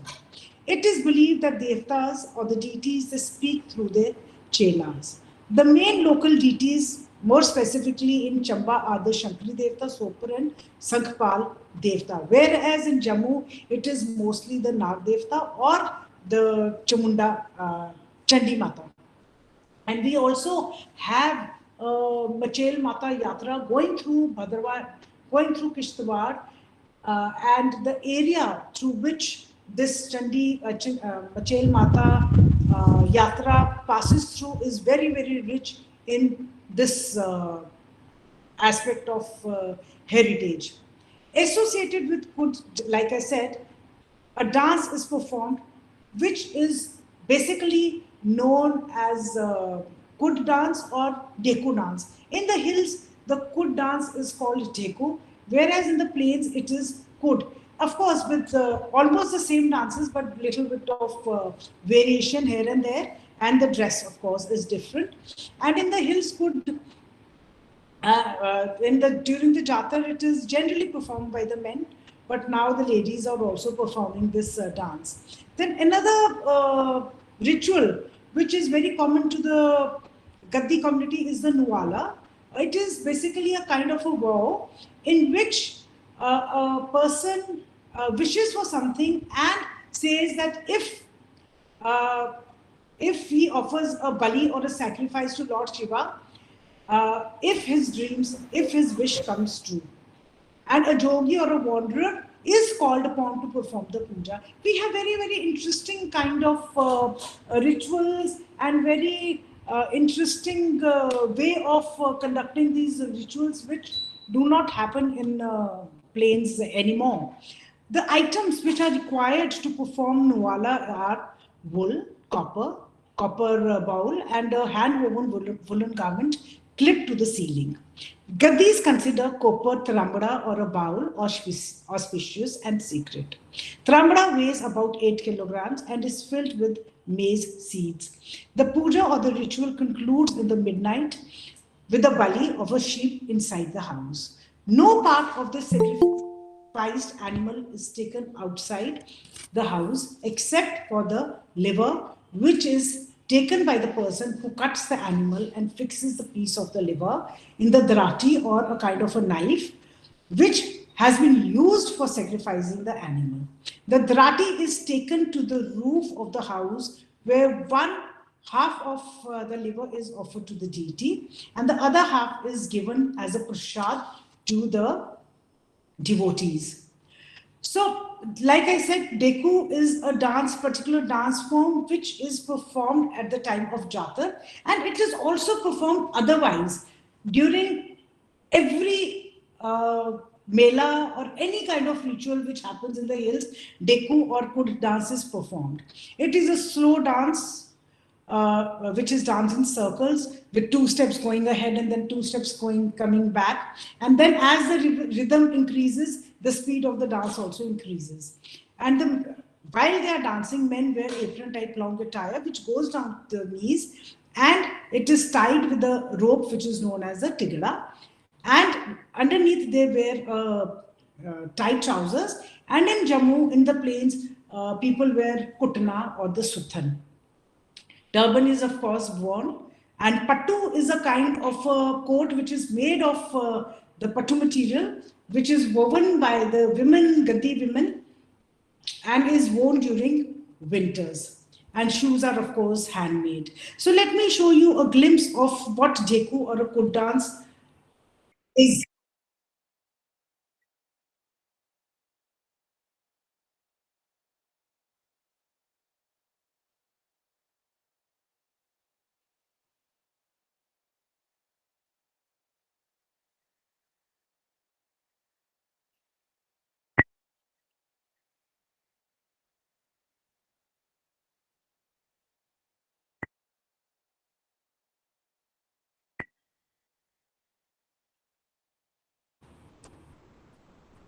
Oh, sorry. Yeah. So this is like I said that Gaddis are a semi-pastoral tribe.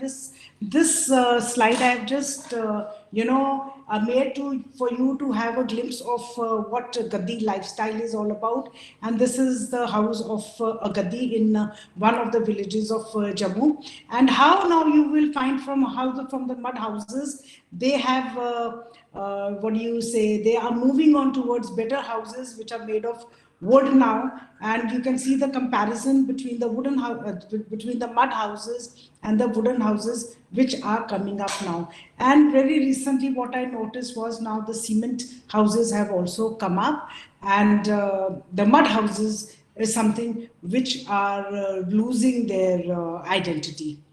So these are again the Gaddis who are in their traditional dresses, and they're having a wonderful time at their own houses. This is a Gaddi female, and here Gaddi is weaving her pattu, and these are the jewelry. This what this old lady is wearing is called a nama, which is very, very popular jewelry item in Jammu region, in hills as well as in the plains.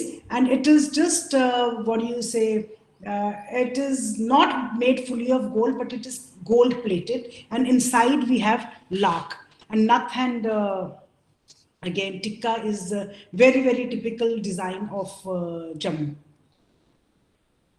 Then, like I said, that I will be concentrating more on the cultural heritage of Bhadarwa and Kishtwar, which is this area.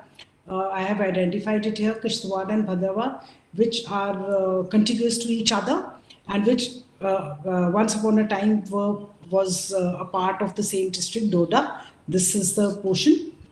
And Madhav and Kishtwar in early days formed a part of the Doda district. Zanskar, which is in Ladakh, bordered it on the north, Pangi in Himachal Pradesh on the east, and Marwa Bardhan on the west, and on the south are the districts of Basoli and Ramnagar. Basoli is famous for its Basoli miniature paintings. Local communities of the areas are the Bhots, Thakurs, Pajar, Nagseni, Galheri, Dulwan, Pajri, Bhadarwai. So all these communities have evolved their own cultures, but influence of various cultures because of the close proximity to Tibet, Basoli and Himachal is quite visible in the local heritage of the areas, both tangible and intangible. The tangible heritage of the region consists of both. One of the roots, we have found a stoop which has told us that that Buddhism flourished in Jammu as well, and not only in Kashmir. So again, it is something very, very interesting, which we shall not be touching it at this moment. So with this background, the presentation will focus. Okay, sorry. So as I have already told you, we have rituals which are associated with the agriculture and the social activities. Agriculture activities in the area, they begin in the month of March and April, and they end in November, before the advent of harsh winters. And these activities are spread in two phases, from sowing to Gudai and harvesting in autumn. And during this period of two phases, a lot of festivities happen in the hills, which are known as Hirai, Rotran, Shadu, Malech. These are some of the important jatars or the festivals of the hills. Jatar I have already discussed, but though I would like to mention here that the earliest reference to holding jatar in the region, it dates back to the 17th century.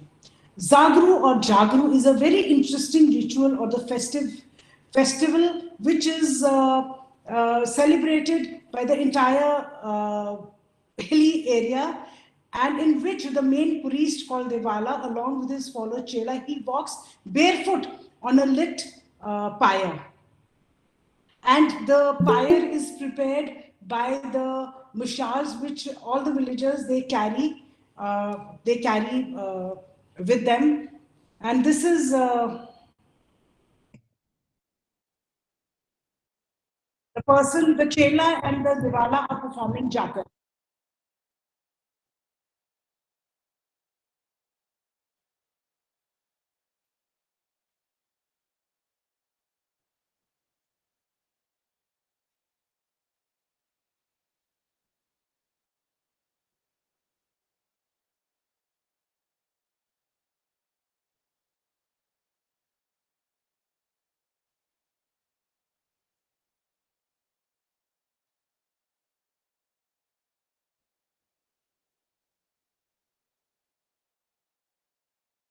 This is performing in front of Machel Mata. You can see the temple right in front.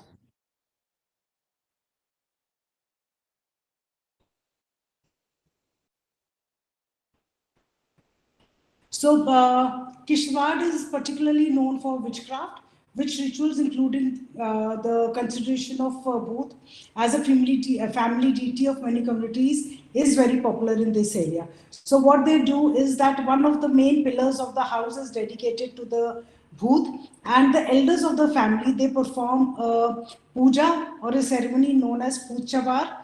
It is performed so that they are protected against any kind of witchcraft. And another thing which is very, very popular, very common in this region is the sacrifice of a lamb or a goat. Then Pyala is again another very unique festival region of Bhadarwa. This is celebrated in honor of Lord Shiva. It is celebrated for 3 days, and this is celebrated to thank Lord Shiva for their well-being, or also it is celebrated in case of a marriage ceremony in the house. So a kodra flower which is found in the hills is mixed in boiling water, and it is left to ferment for some time, and it is put in this mutt which you find here, and once it is fermented, it is given as a prasad to the people, to the local people. Then another thing, what do we find is the festivals which are associated with the agriculture are Dharamdis, which is known as Dharamdis in Bhadarwa, and Halzawan in Kishtwar. So agriculture community seeks favor from the Nag deity for good harvest, cattle wealth, and domestic prosperity. It is celebrated in agriculture communities to initiate farming, that is Halzabag. The eldest male member of the family gets ready in new clothes, decorates his oxen, and applies a saffron tilak. And during this time, a kind of a sweet, a roti is made, and amidst the chanting of mantras, these are given to the children and the participating members. Samsar is again, it marks, Halzavan is something which marks the beginning of winters and beginning of, uh, when you sow your seeds. Samsar is something which marks the end of the winters. And on this day, the exchange of pleasantries happen, and gifts in the form of Ganesha are given to the people. So this is what I was saying. This is their this is they offer tilak to their ox, and it commences at the beginning of agriculture activities. Then Magh Mela is again celebrated in Kishtawar and many other areas around Kishtawar. It is dedicated to the goddess of Sarthal, and the farmers, they move around the fire in joy because they have got a good crop at that point of time. Bisyo or Bisak. Bisak is something which we find the in the plains also. So it is Bisoy, it is known in Kishtawar. And during this time, of course, people wear new clothes and they go to the temples, offer prayers to the goddesses, and they go to the Kishtawar city also and partake food bought from their homes, and they return. It's basically a picnic time for them. Then social practices. In social practices, what do we find is that we have lots of fairs and festivals, which are significant part of the intangible cultural heritage of this area. So, local dishes and beverages like satori, rot, chang, etc. are prepared and consumed by the local communities. Gulabgarh festival is celebrated in the Padar area in the memory of old lady Migla, who is said to have lost her 7 sons after having invited the wrath of the goddess Shakti. Villages offer prasad made made during that time to the goddess to appease the goddess. Then festivals like Khirat, Chizak, and Mithyag are organized to appease the family deity, which may be a goddess or a Nag deity, against any natural calamity like drought, etc., for good harvest, peace, and prosperity of the entire village. On the day of Khirat, people assemble at the sacred place of the deity and make offering of sheep or goat to the deity. Linked with these festivals are the rituals performed by the Chela and the Diwana. So this is again a Mithyag festival which is being celebrated.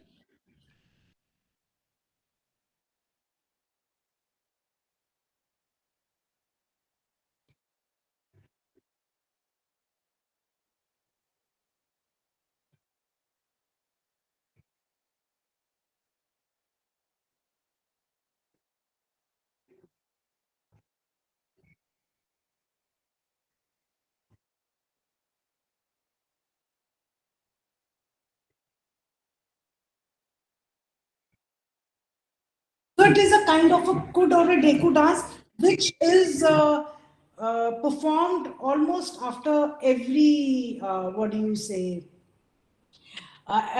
whenever there is a function or whenever there is a ritual. Then another very interesting ritual again in Mela is the Mela Pat, which is devoted to Vasuki Nag, and this is performed only after Kailash Yatra is concluded. And it is performed only during the daytime.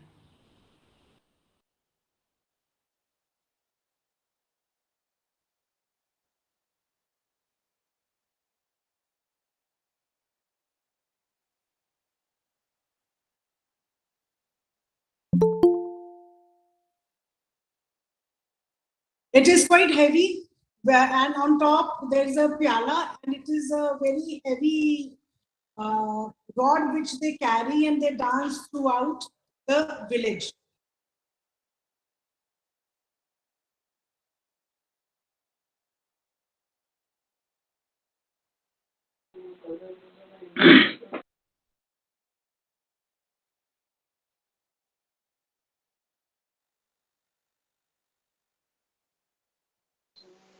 I think I need to hurry up. This is a ritual. The metallic pot was on top of that, on top. So this is offered to Visuki now after the conclusion of this thing. Then just 1 minute, I want to show you the folk dance of Padar and the Thali dance, Thali dance is performed at the time of the wedding, and it is also known as a Sehra dance. And in older days, it was also performed to appease the local deities. And it is performed not in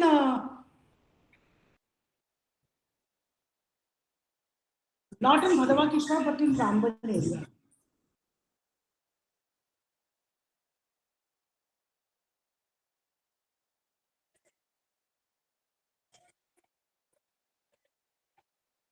So you can see how diverse within Madhava and Kishwa, how the dances are very diverse.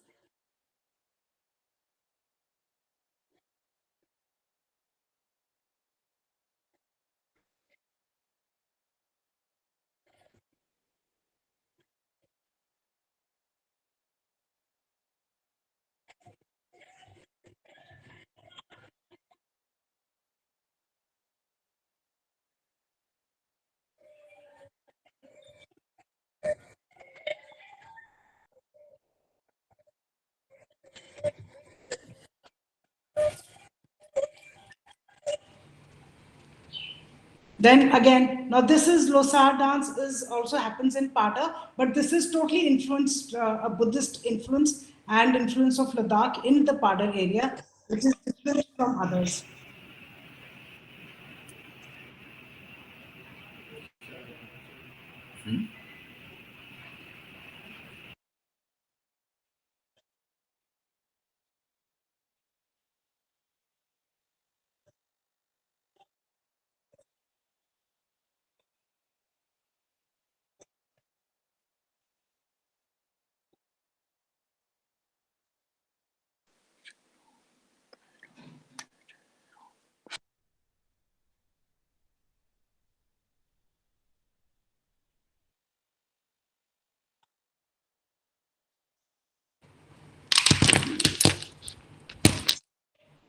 So Kanchoth is something like Karwa Chauth, which is again slightly celebrated differently in the hills.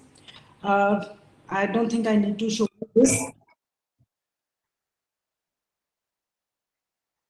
So it is similar.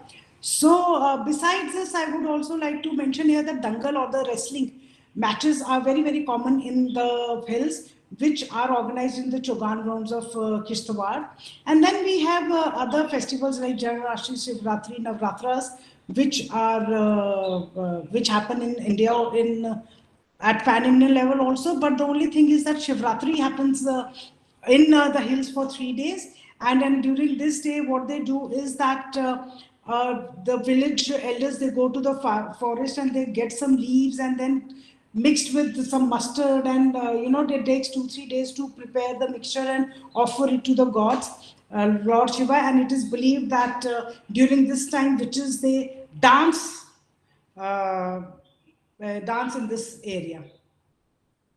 So dhuns is something which accompanies all the entertainments, and dhuns comprises of dhols, narsinga, cheli, teli, bansuri, and the person the musicians who play these instruments are called bajantri. Then traditional craftsmanship is also very, very popular, and the basket making is very popular, which is known as korund. Then we have binnas, we have keer, which are made of grass mats, which are very popular and which are being popularized in Jammu region also. Pulla or pullare are the specialized footwear with the people of Badwa Krishnawat wear. And then these are the textile crafts which you find here. But if you look at this beautiful red blanket, it is something which is which can be, give competition to the what do you say, which the checks which we find in Switzerland also. So this is a fard and there's a chadar which is specially woven by the ladies of these areas. So now what I would like to mention here is that now that we have seen this, we know everything. Now what is to be done? According to me, because nobody knows about these areas, and even the people of Jammu do not know about these areas. What needs to be done is that we can develop an eco museum which will help to boost the local economy and aid the development. The community development in a particular way. And it is very interesting to note that an eco-museum cannot survive without the community participation.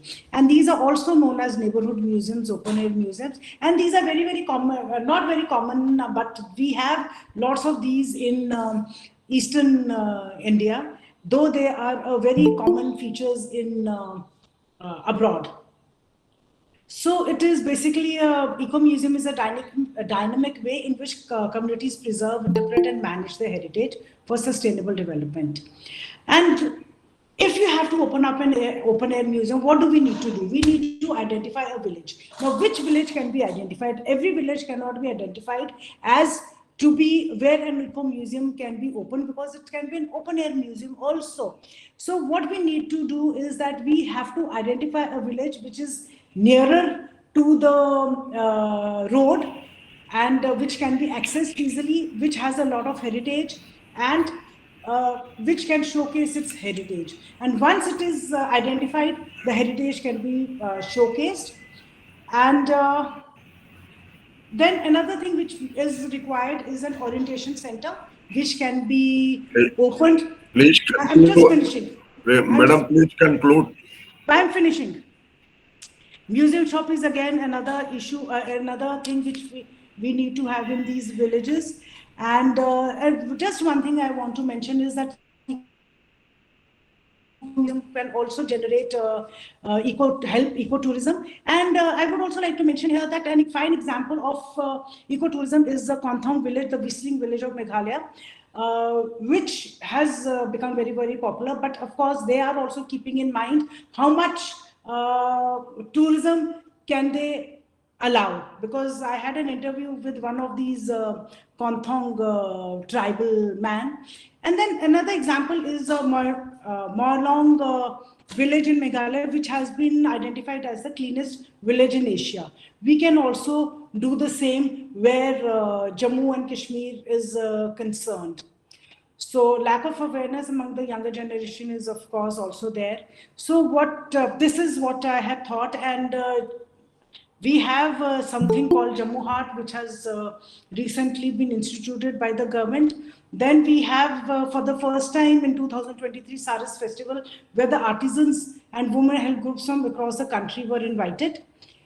So this is the kind of eco-museum I had planned for this area, which can be opened in in any of these areas, and each gallery or each area is given to one particular community. So that's it. Thank you very much. Thank you, madam. It is a nice presentation. The paper is open for question and answer. So, may I ask any question if you have?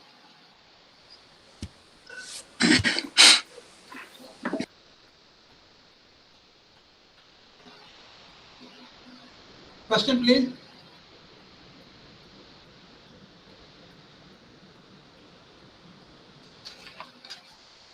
So I think there is no questions. Now I request Nurul Huda Saab to. Yes. Okay. Yes, very nice presentation. It was a pleasure to hear Ms. Kunal Chaudhary about cultural heritage of Kashmir. Since I'm from Kashmir, as well, so I could relate with her. I am not able to hear you properly. I'm sorry. I'm not able to hear you properly. Okay, can you hear me now? Hello? Yes. Can't hear her. Can everyone else hear me? Your voice is not clear, ma'am. Okay, can you hear me now? Hello. Yes, yes. Can you write in the chat box? Ma'am, can you write in the chat box? We can't hear you.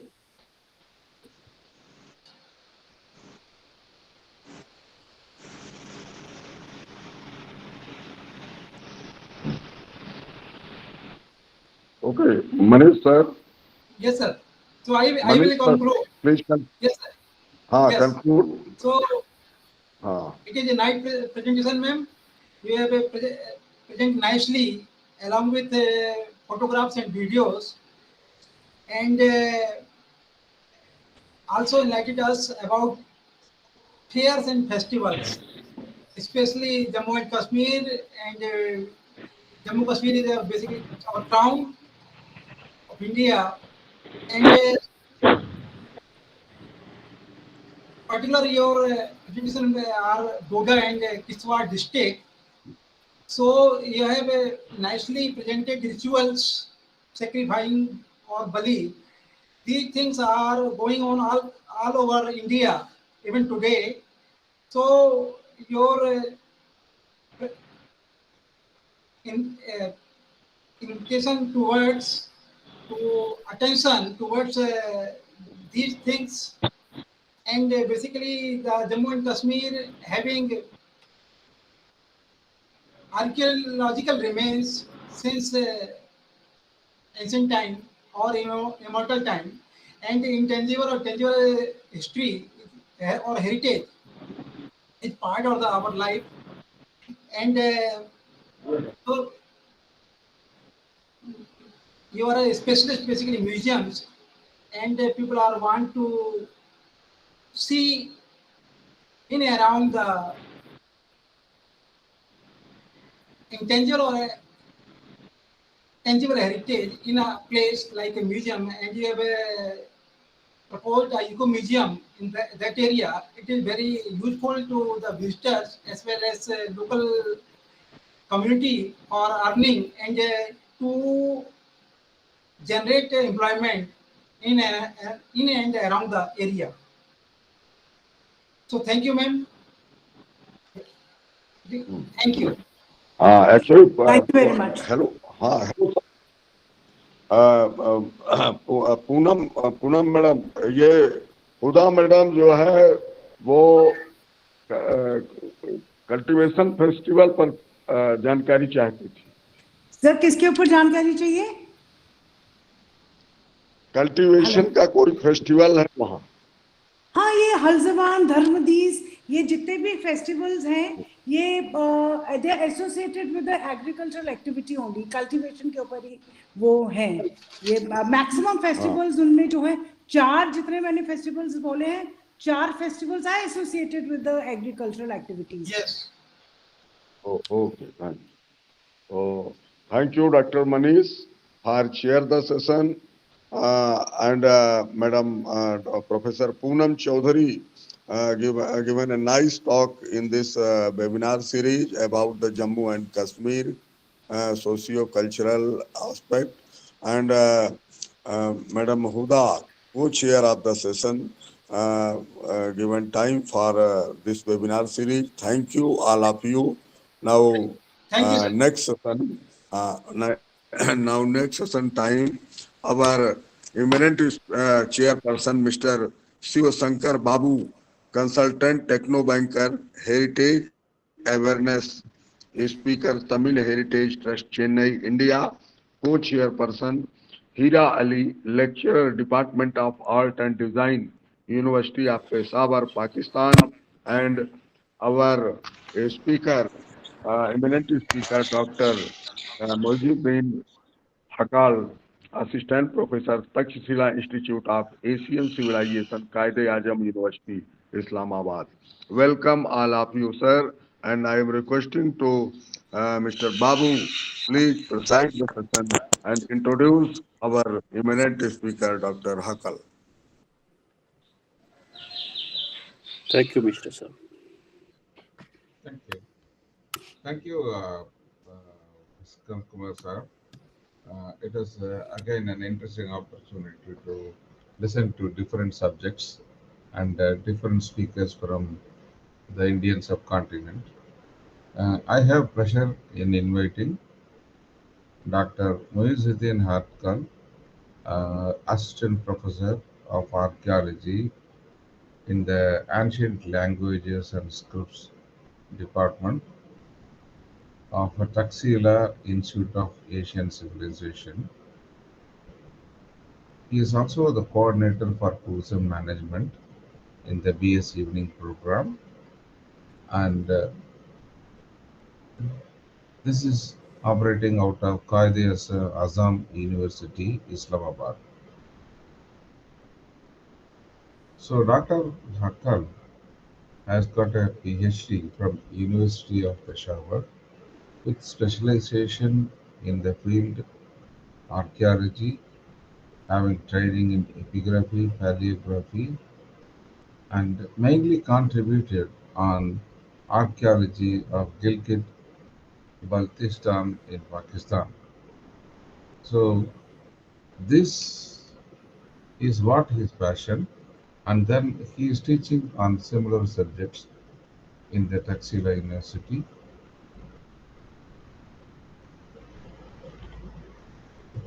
And he also does continuous research on various aspects and explores several sites in archaeological significance in Gezer in Gilgit, Baltistan, and also researches on settlement and Karasingal in Gurinjur, Punyal, historiography of district Gezer, and explore. Sir, your Mac is having low battery. Just check it out so not get interrupted. Many apologies. I will add my charger.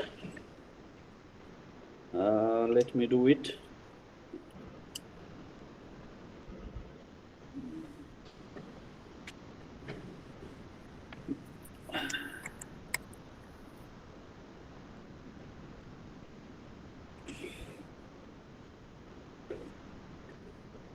I hope I had connected the charger. Okay, stop presenting. Yeah. I don't know I can present it or not. Actually, what Okay. you need to do is instead of selecting the desktop or the thing, yeah, focus only on this. Yes, we are able to see Okay. the screen. You are able to do. You are able to see. Okay. Then I Yes, have to start. yes. Can I make it full screen, please? The presentation. Okay, I will do it. That for today's presentation, I have chosen the topic Karga Napura Monastic Complex in Gilgit, a survey of archaeological remnants. Let me introduce the site first, and then I will, beside this thing, I will aid some preliminary, glimpses of some pictures taken from the collection of Gilgit manuscripts at Karachi, with attempting or trying to understand the calligraphy of the script of Gilgit manuscript. Right. Before explaining or something, before elaborating the details of the site, let me introduce the site with the location. You know that this is located in the mountains of Karakoram and Hindu Kush, as well as very near to Himalaya in the area of Gilgit. And this is the Gilgit city. You can see the concentration and the airport, and around 9 miles from the proper Gilgit towards the west, there is the site of Karga and Naupura. This is a complex of archaeological remnants dated back to the Buddhist period.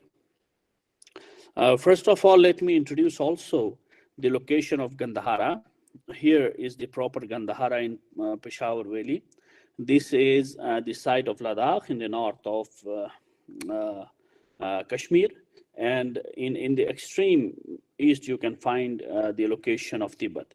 And Gilgit has a significant role in the transmission of Buddhism from Gandhara to Ladakh and Tibet. Here on this site is very important because this site from the valley of Karga, from this side you can approach down to the Gandhara, and if you lead towards the western side, you can go to the areas of Ladakh and Baltistan and then Kashmir. And towards the west and northwest, if somebody travel, they can reach to Central Asia. That Gilgit is on the crossroad in this mountain area, and anyone who can come from north to south, he is supposed to visit this site or this area. That all the roads are coming and joining, all the rivers from the mountains are joining the river Indus very near to Gilgit. Giving a detailed look, you can see that the site of Nagpura marked with N and Karga is marked with K here. And the location of yellow arrow is marking the space of Karga Buddha. This Nagpura site is revealing the manuscript of Gilgit, first time found by a shepherd from this village of Nagpura, and it is now in the National Archives at New Delhi. The major collection is there, and one collection is at Karachi Museum, and few leaves are at British Museum at London.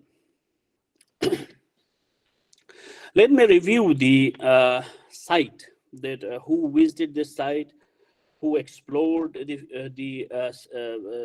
site and conducted studies on the site. John Biddulph in 1880s was for the first time mentions about the monumental depiction of artwork on the rock surface at Karga, and presents the prominent features by connecting the subject matter of this work of ancient art relevant to Buddhism. After him, we find the name of Ghulam Muhammad around 1905. He works and he tells about the location and documentation of the oral story connected to this stele and its significance in the relevant mythology, which is locally known as Yakshini or Yakshini. Next is Arlstein. He visited many times Gilgit, and he explored several sites in the area. He also visited the site, and he documented he told about the Gilgit manuscripts for the first time coming out of this site. 6 years after this accidental finding of the manuscript, in 1931, Shastri in 1939 attempted to conduct a systematic excavation, and M. Nasim Khan are the prominent scholars who generally worked on the understanding of ancient works of art, and they have mentioned repeatedly the importance of this site. Detailed and extensive studies on these manuscripts are emerging in the publication of team working at Soka University, Japan, giving us a better understanding of these ancient documents. Now I want to show you the location from where the first manuscript was collected, and the second manuscript was marked. These arrows are marking that here the arrow shows the location of first manuscript from this stupa area, and these trenches you can see here in the line. These trenches and this area which was cleared by Shastri are still there in the same condition in what he has left. His works of 6 days, he has excavated this area and have found another manuscript. Major two collection set of 1930 and 1938 are at National Archives of New Delhi. However, the third collection is at National Museum of Pakistan, Karachi. Detailed and extensive studies on these manuscripts are emerging in publication from the team at Soka University, Japan. These are some details of a detailed photograph of the sculpture, which has been mentioned by the Bidal for the first time. And this sculpture is not measured properly, but it is more than 25 feet in height. These are some surface collections of pottery. The pottery has been compared with Gandharan examples of Shekhan Deri and Damkot. And these features of the pottery are revealing similar examples or similar features that the Buddhist period sites of Gandhara, they show the connection with the Gandharan examples.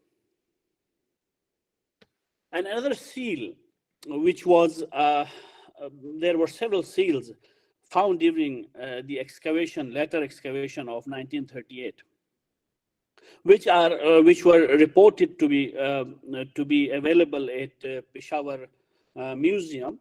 However, a local person found this terracotta seal at the site, which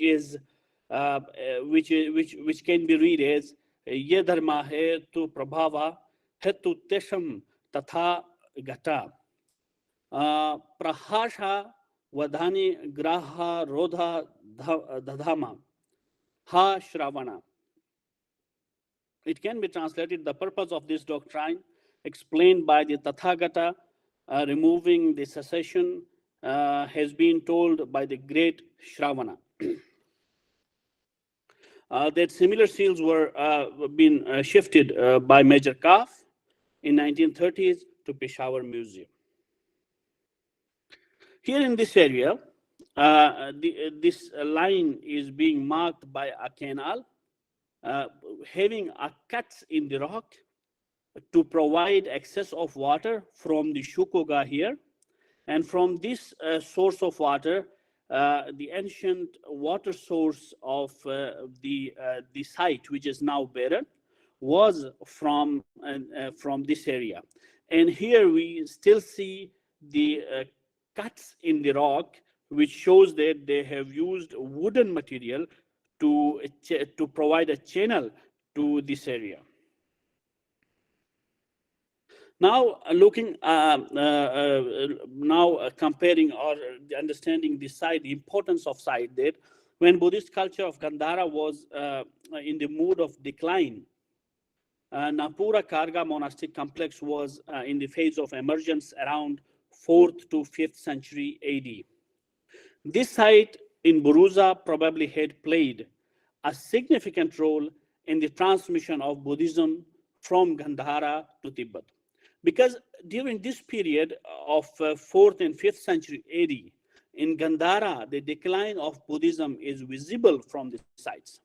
However, in Gilgit area, you will see the site emerging as a new center of Buddhism in the mountain areas. That here in Gandhara, the Buddhism was in decline, but here it is emerging.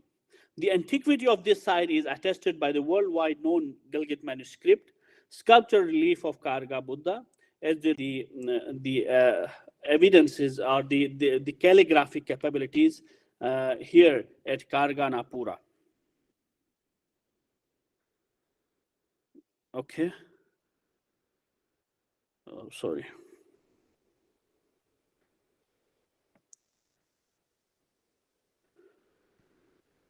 All right.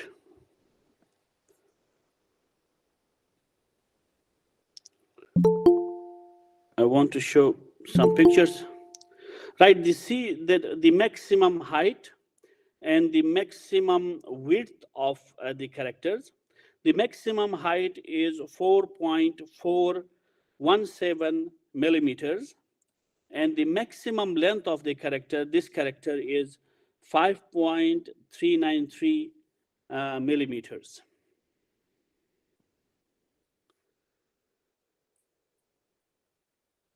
In the next slide, you will see the details of the measurements.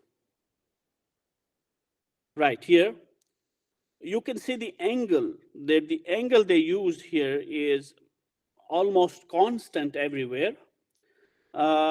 This angle is around 57.868 degree. However, when we measure the size of the pen, the edge of the pen or the nib of the pen, you can see the measurements almost similar, around more than 1 millimeter, like 1.65 millimeter here and 1.65 millimeter here. I will show you another example. The same here, you will find the same degree 63, very much near to the earlier example. And the length, you will see little bit less than 1 centimeter, or nearly 955 millimeter. And again, in the next example, you will see 1.017 millimeter. Here, all the sizes are around 1.0 millimeters. That the pen nib was of size of around 1 millimeter. This is the conclusion of my study, and I have attempted to collect the data from Karachi Museum. I have documented all the collection there, available in 3 sets, which were earlierly not available, but accidentally they found it in the collection of archives at National Museum. And I visited it, and I saw the manuscript, and it is well preserved, and it is in good condition for further studies. Thank you so much.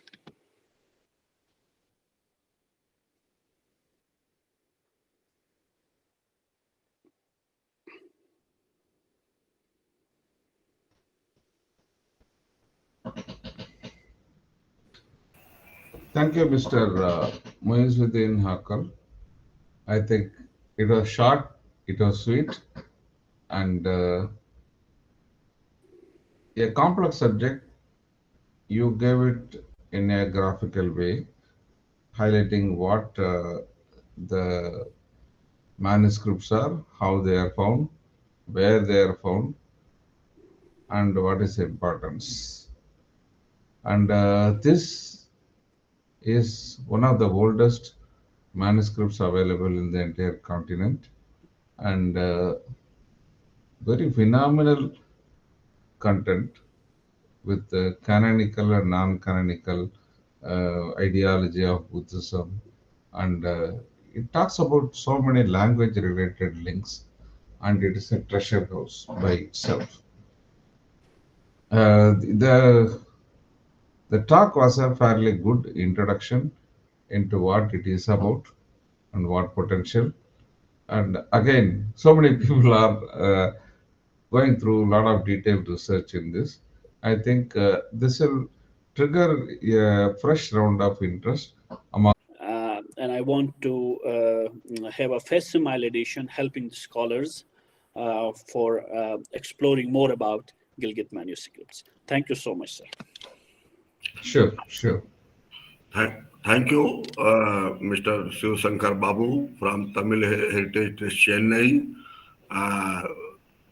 Given time and chair the session, and Dr. M. Hakal from Takshashila Institute of Asian Civilization, Islamabad, given a nice talk in this series, and Madam Noor ul Huda for co-chair the session. Thank you, all of you. Next session now, our eminent chairperson, Dr. M. Nambirajan, Joint Director General, Archaeological Survey of India, New Delhi. co-chairperson Mr. Alkesh Javeri, Director USA Chapter Heritage Foundation Jalgaon, and eminent speaker Dr. Madhav Kelkar, Associate Professor HR College Mumbai, India. Welcome all of you, and I am requesting to Dr. Nambirajan sir, please chair the session and introduce our eminent speaker. Good evening, everybody. Good evening, Professor Rana. First of all, let me thank Professor Rana and the team for giving me an opportunity to chair this session. It's a great pleasure to be part of the seminar, the webinar rather. Once again, thank you, Professor Rana. Now today we have session. Speaker is this special speaker is Dr. Madhu Kelkar. Is an associate professor at the HR College of Commerce and Economics, Mumbai. Welcome, Dr. Madhu Kelkar, to present the a paper in the session. Just as a formality, just to introduce her. She has done a PhD on the water management in the city of Mumbai. Say from 1845 to 1947, that is the period to which the PhD is restricted to. From the Department of History, Savitri Bai Phule, Pune University, and she examines the water management, through multifaceted studies, and gleaned a lot of information on the socio-political, economic, medical, and administrative points of view.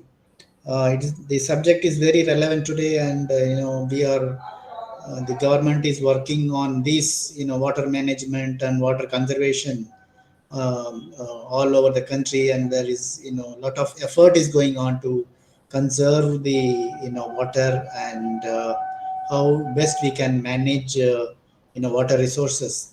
It's a very relevant topic today we have in this session, and she is also the convener of the Mumbai Research Center of the Asiatic Society of Mumbai for the last 5 years. And today, extremely, we are lucky to have Dr. Madhu Kelkar among us to make the presentation on the water management.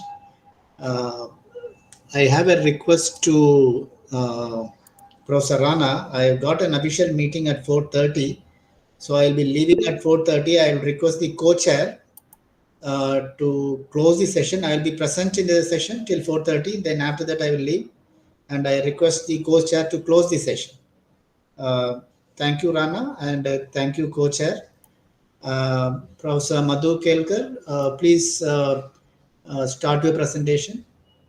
Yeah, I'm trying to start. There seems to be some problem. I'm unable to get my, it's on Canva, so I'm just trying to start that. We just saw the presentation and it went off again. Yeah, exactly. Even I couldn't see it myself.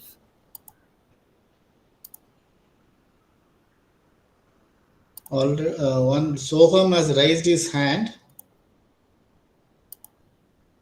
Mr. Soham? Mr. Soham wanted to say something?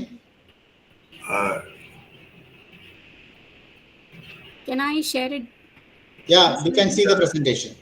Can you see it? Although it's not the entire one, in the sense that it is not in a presentation mode, it's in a slide mode. We can see it, ma'am. Yeah, I know, but I'm unable to operate it. I'm unable to move my slides. Make it full screen. It refuses to go full screen.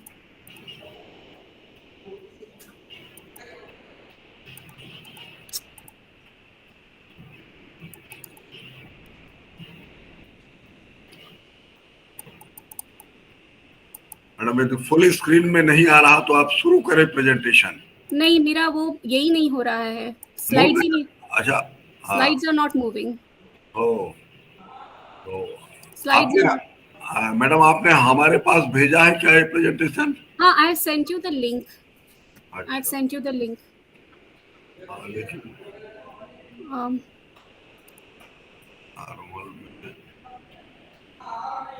just give me a minute. Yes. Madhav.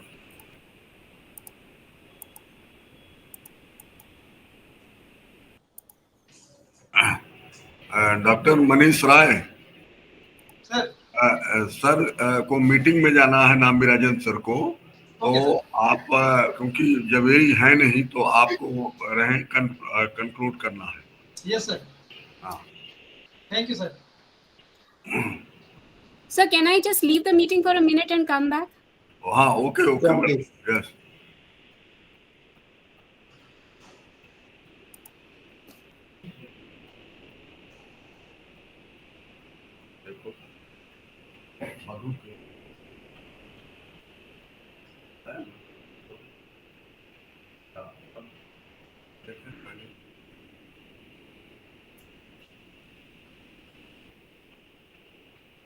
Load है.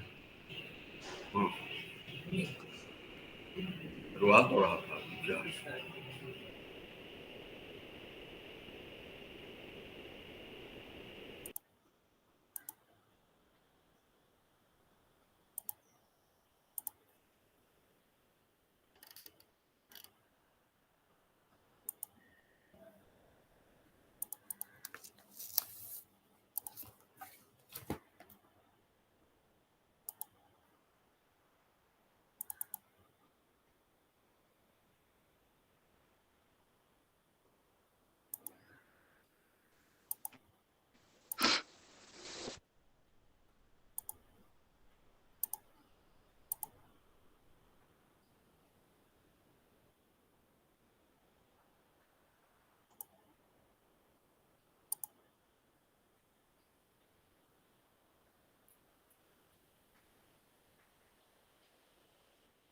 Yes, now it's visual. Yeah, but the point is it doesn't move, sir. I have so many slides. I have 9 slides, but it just refuses to move.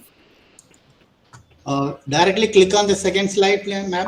Direct click कर दीजिएगा. हाँ, नहीं, मैं click कर रही हूँ, नहीं हो रहा है. डायरेक्ट क्लिक करें. I'm doing that. It's not happening.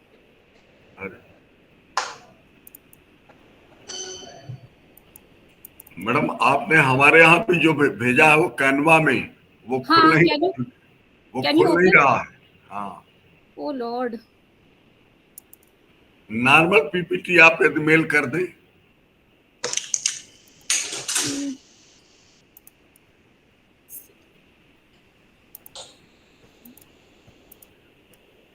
Just a minute. I'll call my daughter and probably she'll help me. Can you see it now? Yes. Okay. Yeah. Okay. I am really very sorry for this glitch. It happens, ma'am.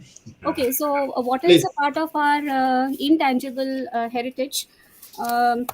It's something our traditional systems are disappearing, and I thought that in that sense it would make it's a part of our tangible heritage, and however one rarely talks about water as a part of one's heritage, and since our traditional systems are disappearing, I thought my presentation would make sense in that context.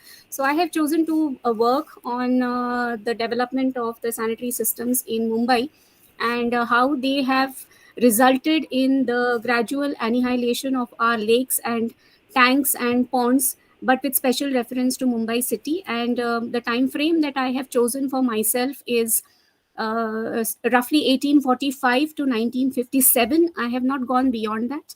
Why 1845? It's because we witnessed the first major, you can say, famine, water famine in Mumbai, and that's the point of time when a 2-member commission was appointed in Mumbai, and it looked into the whole business of water supply, which was then being supplied. The city was then being supplied by tanks and wells and ponds, and from then on, one finds the appearance of the engineer in Mumbai, and we find suggestions that these lakes and ponds are not enough, and therefore it is necessary to have something more modern and something which is going to supply more, copious amounts of water to the city of Mumbai. So we find the onset of Vihar in the year 1860.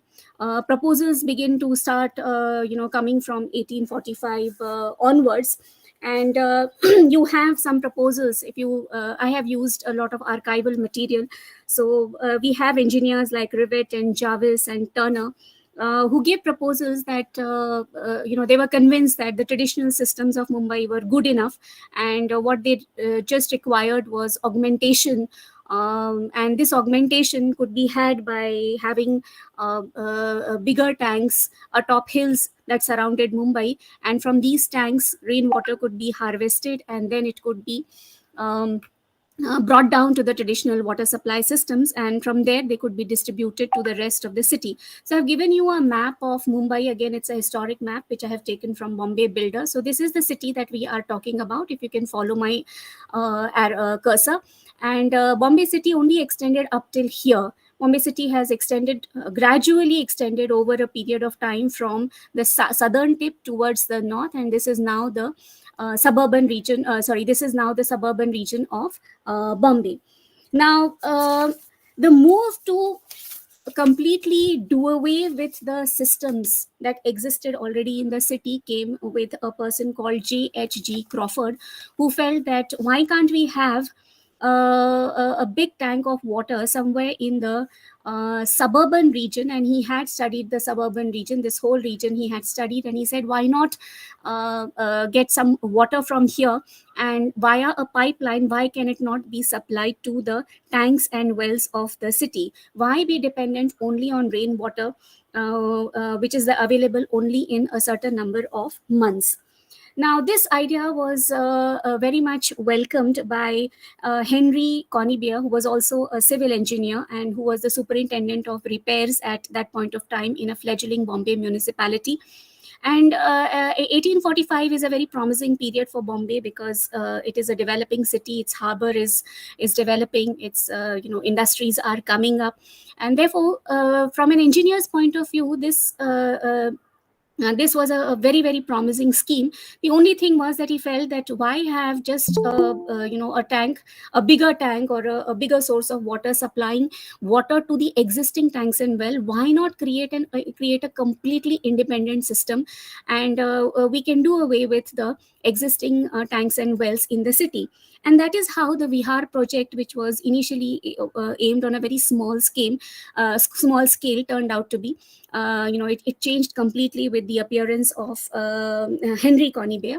Now, Conybeare and J.H.G. Crawford differed on this idea initially, but Conybeare was able to convince Crawford that this is the right way of going about a water supply system for the city of Bombay. And therefore, the Vihar system came up as a very, very independent system of supply for the city of Mumbai. I have given the Vihar Lake over here. This is the Vihar Lake. I stay very near the Vihar Lake, which just shows the extent to which the city population has proliferated. Yes, ma'am. Yes, sir. Your slide not moving. It's not. No. I'm still on that same slide. Okay. Now, this is also the time when the mutiny happens. The Bihar supply system begins in 1860. There was the mutiny of 1857 prior to that, and the government, was very, very concerned about its safety. It was very concerned about the sanitation, particularly the sanitation of the army, because there were a lot of deaths that were happening in the army as a result of insanitation. So, post 1857, particularly, one finds that the new water supply system, it really proliferates in the not just in the city. Definitely, Bihar set the system in the city, and it became an example for the rest of the country also. But also, you will find that in this period, generally sanitation emerged as a buzzword, and it became, you can say, like a mantra to control the traditional systems of the city. And in these years, commercial considerations as well as technology, they combined with the sanitary, you can say, sword to create a complete hydraulic empire. So post 1860, you will find that within a period of almost less than a century, there are 4 systems that are created, and the traditional tanks and wells of the city are completely annihilated. Now it is really interesting that Vihar, which was inaugurated in 1860, was not really the best example to be followed by the city. It was a very, very controversial kind of a structure. It was caught between 2 professionals. One was a civil engineer, the other was a military engineer, and there was a lot of bad blood between civil engineers and military engineers at that point of time. There was a lot of you can say controversy in terms of designing of the dams, and this impacted the overall quality of the dams that were created at Vihar. There were a lot of disputes with regard to the engineering techniques. So this dam, which ultimately came up in 1860, was a defective structure in the sense that it leaked a lot, and there was supply from leaden pipes, and people were very, very doubtful about the quality of water supply. In fact, it really went against the whole idea of sanitation, because the whole idea behind Vihar was to supply pure and plentiful water to the citizens of Mumbai. Also, pipelaying activity was a very difficult kind of an activity, and because of the time that was consumed in the construction of Vihar, the construction work started in 1856, it completed in 1860. In between, there was mutiny, and there was there was a lot of corruption in the whole business of building of the structure. The cost of the work shot up from the initial 25 lakhs at which it had been reckoned to 65.5 lakhs of rupees. And despite this, the structure that emerged was an extremely defective structure. So, but it is strange that in spite of all its faults, this structure was considered to be ideal. It was considered to be a blueprint for all kinds of water-related developments in the city. And as I said earlier, not just for the city of Mumbai, it is for the city. It was for the rest of the country. I mean, Vihar became an exemplary system. Now, within no time, that is between 1860 and 1872, the population of the city increased. And very soon, this structure also became insufficient for the needs of the city. So by 1872, a new structure was required, for which prior to 1872, of course, there were 3 or 4 schemes that were submitted to the municipality. One of them was at Shevla, the other was at Kanheri, third one was at Tulsi, and then there was at Powai. Finally, Tulsi was decided upon because Tulsi was more economical in the sense that it would cost less amount of money. It would grow up as an independent structure, and it would supply water in those years in which it was felt that Vihar could not be sufficient. And Tulsi started supplying water in 1879, and at the same point of time, one will also find that we had the service reservoirs which were constructed at Bhandarwada as well as Malabar Hill. Now, in spite of this, because of the rapid growth of the city, thanks to the availability of a good amount of water, this water also did not prove sufficient, and therefore the Tansa Dam was, the construction of Tansa Dam began. Now, strangely enough, Tansa was commissioned in 1886, and it was completed in 1892.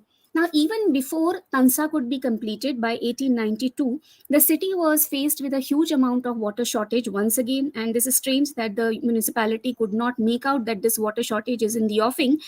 And it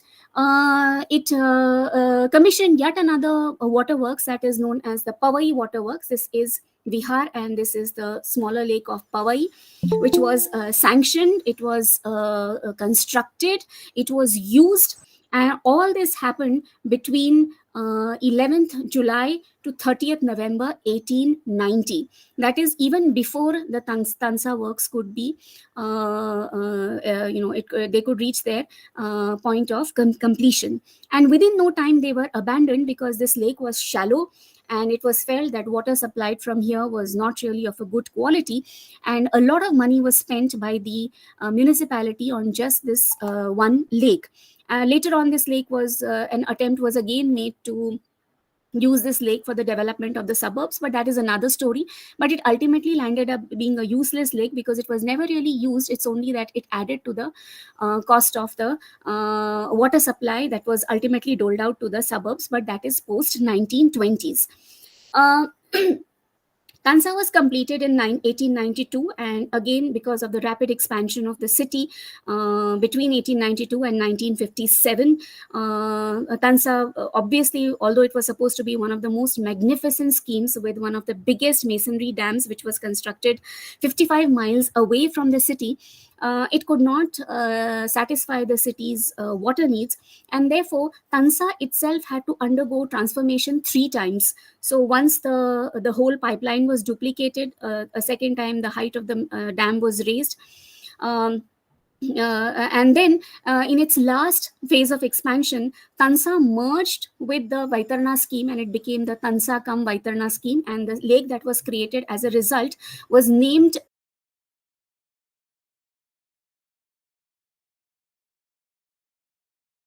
that. I mean, the suggestion that it gave was that yes, this Love Grow outfall, it should go a little deeper into the sea, so that the water doesn't come back to the foreshores of the island. But again, going deeper into the sea was something which was really difficult. It presented a lot of engineering difficulties, and most importantly, it required a lot of money. So ultimately, the municipality decided that we must have some kind of a sewage treatment system, and this sewage treatment system turned out to be extremely expensive because a lot of chemical treatment was required, and later on, because the detritus because the sewage, the quantity of sewage itself, if you can see this graph, these figures I have collected from the municipal commissioner's reports. The amount of detritus increased to this much. I'm sorry, it's really, the figures are really small, but you can expand it on your screens. Because of the increased detritus, thanks to the increased sewage, the machines used to work out. They used to get worn out very fast, and finally the coal energy on which the treatment system was working, even that gave it to electrical energy, because coal energy was no longer sufficient. So also you will find that the energy systems that began to be used to dispose of the detritus as well as the sewage, etc., changed over a period of time. And here is the number of halal codes, again taken from the municipal commissioner's reports, that it remained more or less unchanged, because in spite of the introduction of the water carriage system. So what have been the legacies? I don't want to encroach upon anybody's time, so I've really hurried up my presentation. What have been the legacies? That the city's water problems have not been solved till date, and in the closing years of the Second World War, Bombay was again poised for a great industrial expansion, and there was a phenomenal growth of the city between 1941 and 51, which I have already mentioned, that there was partition and there was the absorbing of the suburbs into the city of Bombay in 51 and then again in 57. So look at the kind of complex system that we have evolved for just one city of the country, and this has become the you can say the role model to be followed by practically every city of the country. So I've just given you a very you can say a bird's eye view of the legacies, that water wastage, which was phenomenal even in those days, continues to be a major problem in the city. This is a graph that I traced out again from the municipal commissioner's reports, which are very detailed reports of the amount of water that was wasted because of underground leakages, because pipes used to tend to the Bombay soil is very saline, and therefore pipes used to break very frequently. And at least till the first phase of Tansa was inaugurated, everything used to be imported. Everything used to come from Britain. Nothing was produced in India. So whether it is a pipe, whether it is a joint, whatever material was required for the construction of the sewerage system, or whether it is the dams or anything, local material was simply not used, and this was done without reference to the local topography. Now it is really ironical that each time the water system was expanded in order to meet the needs of a rising population, the population rose commensurate to the rise. So if you increase the supply, the population would also rise, because obviously it attracted a larger number of people to the city. Naturally, Mumbai's thirst has still till date not been satisfied. So water began to be supplied to the city from more and more distant sources. So this is the city, if you can see my cursor, and now it is searching for water. These are the areas which it has already colonized, which are deep into the hinterlands of the you can say Maharashtra.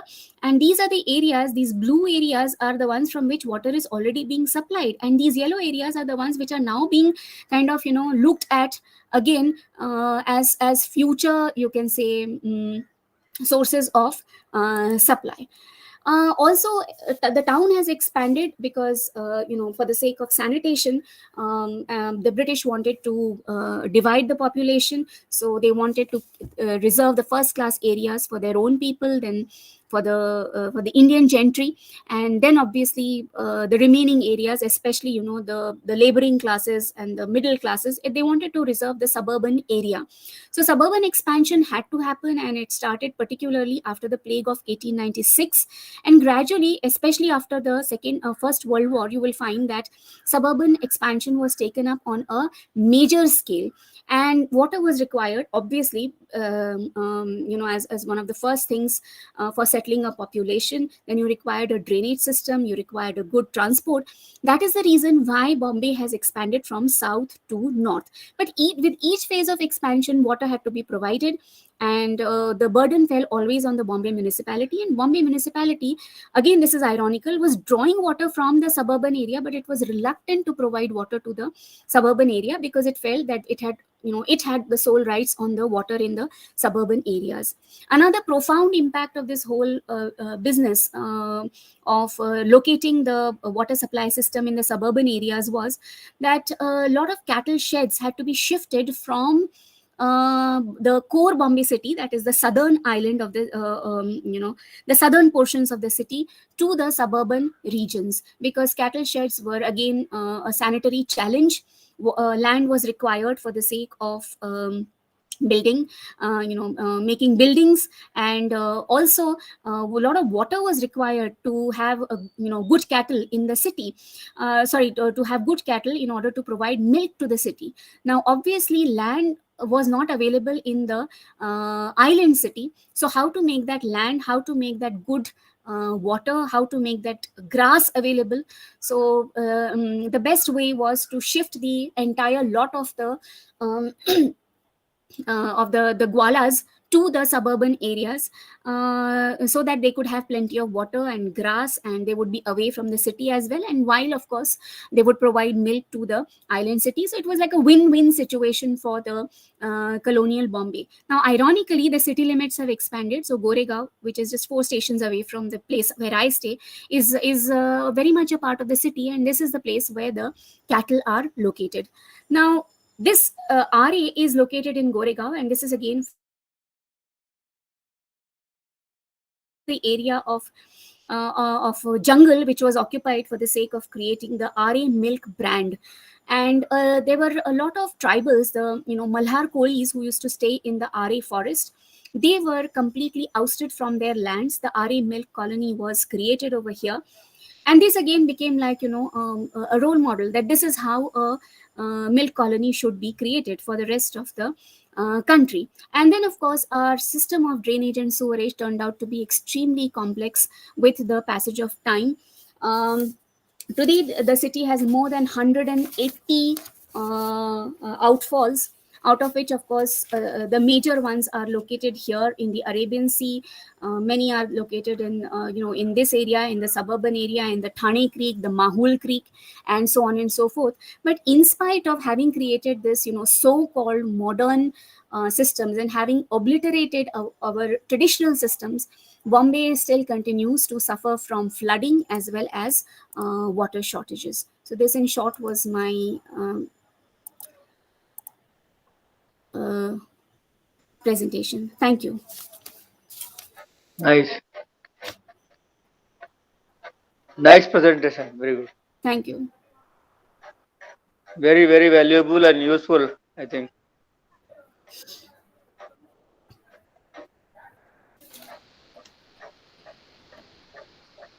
Nabi sir? Yes, Manish sir. Please conclude, Manish sir. Okay, sir. Okay.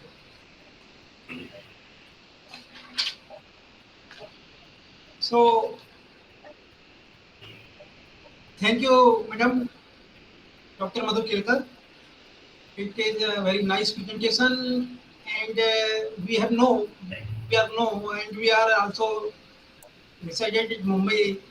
So, Mumbai is a very ancient, having ancient watermelon system like Canary Caves, having Yes. a number of systems, and the water is stored in the systems since 2000 years ago, and this tradition continue in Mumbai and around the Mumbai. People are constructed tanks or talab, which now disappear due to urbanization. So, and besides that, the city like Mumbai, people are coming and day by day increasing the population. That's why sometimes some parts of Mumbai facing water crisis. Basically, water is a life, and it is required for animals, trees, everyone wants water. So,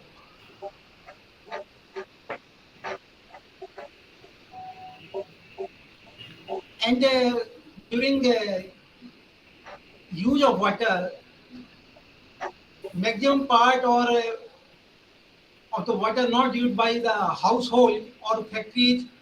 So that's why, and sometimes the pipeline may be burst and the water may be wastage.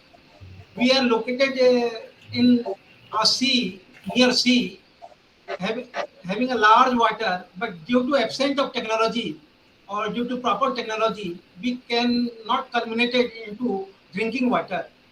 So the new technology may, in future, we may harvest these things to fulfill the requirement of the city.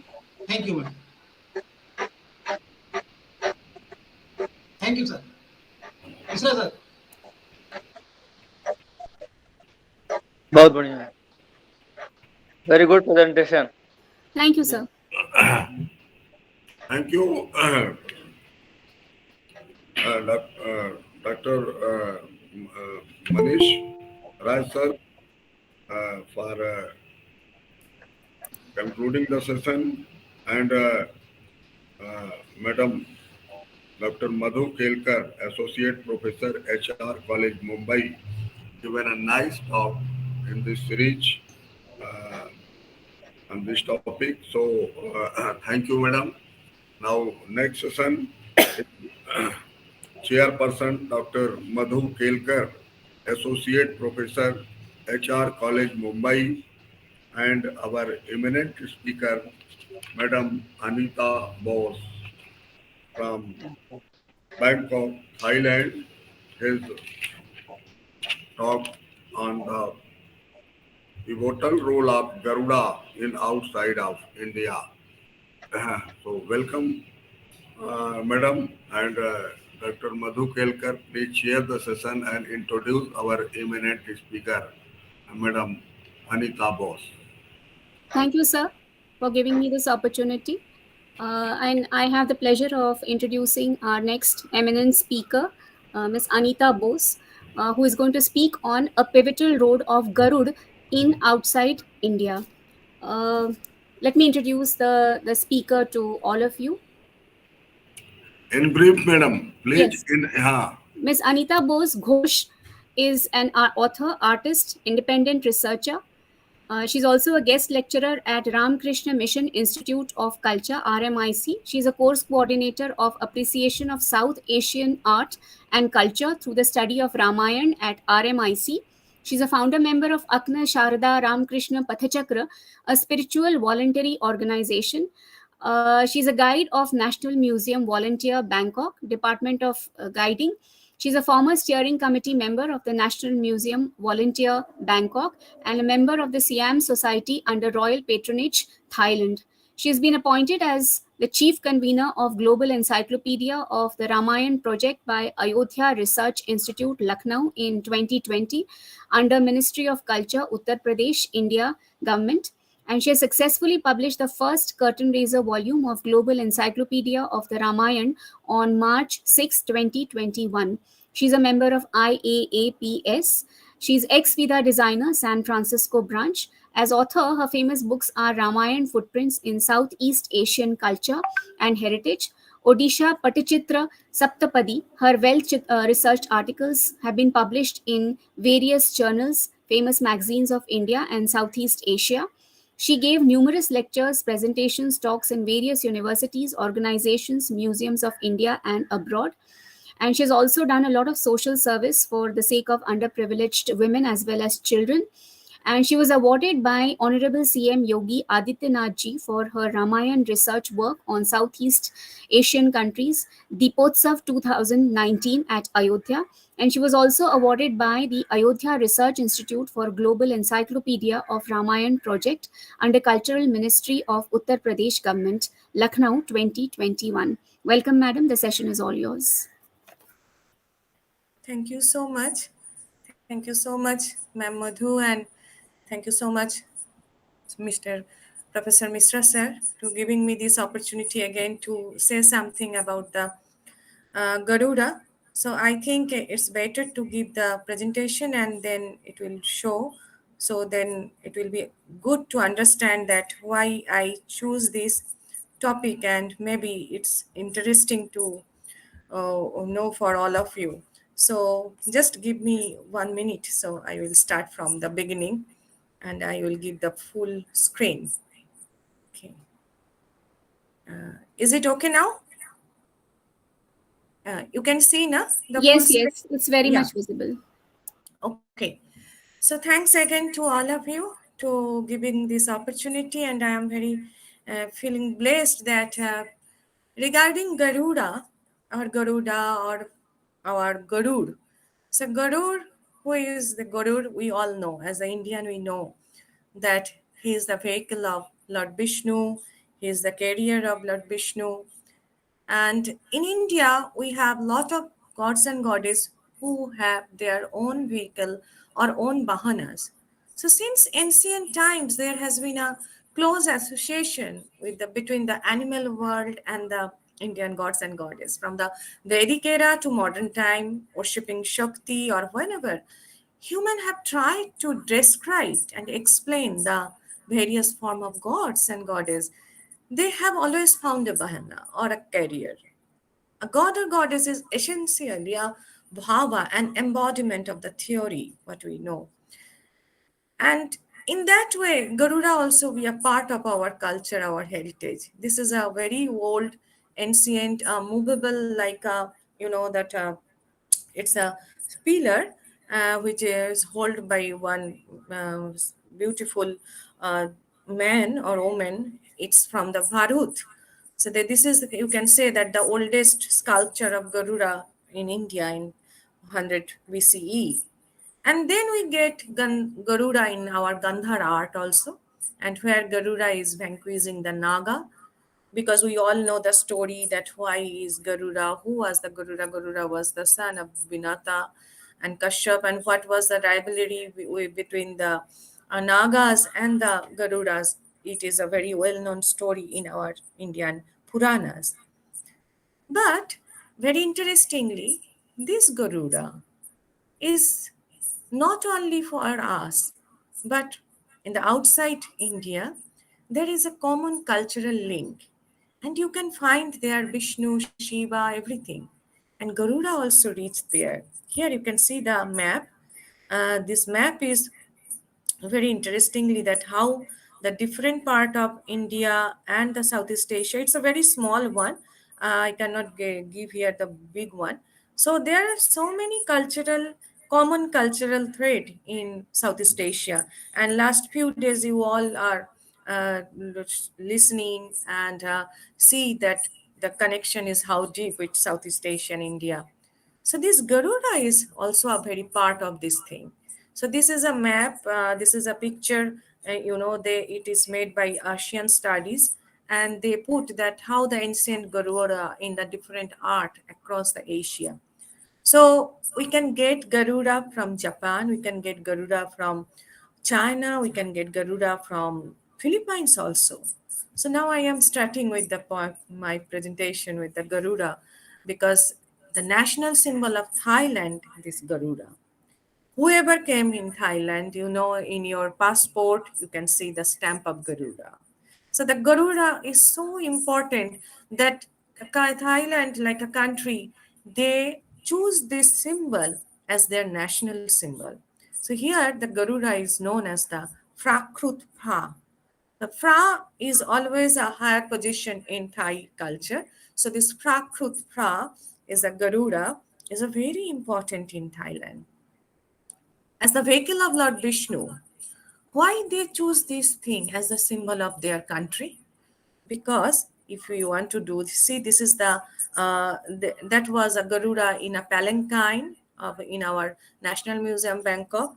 This is one of the another seat, or you can say the throne of the king or queens. There you can see lots of Garuda over there. So why this thing? In the 14th century, the Buddhist scripture is giving the description that it is a Tripum Pra. This is one very old monk written down about that Ruang that bears a great resemblance what our Garuda and their Garuda. So according to Puranas and according that Buddhist scripture, the Garuda has a body that was 150 jojonas in width, and the span of his wings was another 150 jojonas. His tail was 60 jojonas long, and his neck was 30. So this is something like a very, that very huge thing why the Garuda is so important. And here it is a royal barge of Thailand, and the barge is actually, that barge is used by every year. And there also you can see the different type of royal boats which are carried by the Garuda, because the king of the Thailand is present as the Vishnu, the incarnation of Vishnu as Rama. So when one country choose their king as Narayana, as Vishnu, as Rama, they are fond of his career or his bahana also.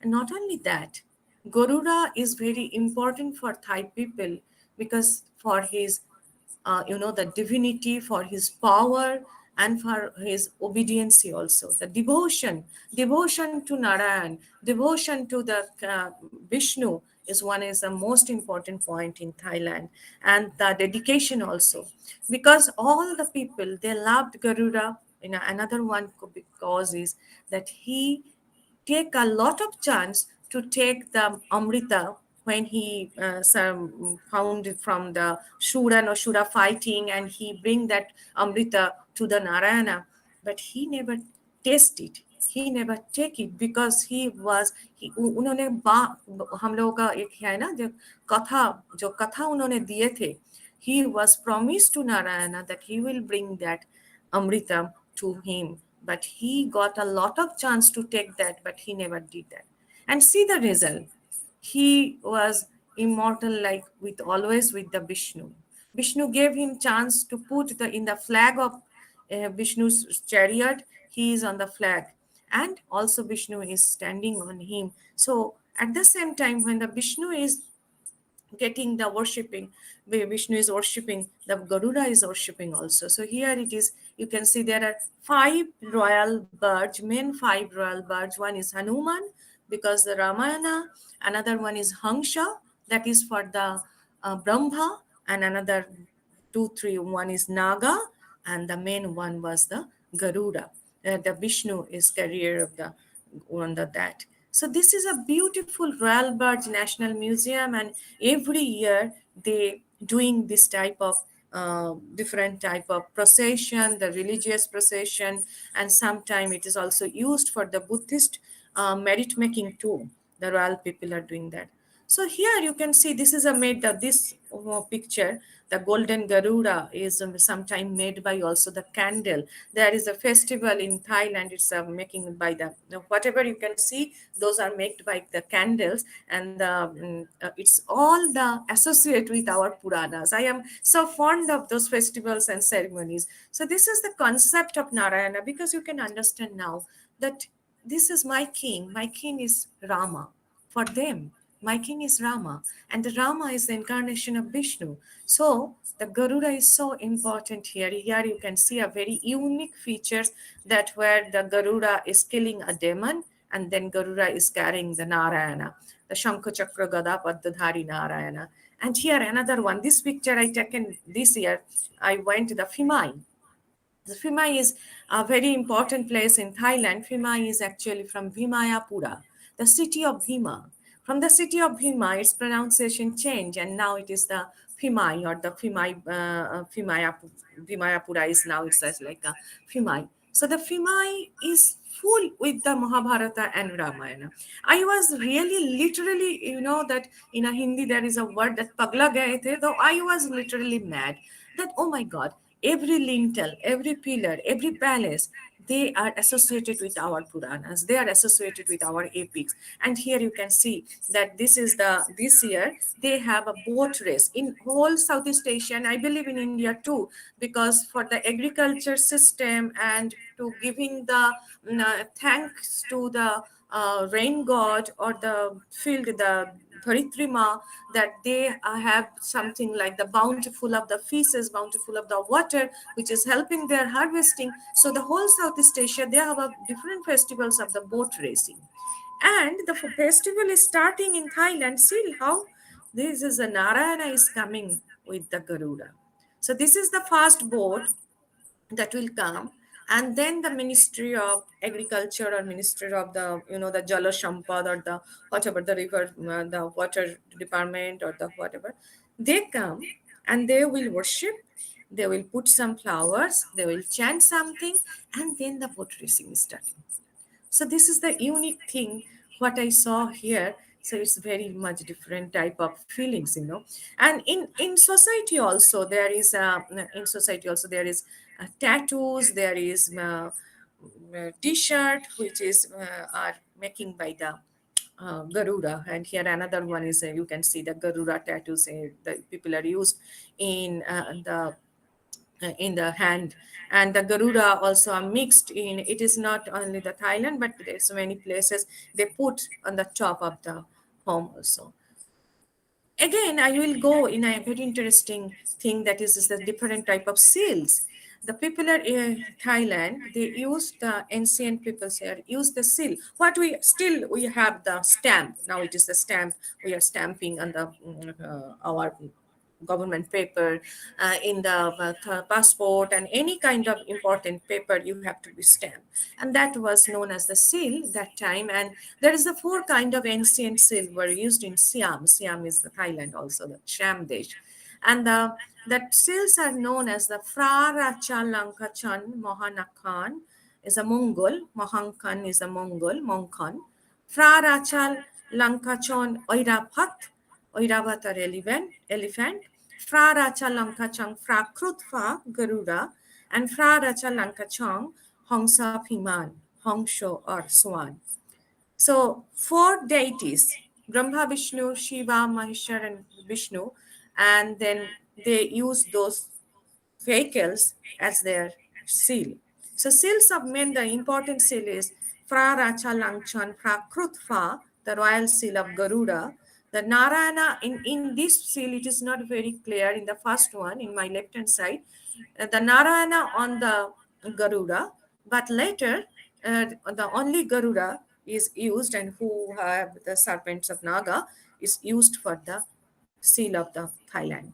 So this is the Garuda in the building, in the architecture, in the government building. It's not like that you can put a Garuda in your home. No, not even. But you can put it in the royal families or on the temples or in the government building. And it's very interesting that how it is. So there is a lot of thing I can say, but the time is short, so I will give the another countries. Garuda is not only for the Thailand. but Garuda is for also the national symbol of Indonesia, where they put the Panchashila. Garuda is the protecting the Panchashila. Thai Indonesia have Panchashil. I think this word is very well known to all Indians. Panchashila is our Sanskrit word. And the center of Garuda's heart lies a nakshatra, celestial bodies, and surrounding it is a banyan tree, the head of an ox, a golden chain, and then tula danda, the cotton balls or tula also there. So what is the main belief of Indonesian people? That the Garuda is the protecting. Garuda is protecting them all, and the five-cornered star at the center sign, the bright reflecting how the various religious beliefs exist in harmony in Indonesia. Because in Indonesia, they have Islam, Catholic, Christian, Protestants, Hindus, and some different Buddhist, and presently Confucianism also, and something also related with the animalism. So in Indonesia, you can get everything. Maybe they are an Islamic country, but I went there and I saw the people, I talked with them. They had not this type of rigidness. So they are very happy to accept as a Islam, but they accept something on the Buddhism or Hinduism. That's not a problem for them. So they put this Garuda and this five symbol in their national symbol, national emblem. And see the ribbon what Garuda is holded, that the Bhinneka Tungal Ika, Bhinneka, Bhinnoiko, Bhinna means maybe there is different language, maybe there is different belief, but we are one. And here is a Garuda at Bali, and you can go the Bali and you can see there are so many different type of Garudas, and this is the Garuda Indonesia airline symbol. And Vishnu. Vishnu is very well, that worship in the whole Southeast Asia. So here, it is a very important statues or important idol now in whole world. This is known as the Kankan Vishnu or Kankan Garuda, and this is in the Kalimantan. The name, the look, all those Indonesian name, the Kalimantan is maybe something Kaliamantan or whatever. There is a many story related with that. And the new president house, because the Jakarta was not a good place as a geographical point. Maybe Jakarta will be slowly, down to the water in some next 20 years. So they try to shift their kingdom, they try to shift there. So they try to shift it in the Kalimantan. And the new president house is making like a Garuda. See the architectural design. It's like a mighty Garuda and his big wings there. So this is a very important thing. And Indonesia have their football team, which is known as the Garuda football team. And in Surabaya also, it's not, I am not telling about the Bali. It's a Jakarta, Yogyakarta, Surabaya. You can get the oldest. I went to the Majapahit Mojokerto in Surabaya, and I got this very different type of Garuda over there. And it's not only that. The Werlanga, the ancient king, was so famous, and he was just like in Thailand. The king is the incarnation of Vishnu as Rama. In Indonesia, the king is incarnation of Vishnu also once upon a time. So here you can see they put Werlanga, the king, on the mighty Garuda. It's a very fascinating, and this is a beautiful Garuda who are taking Vishnu in Bali. So, and the Garuda is in the national building, not only in Thailand, but in the Cambodia. You can go different type of museum in Southeast Asia, and you can see the oldest Garuda and Vishnu are both in the different part of Vietnam, Cambodia, Champa, and this is the Champa for the we are always forgot about that ancient culture, but yes, they are there. And so this is the Garuda is swallowing one snake, a naga, and that is also okay, this is, you can say, okay, this is the Southeast Asia, and we had a very old relation with them. So okay, you can see, ma'am, this picture. But I was surprised to know about Mongolia. So the Mongolia is now a Buddhist country, And now they have Ulaanbaatar, the kingdom of the Mongolia, and Garuda also there. Garuda there in their flag, Garuda in their art, Garuda in their dance, and there is surprise in the Garuda is known as the Kan Garuda or Kan Garuda, and they believe that Ulaanbaatar people, Mongolian people believe that Garuda is a divine eagle of Vishnu, and it is the related with the India. They know it, and they have a mountain, because you know that if you go to the Indonesia, the Mount Bromo is there. Those countries which is related very much and which is depend on the natural calamity, they are very much fond of to worshiping the nature goddess, and especially the mountain. So at the Mongolia also they have the mountain, Bogot Khan mountain, and it's believed that the Garuda is the protector of the Bogot Khan mountain, and they have some religious festival which is known as the Nadam, and the dancing is celebrated in Mongolia. And another one very interesting thing that they have the wrestling in Mongolia. They have some type of wrestling, and when the wrestling is like the from they are taking some before the starting or starting every two candidates when they will start their playing. Before that, they have some dance, and that dance is known as the Garuda Nritya. So that Garuda Nritya, Garuda dance happen in Mongolia. So this is the Nadam dancing and Bogot Khan festival. Here you can see the different type of Garuda, and he is holding the Nagas. And here see, so colorful and so much impressive that I was so surprised to see that, oh my God, how little we know about each other. So this is a very famous festival in Mongolia, and this is the Mongolian art piece, and this is the Garuda and how he controlled the Naga, and in the Philippines also.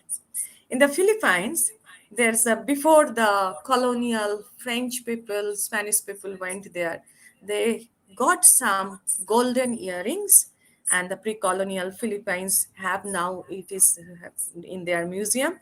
You can see the beautiful earrings which is made by the Garuda, and this is the Garuda in Japan. So that Garuda is a very different type of story in Japan. In Japan, Garuda is name of a legendary bird. Garuda flies in the four heaven. They believe that there is four heaven. As like in Thailand, they believe that Garuda is in stay in the Himavanta, the heaven of Himavanta or Himalaya, the mountain. And here in the Japanese belief, they believe that Garuda flies in the four heavens over the Mount Sumisen and eating dragons. They believe it's not Naga, it's like a dragon. It wings shine with a golden color, and magical gems are its head, blades from its mouth over 1200 kilometers. But what is very important for me, what is very fascinating for me, that the Japanese Garuda is playing flute. So the concept of Vishnu, because they don't say it's the concept of the incarnation of Rama, but maybe there is something, maybe I can get some more information that why the Garuda in Japan, he is playing the flute. It's very resemble with the Krishna. And the very interesting last one is the China. So the China have a monkey god story. There is a very famous monkey god story, and that is related and very resemble with our Hanumanji, with our monkey Hanuman, monkey god Hanuman. But they have one another god. As the Garuda is known as the Golden Wing King of China. So see the temple of the Golden Wing King of China, and legend holds that sometime it is originated from the phoenix, and he was the leader of the flying beings, and he was fight with Lord Buddha, and then Lord Buddha is that he cannot win when he fight with Lord Buddha, and Lord Buddha give him blessings that you will be the protector of the heaven. And according to martial art masters, Liang Shao is a little bit different thing. The dapeng or peng is very common used in China. That dapeng or peng is a great bird, that lived in ancient China, and legend that the Peng was the guardian that stayed above the head of Gautam Buddha. We are used to see that the Lord Vishnu is on Garuda, and Shiva have the snake in his neck. But here, the martial arts masters give the description that the guardian that stayed above the head of Gautam Buddha.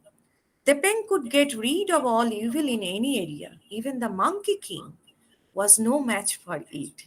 So during the Song dynasty, the government was corrupt and foreigners were constantly invading China. So then the Buddha sent the Peng to protect China. And that's why the Peng was very much famous in China and very much, one great pivotal role he had.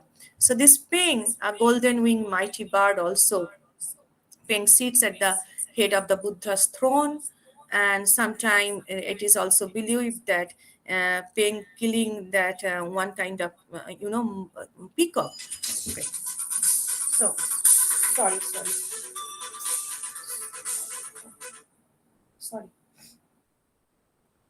So Peng also killing them. So there are so many stories, so many incidents that related with Garuda and the mythological story, and then the royal kingship and the power and divinity. And this symbol is used for the U.S. Special Army, that is known as the Garuda Squad, and the modern that the computer game, they are using Garuda as the very powerful Mightian. And this is another American Samoa people. American Samoa people is not very well known in whole world, but they have something related with that Garuda or the mighty bird, and this is their flag. And thank you so much. This last picture from the Vietnam Cham Museum. So thanks again to giving me this opportunity to present something in your this what I can say. This is a very important place where we can share our thought. Thank you so much, sir. Thank you. Thank you, madam. Lovely presentation. Thank you so much. If any question you can ask, because you know how much I go deep and deep in the Southeast Asian culture and the connection with us. It is really not possible to say all of to you that how deep impact our culture in these countries. I had a question. How did Yeah. you source out this information? I mean, Southeast Asia, I can understand, but about USA and Mongolia? Yeah, actually, see that one thing, by the grace of, Ishar or whatever, I got chance to attend different type of conference in a different part of the world. That's how also information come from there. And then we have internet also. So when I got that information from someone, and then you do some more research, and Bangkok is one another place you can see that, especially in our National Museum volunteer Bangkok, we have 35 countries people are here. So the common culture, if you have interest, if you want to find out something, you can, ma'am.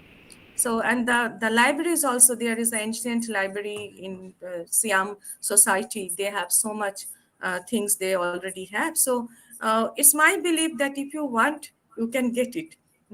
Yes, absolutely. Thank you, ma'am.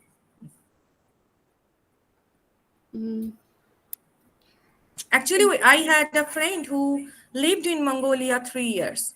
Okay. And she told me many things, because it's unbelievable, because we don't knew about those things. So maybe one day I will go there and collect more and more things, and maybe one day I can share. So I guess we can declare the session open for any questions. Any questions from the participants?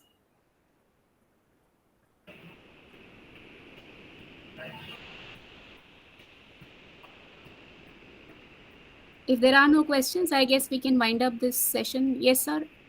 Can we? Not any question.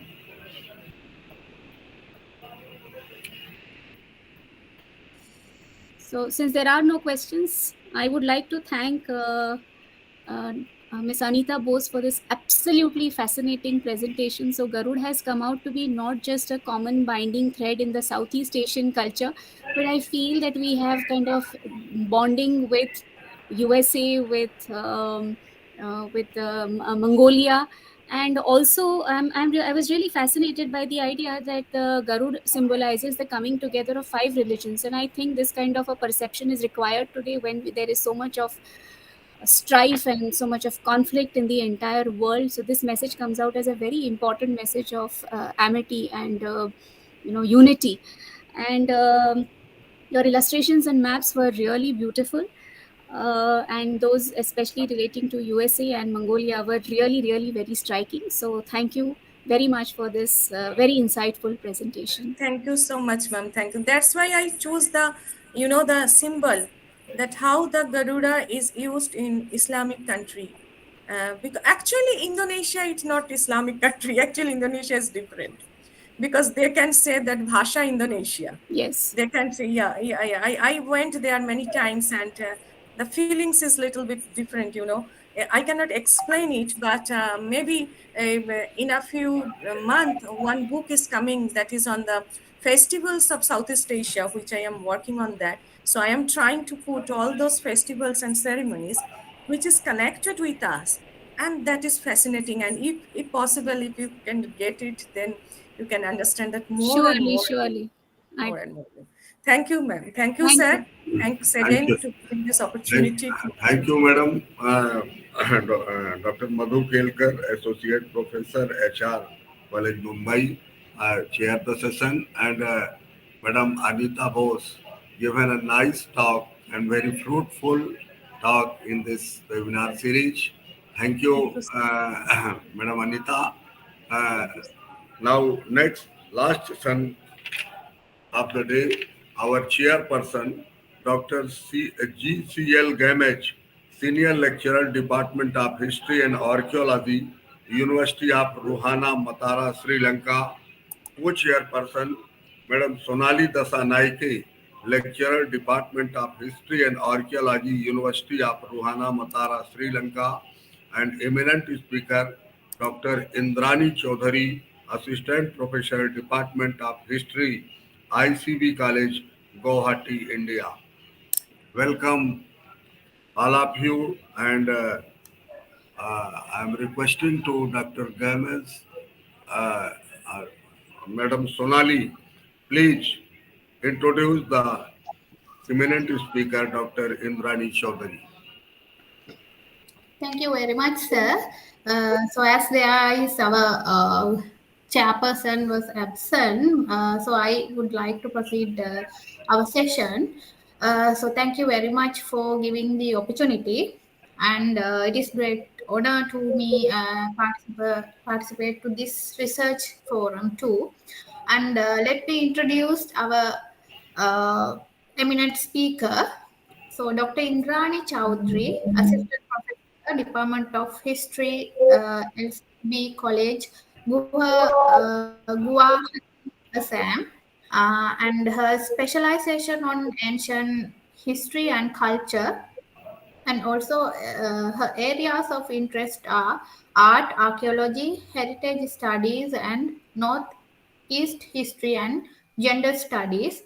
Currently, she is the Vice President of Itihas Sankalan Samiti, Guwahati, Assam, and also a member of Indian Art History Congress and Northeast Historical Studies. I'm very sorry I have done any kind of pronunciation mistakes. So her topic is about the Buddhism in Southeast, its impact on northeastern part. So please welcome Madam to proceed your presentation. Namaste everyone. Namaste Mr. Sir. Today's my paper is Buddha in Southeast Asia and its impact in Northeast Indian part of India.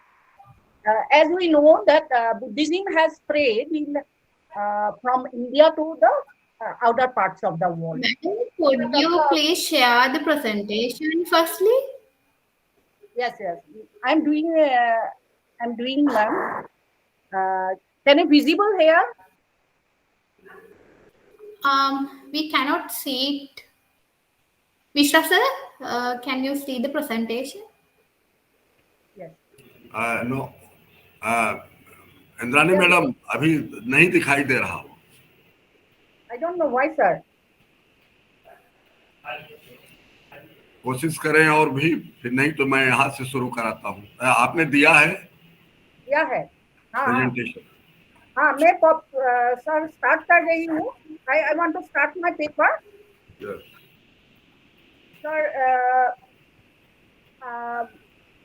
already Buddhism has influence from India to the Southeast Asia and other parts of the world. But one thing is, it is reversed to the Northeast India. That is not reflected. So I want to say about the things, how Buddhism influenced in North India, Northeast India, and it's again it come back to Assam, Guwahati, or we can say Northeast India. So we can say that the invaders first coming, the Thai peoples first entered in Assam or entered Northeast. They are known as Ahoms, who are some stock of Thai race, who were Buddhists. In the early part of the 13th century, the Thais who were under the Buddhist influence invaded the Brahmaputra Valley, gradually occupying the whole, establishing Buddhism everywhere in the land except in the hills. For long period, the Thai Ahoms retained in Buddhism as their religion. Sargadeo Susangfa or Buha Raja Pratap Singha in 1603 to 1641 was converted Hinduism, and practically as his subjected follow his example. The progenitors of the Thai Ahoms were influenced by the Buddhist faith, whether of the northern school or the Theravada tradition of Buddhism. So I want to speak about them. आपका PPT आपने भेजा है या photo? Photo भेजा है sir. Photo तो photo क्या share करें? हाँ ठीक है. Propagation of the Thai Ahoms were influenced by Buddhist faith, whether northern school or the Theravada of tradition of Buddhism. The Theravada, also known as the Burmese school of Buddhism, spread into Assam with the advent of the Thai tribes, such as Thai Khamti, Thai Phakye, Thai Aitan, Thai Kamjang, Thai Turung, from Hwangho Valley to and the San state of Burma. The Singpho, Dorians, the Nagas, and also the Assamese, some of the Assamese followers of Theravada tradition. Besides, there are Bengali Buddhists who are known as Barua, and the Chakmas, mostly from Chittagong hill of tract of Bangladesh. The Magas from the Tipera and Arkans, some of the Nepalis who have recently come to the Nepal are Buddhists. The Bhutias, who are mostly migratory nomads, were followed the Mahayana of Buddhism.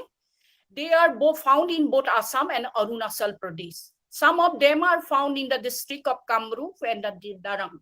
The Buddhists in the district of Kamrup, Gwalpara, Garo Hills are presumably descended of some tribes accompanied Burmese army in the invasion of Assam 1754 to 1826. And later they settled in the province in their defeated army by the British in 1826. At present, Buddhists are the only those who migrated from the San region in South Asia in 18th century. They are now settled in North Lakhimpur, Sibsagar district, Golaghat district, Dibrugarh district, Tinsukia, Jorhat, Kamrup, and Karbi Alang district, Tirap and Lohit in Arunachal Pradesh. The Thai Khamti tribes, a group of San tribes called themselves the Thai Khamti, immigrated in Assam in Upper Burma and settled in Tengapani River, some Sadia. Further, they settled in North Lakhimpur, Tinsukia, Dibrugarh. Most of the Khamtis are now inhabitants in Lohit district of Arunachal Pradesh.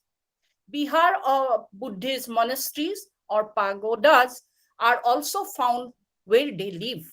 They are the follower of Theravada, of tradition of Buddhism. The Thai Phake, they had originally Mao or the Mongkong in the year district of Burma in the year 1760 settled on the bank of Buridihing, subsequently bank of Disho in Jorhat district of Assam, where Burmese invaded. In Assam, their general ordered that some tribes of Thai race to return to Mongkong, their homeland. As they retreat and reach first settlement on the river bank of Buri, Dihing, and Namsing, they found them there difficult to proceed further and stayed there. The Phakehi settled in the bank of Buridihing near Margherita. At present, the Thai Phake live in Dikho and Tinsukia district in Assam. Tirap district, some are branches also in Tirap district in Arunachal Pradesh also. Now, one sect is there, that is the Thai Kamjang. Thai Kamjang were the group of Thai people. They were early inhabitants of Mongkong. Owing to the operation of the Singphos, they left the place, came down to the Brahmaputra Valley in the beginning of the 20th century. At present, Kamjang, except the village of Pawai, can hardly speak Thai. They are the Buddhists, and Biharas are to be found in every villages. The Thai Aitons are said to the section of San who live in Mongkong Upper Siduin Valley. There are two settlements of this tribe, which are Naga Hills, one another in Sibsagar district. The Aitons are Buddhists and followers of Sadao sect of Buddhism. They are living in Borpathar, Hurjapahar, Nagaon, Golaghat district of the Karbi Anglong also. The Thai Turung, according to the tradition, Turung were originally inhabitants of Mong, Mang, Khao Sang, from where they settled down in Turung River for a long period before migrating to the Brahmaputra Valley. There are few Turung villages in Jorhat, Golaghat district. Being a Buddhist, they retain old tradition and custom and culture. Others, the Burmese invasion in Assam between 1816 to 1825 left some in the hundreds of Thai Mong Khong Sang, called a man of district in Kamrup, Gwalpara, Garo Hills. They also settled as a Burmese Buddhist. However, scattered Buddhists have almost lost their traditional customs and belief, except some Buddhists of Fulbari in Garo Hills. There is a village called Man Village, where the Buddhist temples of Haldibari and Siamnagar, these temples are said to have been built about 50 years ago. Singphos, they were also inhabitants of Arunachal Pradesh. The Singphos were the same tribe who were living on the eastern regions of Irrawaddy River in Burma. When the Northern Sun Empire was broke down, the Khain began to invading other territories occupying the region between easternmost Assam and Bhutan. They made their first appearance in the valley of Brahmaputra during the internal commotion in Assam, and when the Moamoria sect of Vaishnavism rose into rebel Ahom of Gaurinath Singha in 1793. The Singphos first settled down on the bank of Tengapani River, East Sadia, and Namrup tract of Buridihing River. Another tribe was Dawanias. They are regarded as a mixed race descendant from Singphos. There are about 30 villages in the district of Sibsagar and Lakhimpur district. They are Buddhists followed of Saraideo, Sattadeo, a sect of Buddhism. Those are found in the district of Sibsagar under the influence of Sangkho Sang sect, Theravada tradition of Buddhism. Another tribe was Marks. They are the Arkans, origin who settled down in Mizoram, Tripura, and some migrated in the southern part of Assam. Chakmas.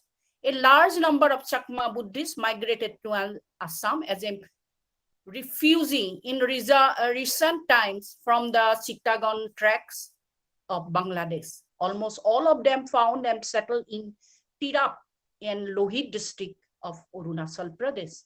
There are some Tibetan Nepalis who profess Buddhism.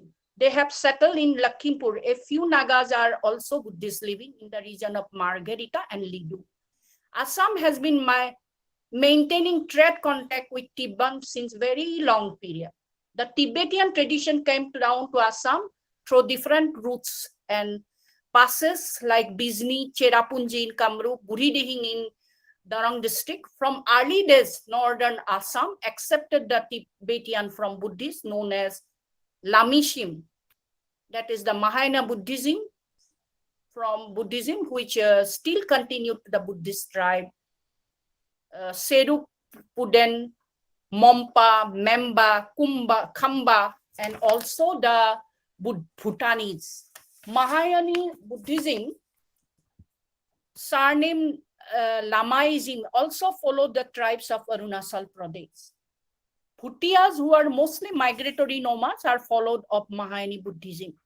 Bhutani Buddhists came down to the plains of cold season for trade, mainly to the Darang and Udalguri district, and being Buddhists, they came to pilgrimage in the temple of Hayagriha Madhava at Hajo, which is considered by them to be the place of Mahanirvana of Mahayumuni, Gautam Buddha.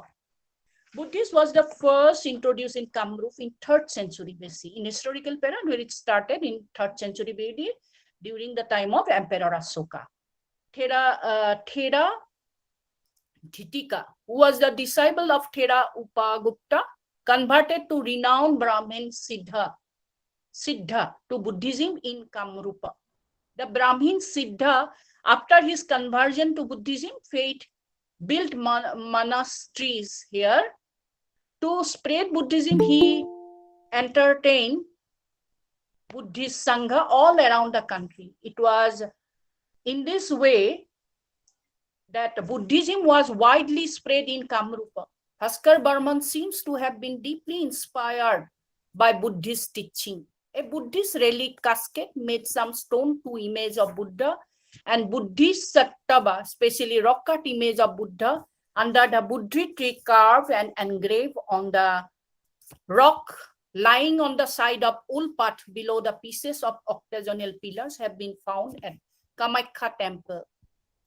On the other Buddhist scripture, there are important one of a huge stone image of elephant depicting the birth of story of Siddhartha. Gautam, another archery contest. Still another Siddhartha Gautam riding on a horseback, indicating his great departure from the royal palace. Kamrup remained a noted center of Pantic Buddhist faith. Ancient Assam was a great center of it for later phase of Buddhism. The date of Buddha Gan or Doha is the Dohe. It is also known as Dohe. Became prominent in 8th century to 12th century AD, and it was the main period of Siddha literature. During this period, Buddhist idea was enriched with several new trends under the supervision of Siddhacharya. They move extensively in northern India, region including Uttar Pradesh, Bihar, Orissa, Assam, and some other regions lying adjacent to the Himalayas. Deodhai community of Ahom stock somehow retained some of their old tradition and religious rites. According to the scripture, Pharatalang, which extol the virtue of non-violence of Ahimsa and his deed and thought. This is based on the 5 principles of morality of Buddhist teaching, such as moral ethics as are given in Dharmapada. The Thai Ahom who came to Assam in the beginning of 13th century were supposed to have been influenced Sahayana Buddhism, which is offshoot of Mahayana from the Buddhism. We may conclude that Buddhism flourished in Assam in the 3rd century AD, 3rd century BC to 12th century AD. But during that period, after 13, there are some where we do not found any historical things. But after 13th century, when Ahom invaded in Assam, they have settled in this region and they became prominent, accepted Hinduism later on. So Suhung Muhung Sargadev Pratap Singha was the first who accepted in 1611. Later on, some of the tribes like Khamti, Phake, Khamjang, Turung, Aitans, they are still became a follower of Buddhism and orthodox tradition of Buddhism, and they have admire or they have continuing their follow the tradition, and they have mixed with Assamese culture. So they are also the tribes, they have settled in Assam totally, and they like to be follow the same culture and tradition in later years.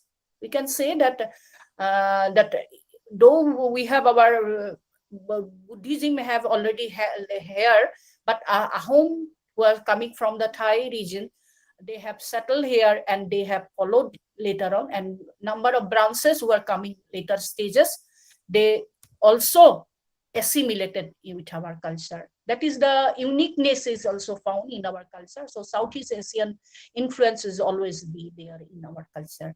So we have about one inscription we have found. It is in preserve in, I cannot show it right now. I have Mr. Sir is there. I have given him 3 plates actually. That one of Tibetan Buddhist, some of image has been found. Tibetan Buddhist image, almost 7 images has been discovered in Margarita area of the Thai Buddhists. So these are found, but all are different size in numbers, and these are preserved in the museum of Sonitpur district. When I recently visited, I found another inscription. This was the earliest inscription, we can say, that it was written in Tibetan language, and it is mentioned that Assam, how it had connected with commercial relation. That is also mentioned in that inscription. But this inscription is not yet studied much, but some scholars have studied, not in a proper way, but studied in a way.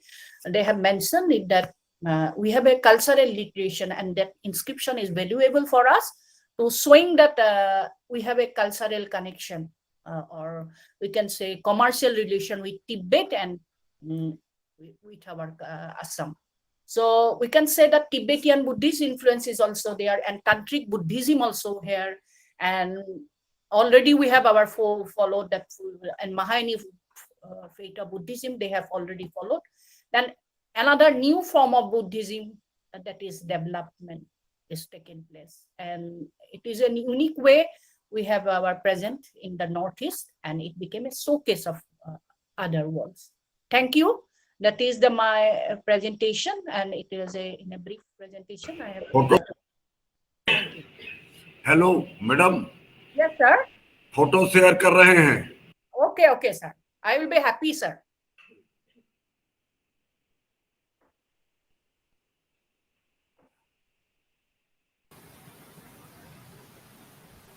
Are you also happy to see the photos that you were mentioned, madam? But I cannot see the photo picture. Actually, what happened, I don't know. In my some problem is going on. Okay, right now. Okay.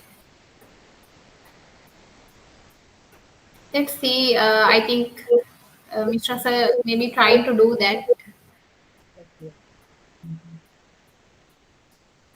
Actually, ma'am, we have our uniqueness because Buddhism is coming from already here from Indian part we have connected, but even from the Southeast Asia also it's respected.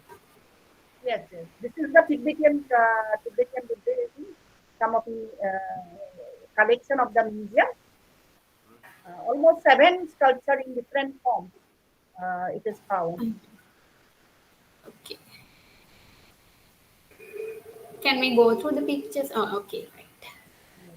The Tibetan Buddhist in a sitting position, but it is a Basically, it is all about Mahayana Buddhism, right? That came from the Tibet. Okay, but it Am I was correct? Indrani madam photo आ रही है देखिए. okay. So this type of different size. One is sitting position, one is standing position, but in a 7 different size had been found in a Margarita district. So it was found from some Tibetan lamas. So in a way, village they are settled. So that is why we can say another inscription is also found. That is also Tibetan script is mentioned in that place, and it is mentioned that we have a cultural connection. Means cultural connection, and we have a commercial relation. Some of the things we have sent to them, and they have a exchange the street. That is mentioned, and this line is about. ये second photo है, second photo. This was the second. वही. Almost same, but it was different little bit. So all are bronze, black bronze, really.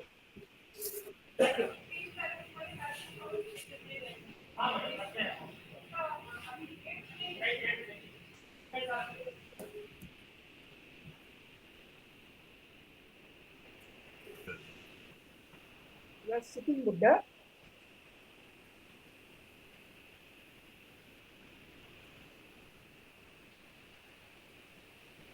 Yes.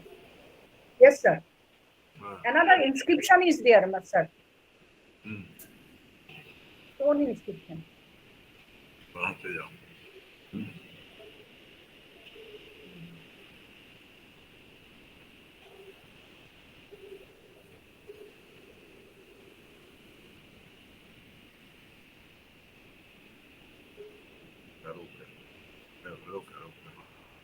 This is not actually, this is another images, the dancing images. It is not related to Buddhism. It was just like a dancing form, not related to that religion. That is also found in that area actually.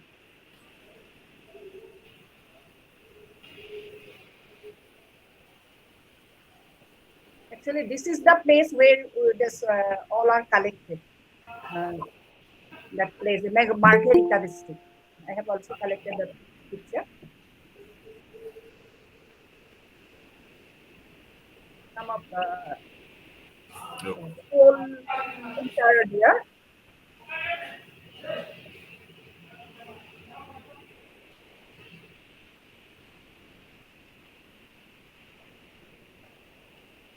Okay. Yes, sir. This is also not Buddha, but some images.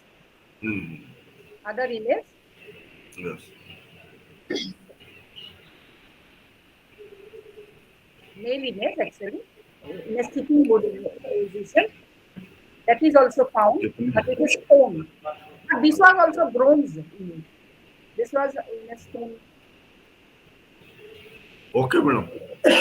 हाँ, 6 ही थी, 6 ही थी. Okay. Conclude the session. Okay, sir. Thank you. Yes. Okay. Thank you. Thank you very much for the nice presentation, Dr. Indrani Chowdhury, madam. So she was given introduction to the Buddhism in Assam and the eastern part of India. So it is very informative talk, and also she was described about the tribes and people and the traditions of Buddhism and the cultures that located in north eastern part of the country, and about the monasteries. So it was really nice, and the session is open to the audience if anyone need to ask any questions.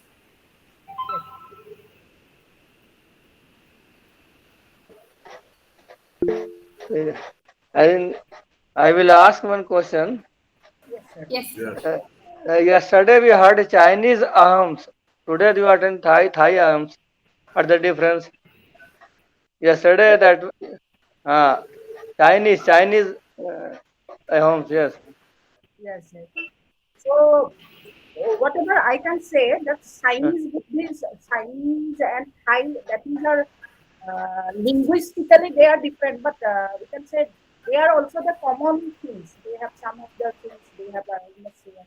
Common Some name. yes, some that Template. Oh. yes, somewhere they are culturally, somewhere they are acceptance is Yeah. also they are also the Kumara Buddhism. But that Thai or Chinese, you can say to some extent they are assimilated. That Ahuns who are settling in Assam, so some extent they are also the mixer of them too.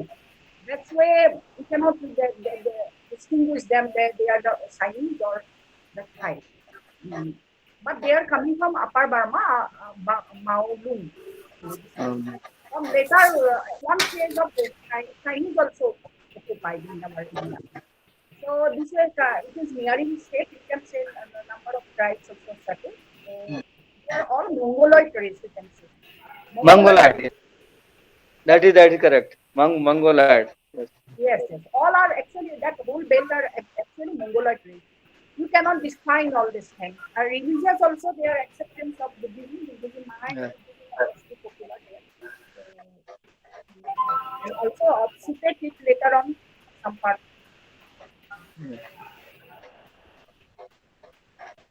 Yeah. Okay, thank you.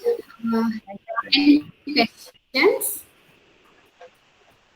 If there is no any question, we can. Oh, okay, madam, conclude, please.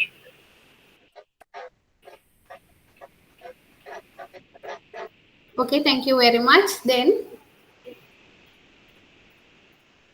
I already concluded the section. Thank you. Thank you, Madam Sonali Dasanaike from Sri Lanka, chair the session, and Madam Indrani Chaudhary given a talk in this webinar. So thank you both of you. And now today's session, in the today's session, tomorrow we will meet at 10:20 a.m. and tomorrow is the last day of the webinar. Yes. Introductory session at 4 p.m. All chairperson, eminent speaker, other expert and participant are invited in valedictory ceremony. Thank you, all of you, and for give your support all day of this webinar series. Thank you, all of you. Okay. Bye. दवा लीजिए मिश्रा जी। जी sir. दवा लिया कि नहीं आप? दवा लीजिए, गला ठीक कीजिए। थोड़ा गला ठीक हुआ, दवाई भी लिया और वो गरारे भी किए। जी बिल्कुल ठीक हो जाएंगे, दुआ कर रहे हैं आपके लिए। हो गया। अब वो थोड़ा वेबिनार का प्रेशर है, कल तक में ठीक हो जाएगा। प्रेशर मत रखिए, नहीं प्रेशर मत रखिए, बिल्कुल फ्री रहिए। वो प्रेशर हमारे में नहीं है, बॉडी में हो जाता है ना। हाँ वो कोई बात नहीं है। और देखिए इतनी दुआएं मिल रही हैं, देखिए आज सुबह मिल गए डायरेक्टर साहब, वो आए थे कलकत्ते में। अच्छा। 1990। हाँ उनको मैं बहुत मेरे साथ बहुत अनिकांत मिश्रा साहब रिकॉर्ड करो, लिखो। अच्छा, लिखना बहुत जरूरी है ना। ठीक है। मीडियम तो सुना है, तुम्हारे जो मन में थॉट्स आते हैं लिखो। कल भी बहुत अच्छी टॉक होगी सर। कन्वर्सेशन से क्या होगा? बड़ी इम्पोर्टेंट टॉक है, बीना मैडम की है, वहाँ से लंका से। सार की जो डिप्टी डायरेक्टर है, अपने बलविंदर सर की होगी, जो उस दिन हो नहीं पाई थी ना, थोड़ा सा वो प्रेजेंटेशन नहीं हो पाया। जाने के तरीके क्या होते हैं तो वो भी होगा। और एक लाहौर से बहुत अच्छी टॉक है मैडम रिफास सैफदार की, और 3-4 रिसर्च स्कॉलर्स की अच्छी टॉक है। करीब 7 टॉक्स हैं। इसके बाद जो है वैलिडेटरी सेशन। ठीक है विशाल जी। कॉम्प्रोमाइज ही तो कर रहे हैं बेटा, सुबह से शाम तक रहते हो अकेले। लकीली मैं सारा दिन मेरा बिजी रहता है, थोड़ा आके थोड़ा सोचती हूँ कि वो तो उसने मुझे ये नहीं समझ में आती है ना मुझे इतनी हाई स्पिरिचुअल बातें। वो मैं समझ गया, आपको समझ में नहीं आती। मैं बस मुझे अफसोस होता है कि तुम्हारे कोई सब कोई चाहिए तो बात करने कामोड़ के लिए। देने के लिए तुमको। रॉन था बेचारा, वो भी चला गया सब। वो रणवीर लफादिया जैसा है आदमी तो। पॉडकास्ट बना लो ना अपना, पॉडकास्ट बनाओ। कौन आएगा मेरे पॉडकास्ट में? तुम खुद करो, खुद बोलो। पॉडकास्ट का मतलब इंटरव्यू ही लेना ही होता है। इंटरव्यू नहीं, कॉन्वर्सेशन बिटवीन टू पीपल, उसको पॉडकास्ट बोलते हैं, इंटरव्यू नहीं होता है।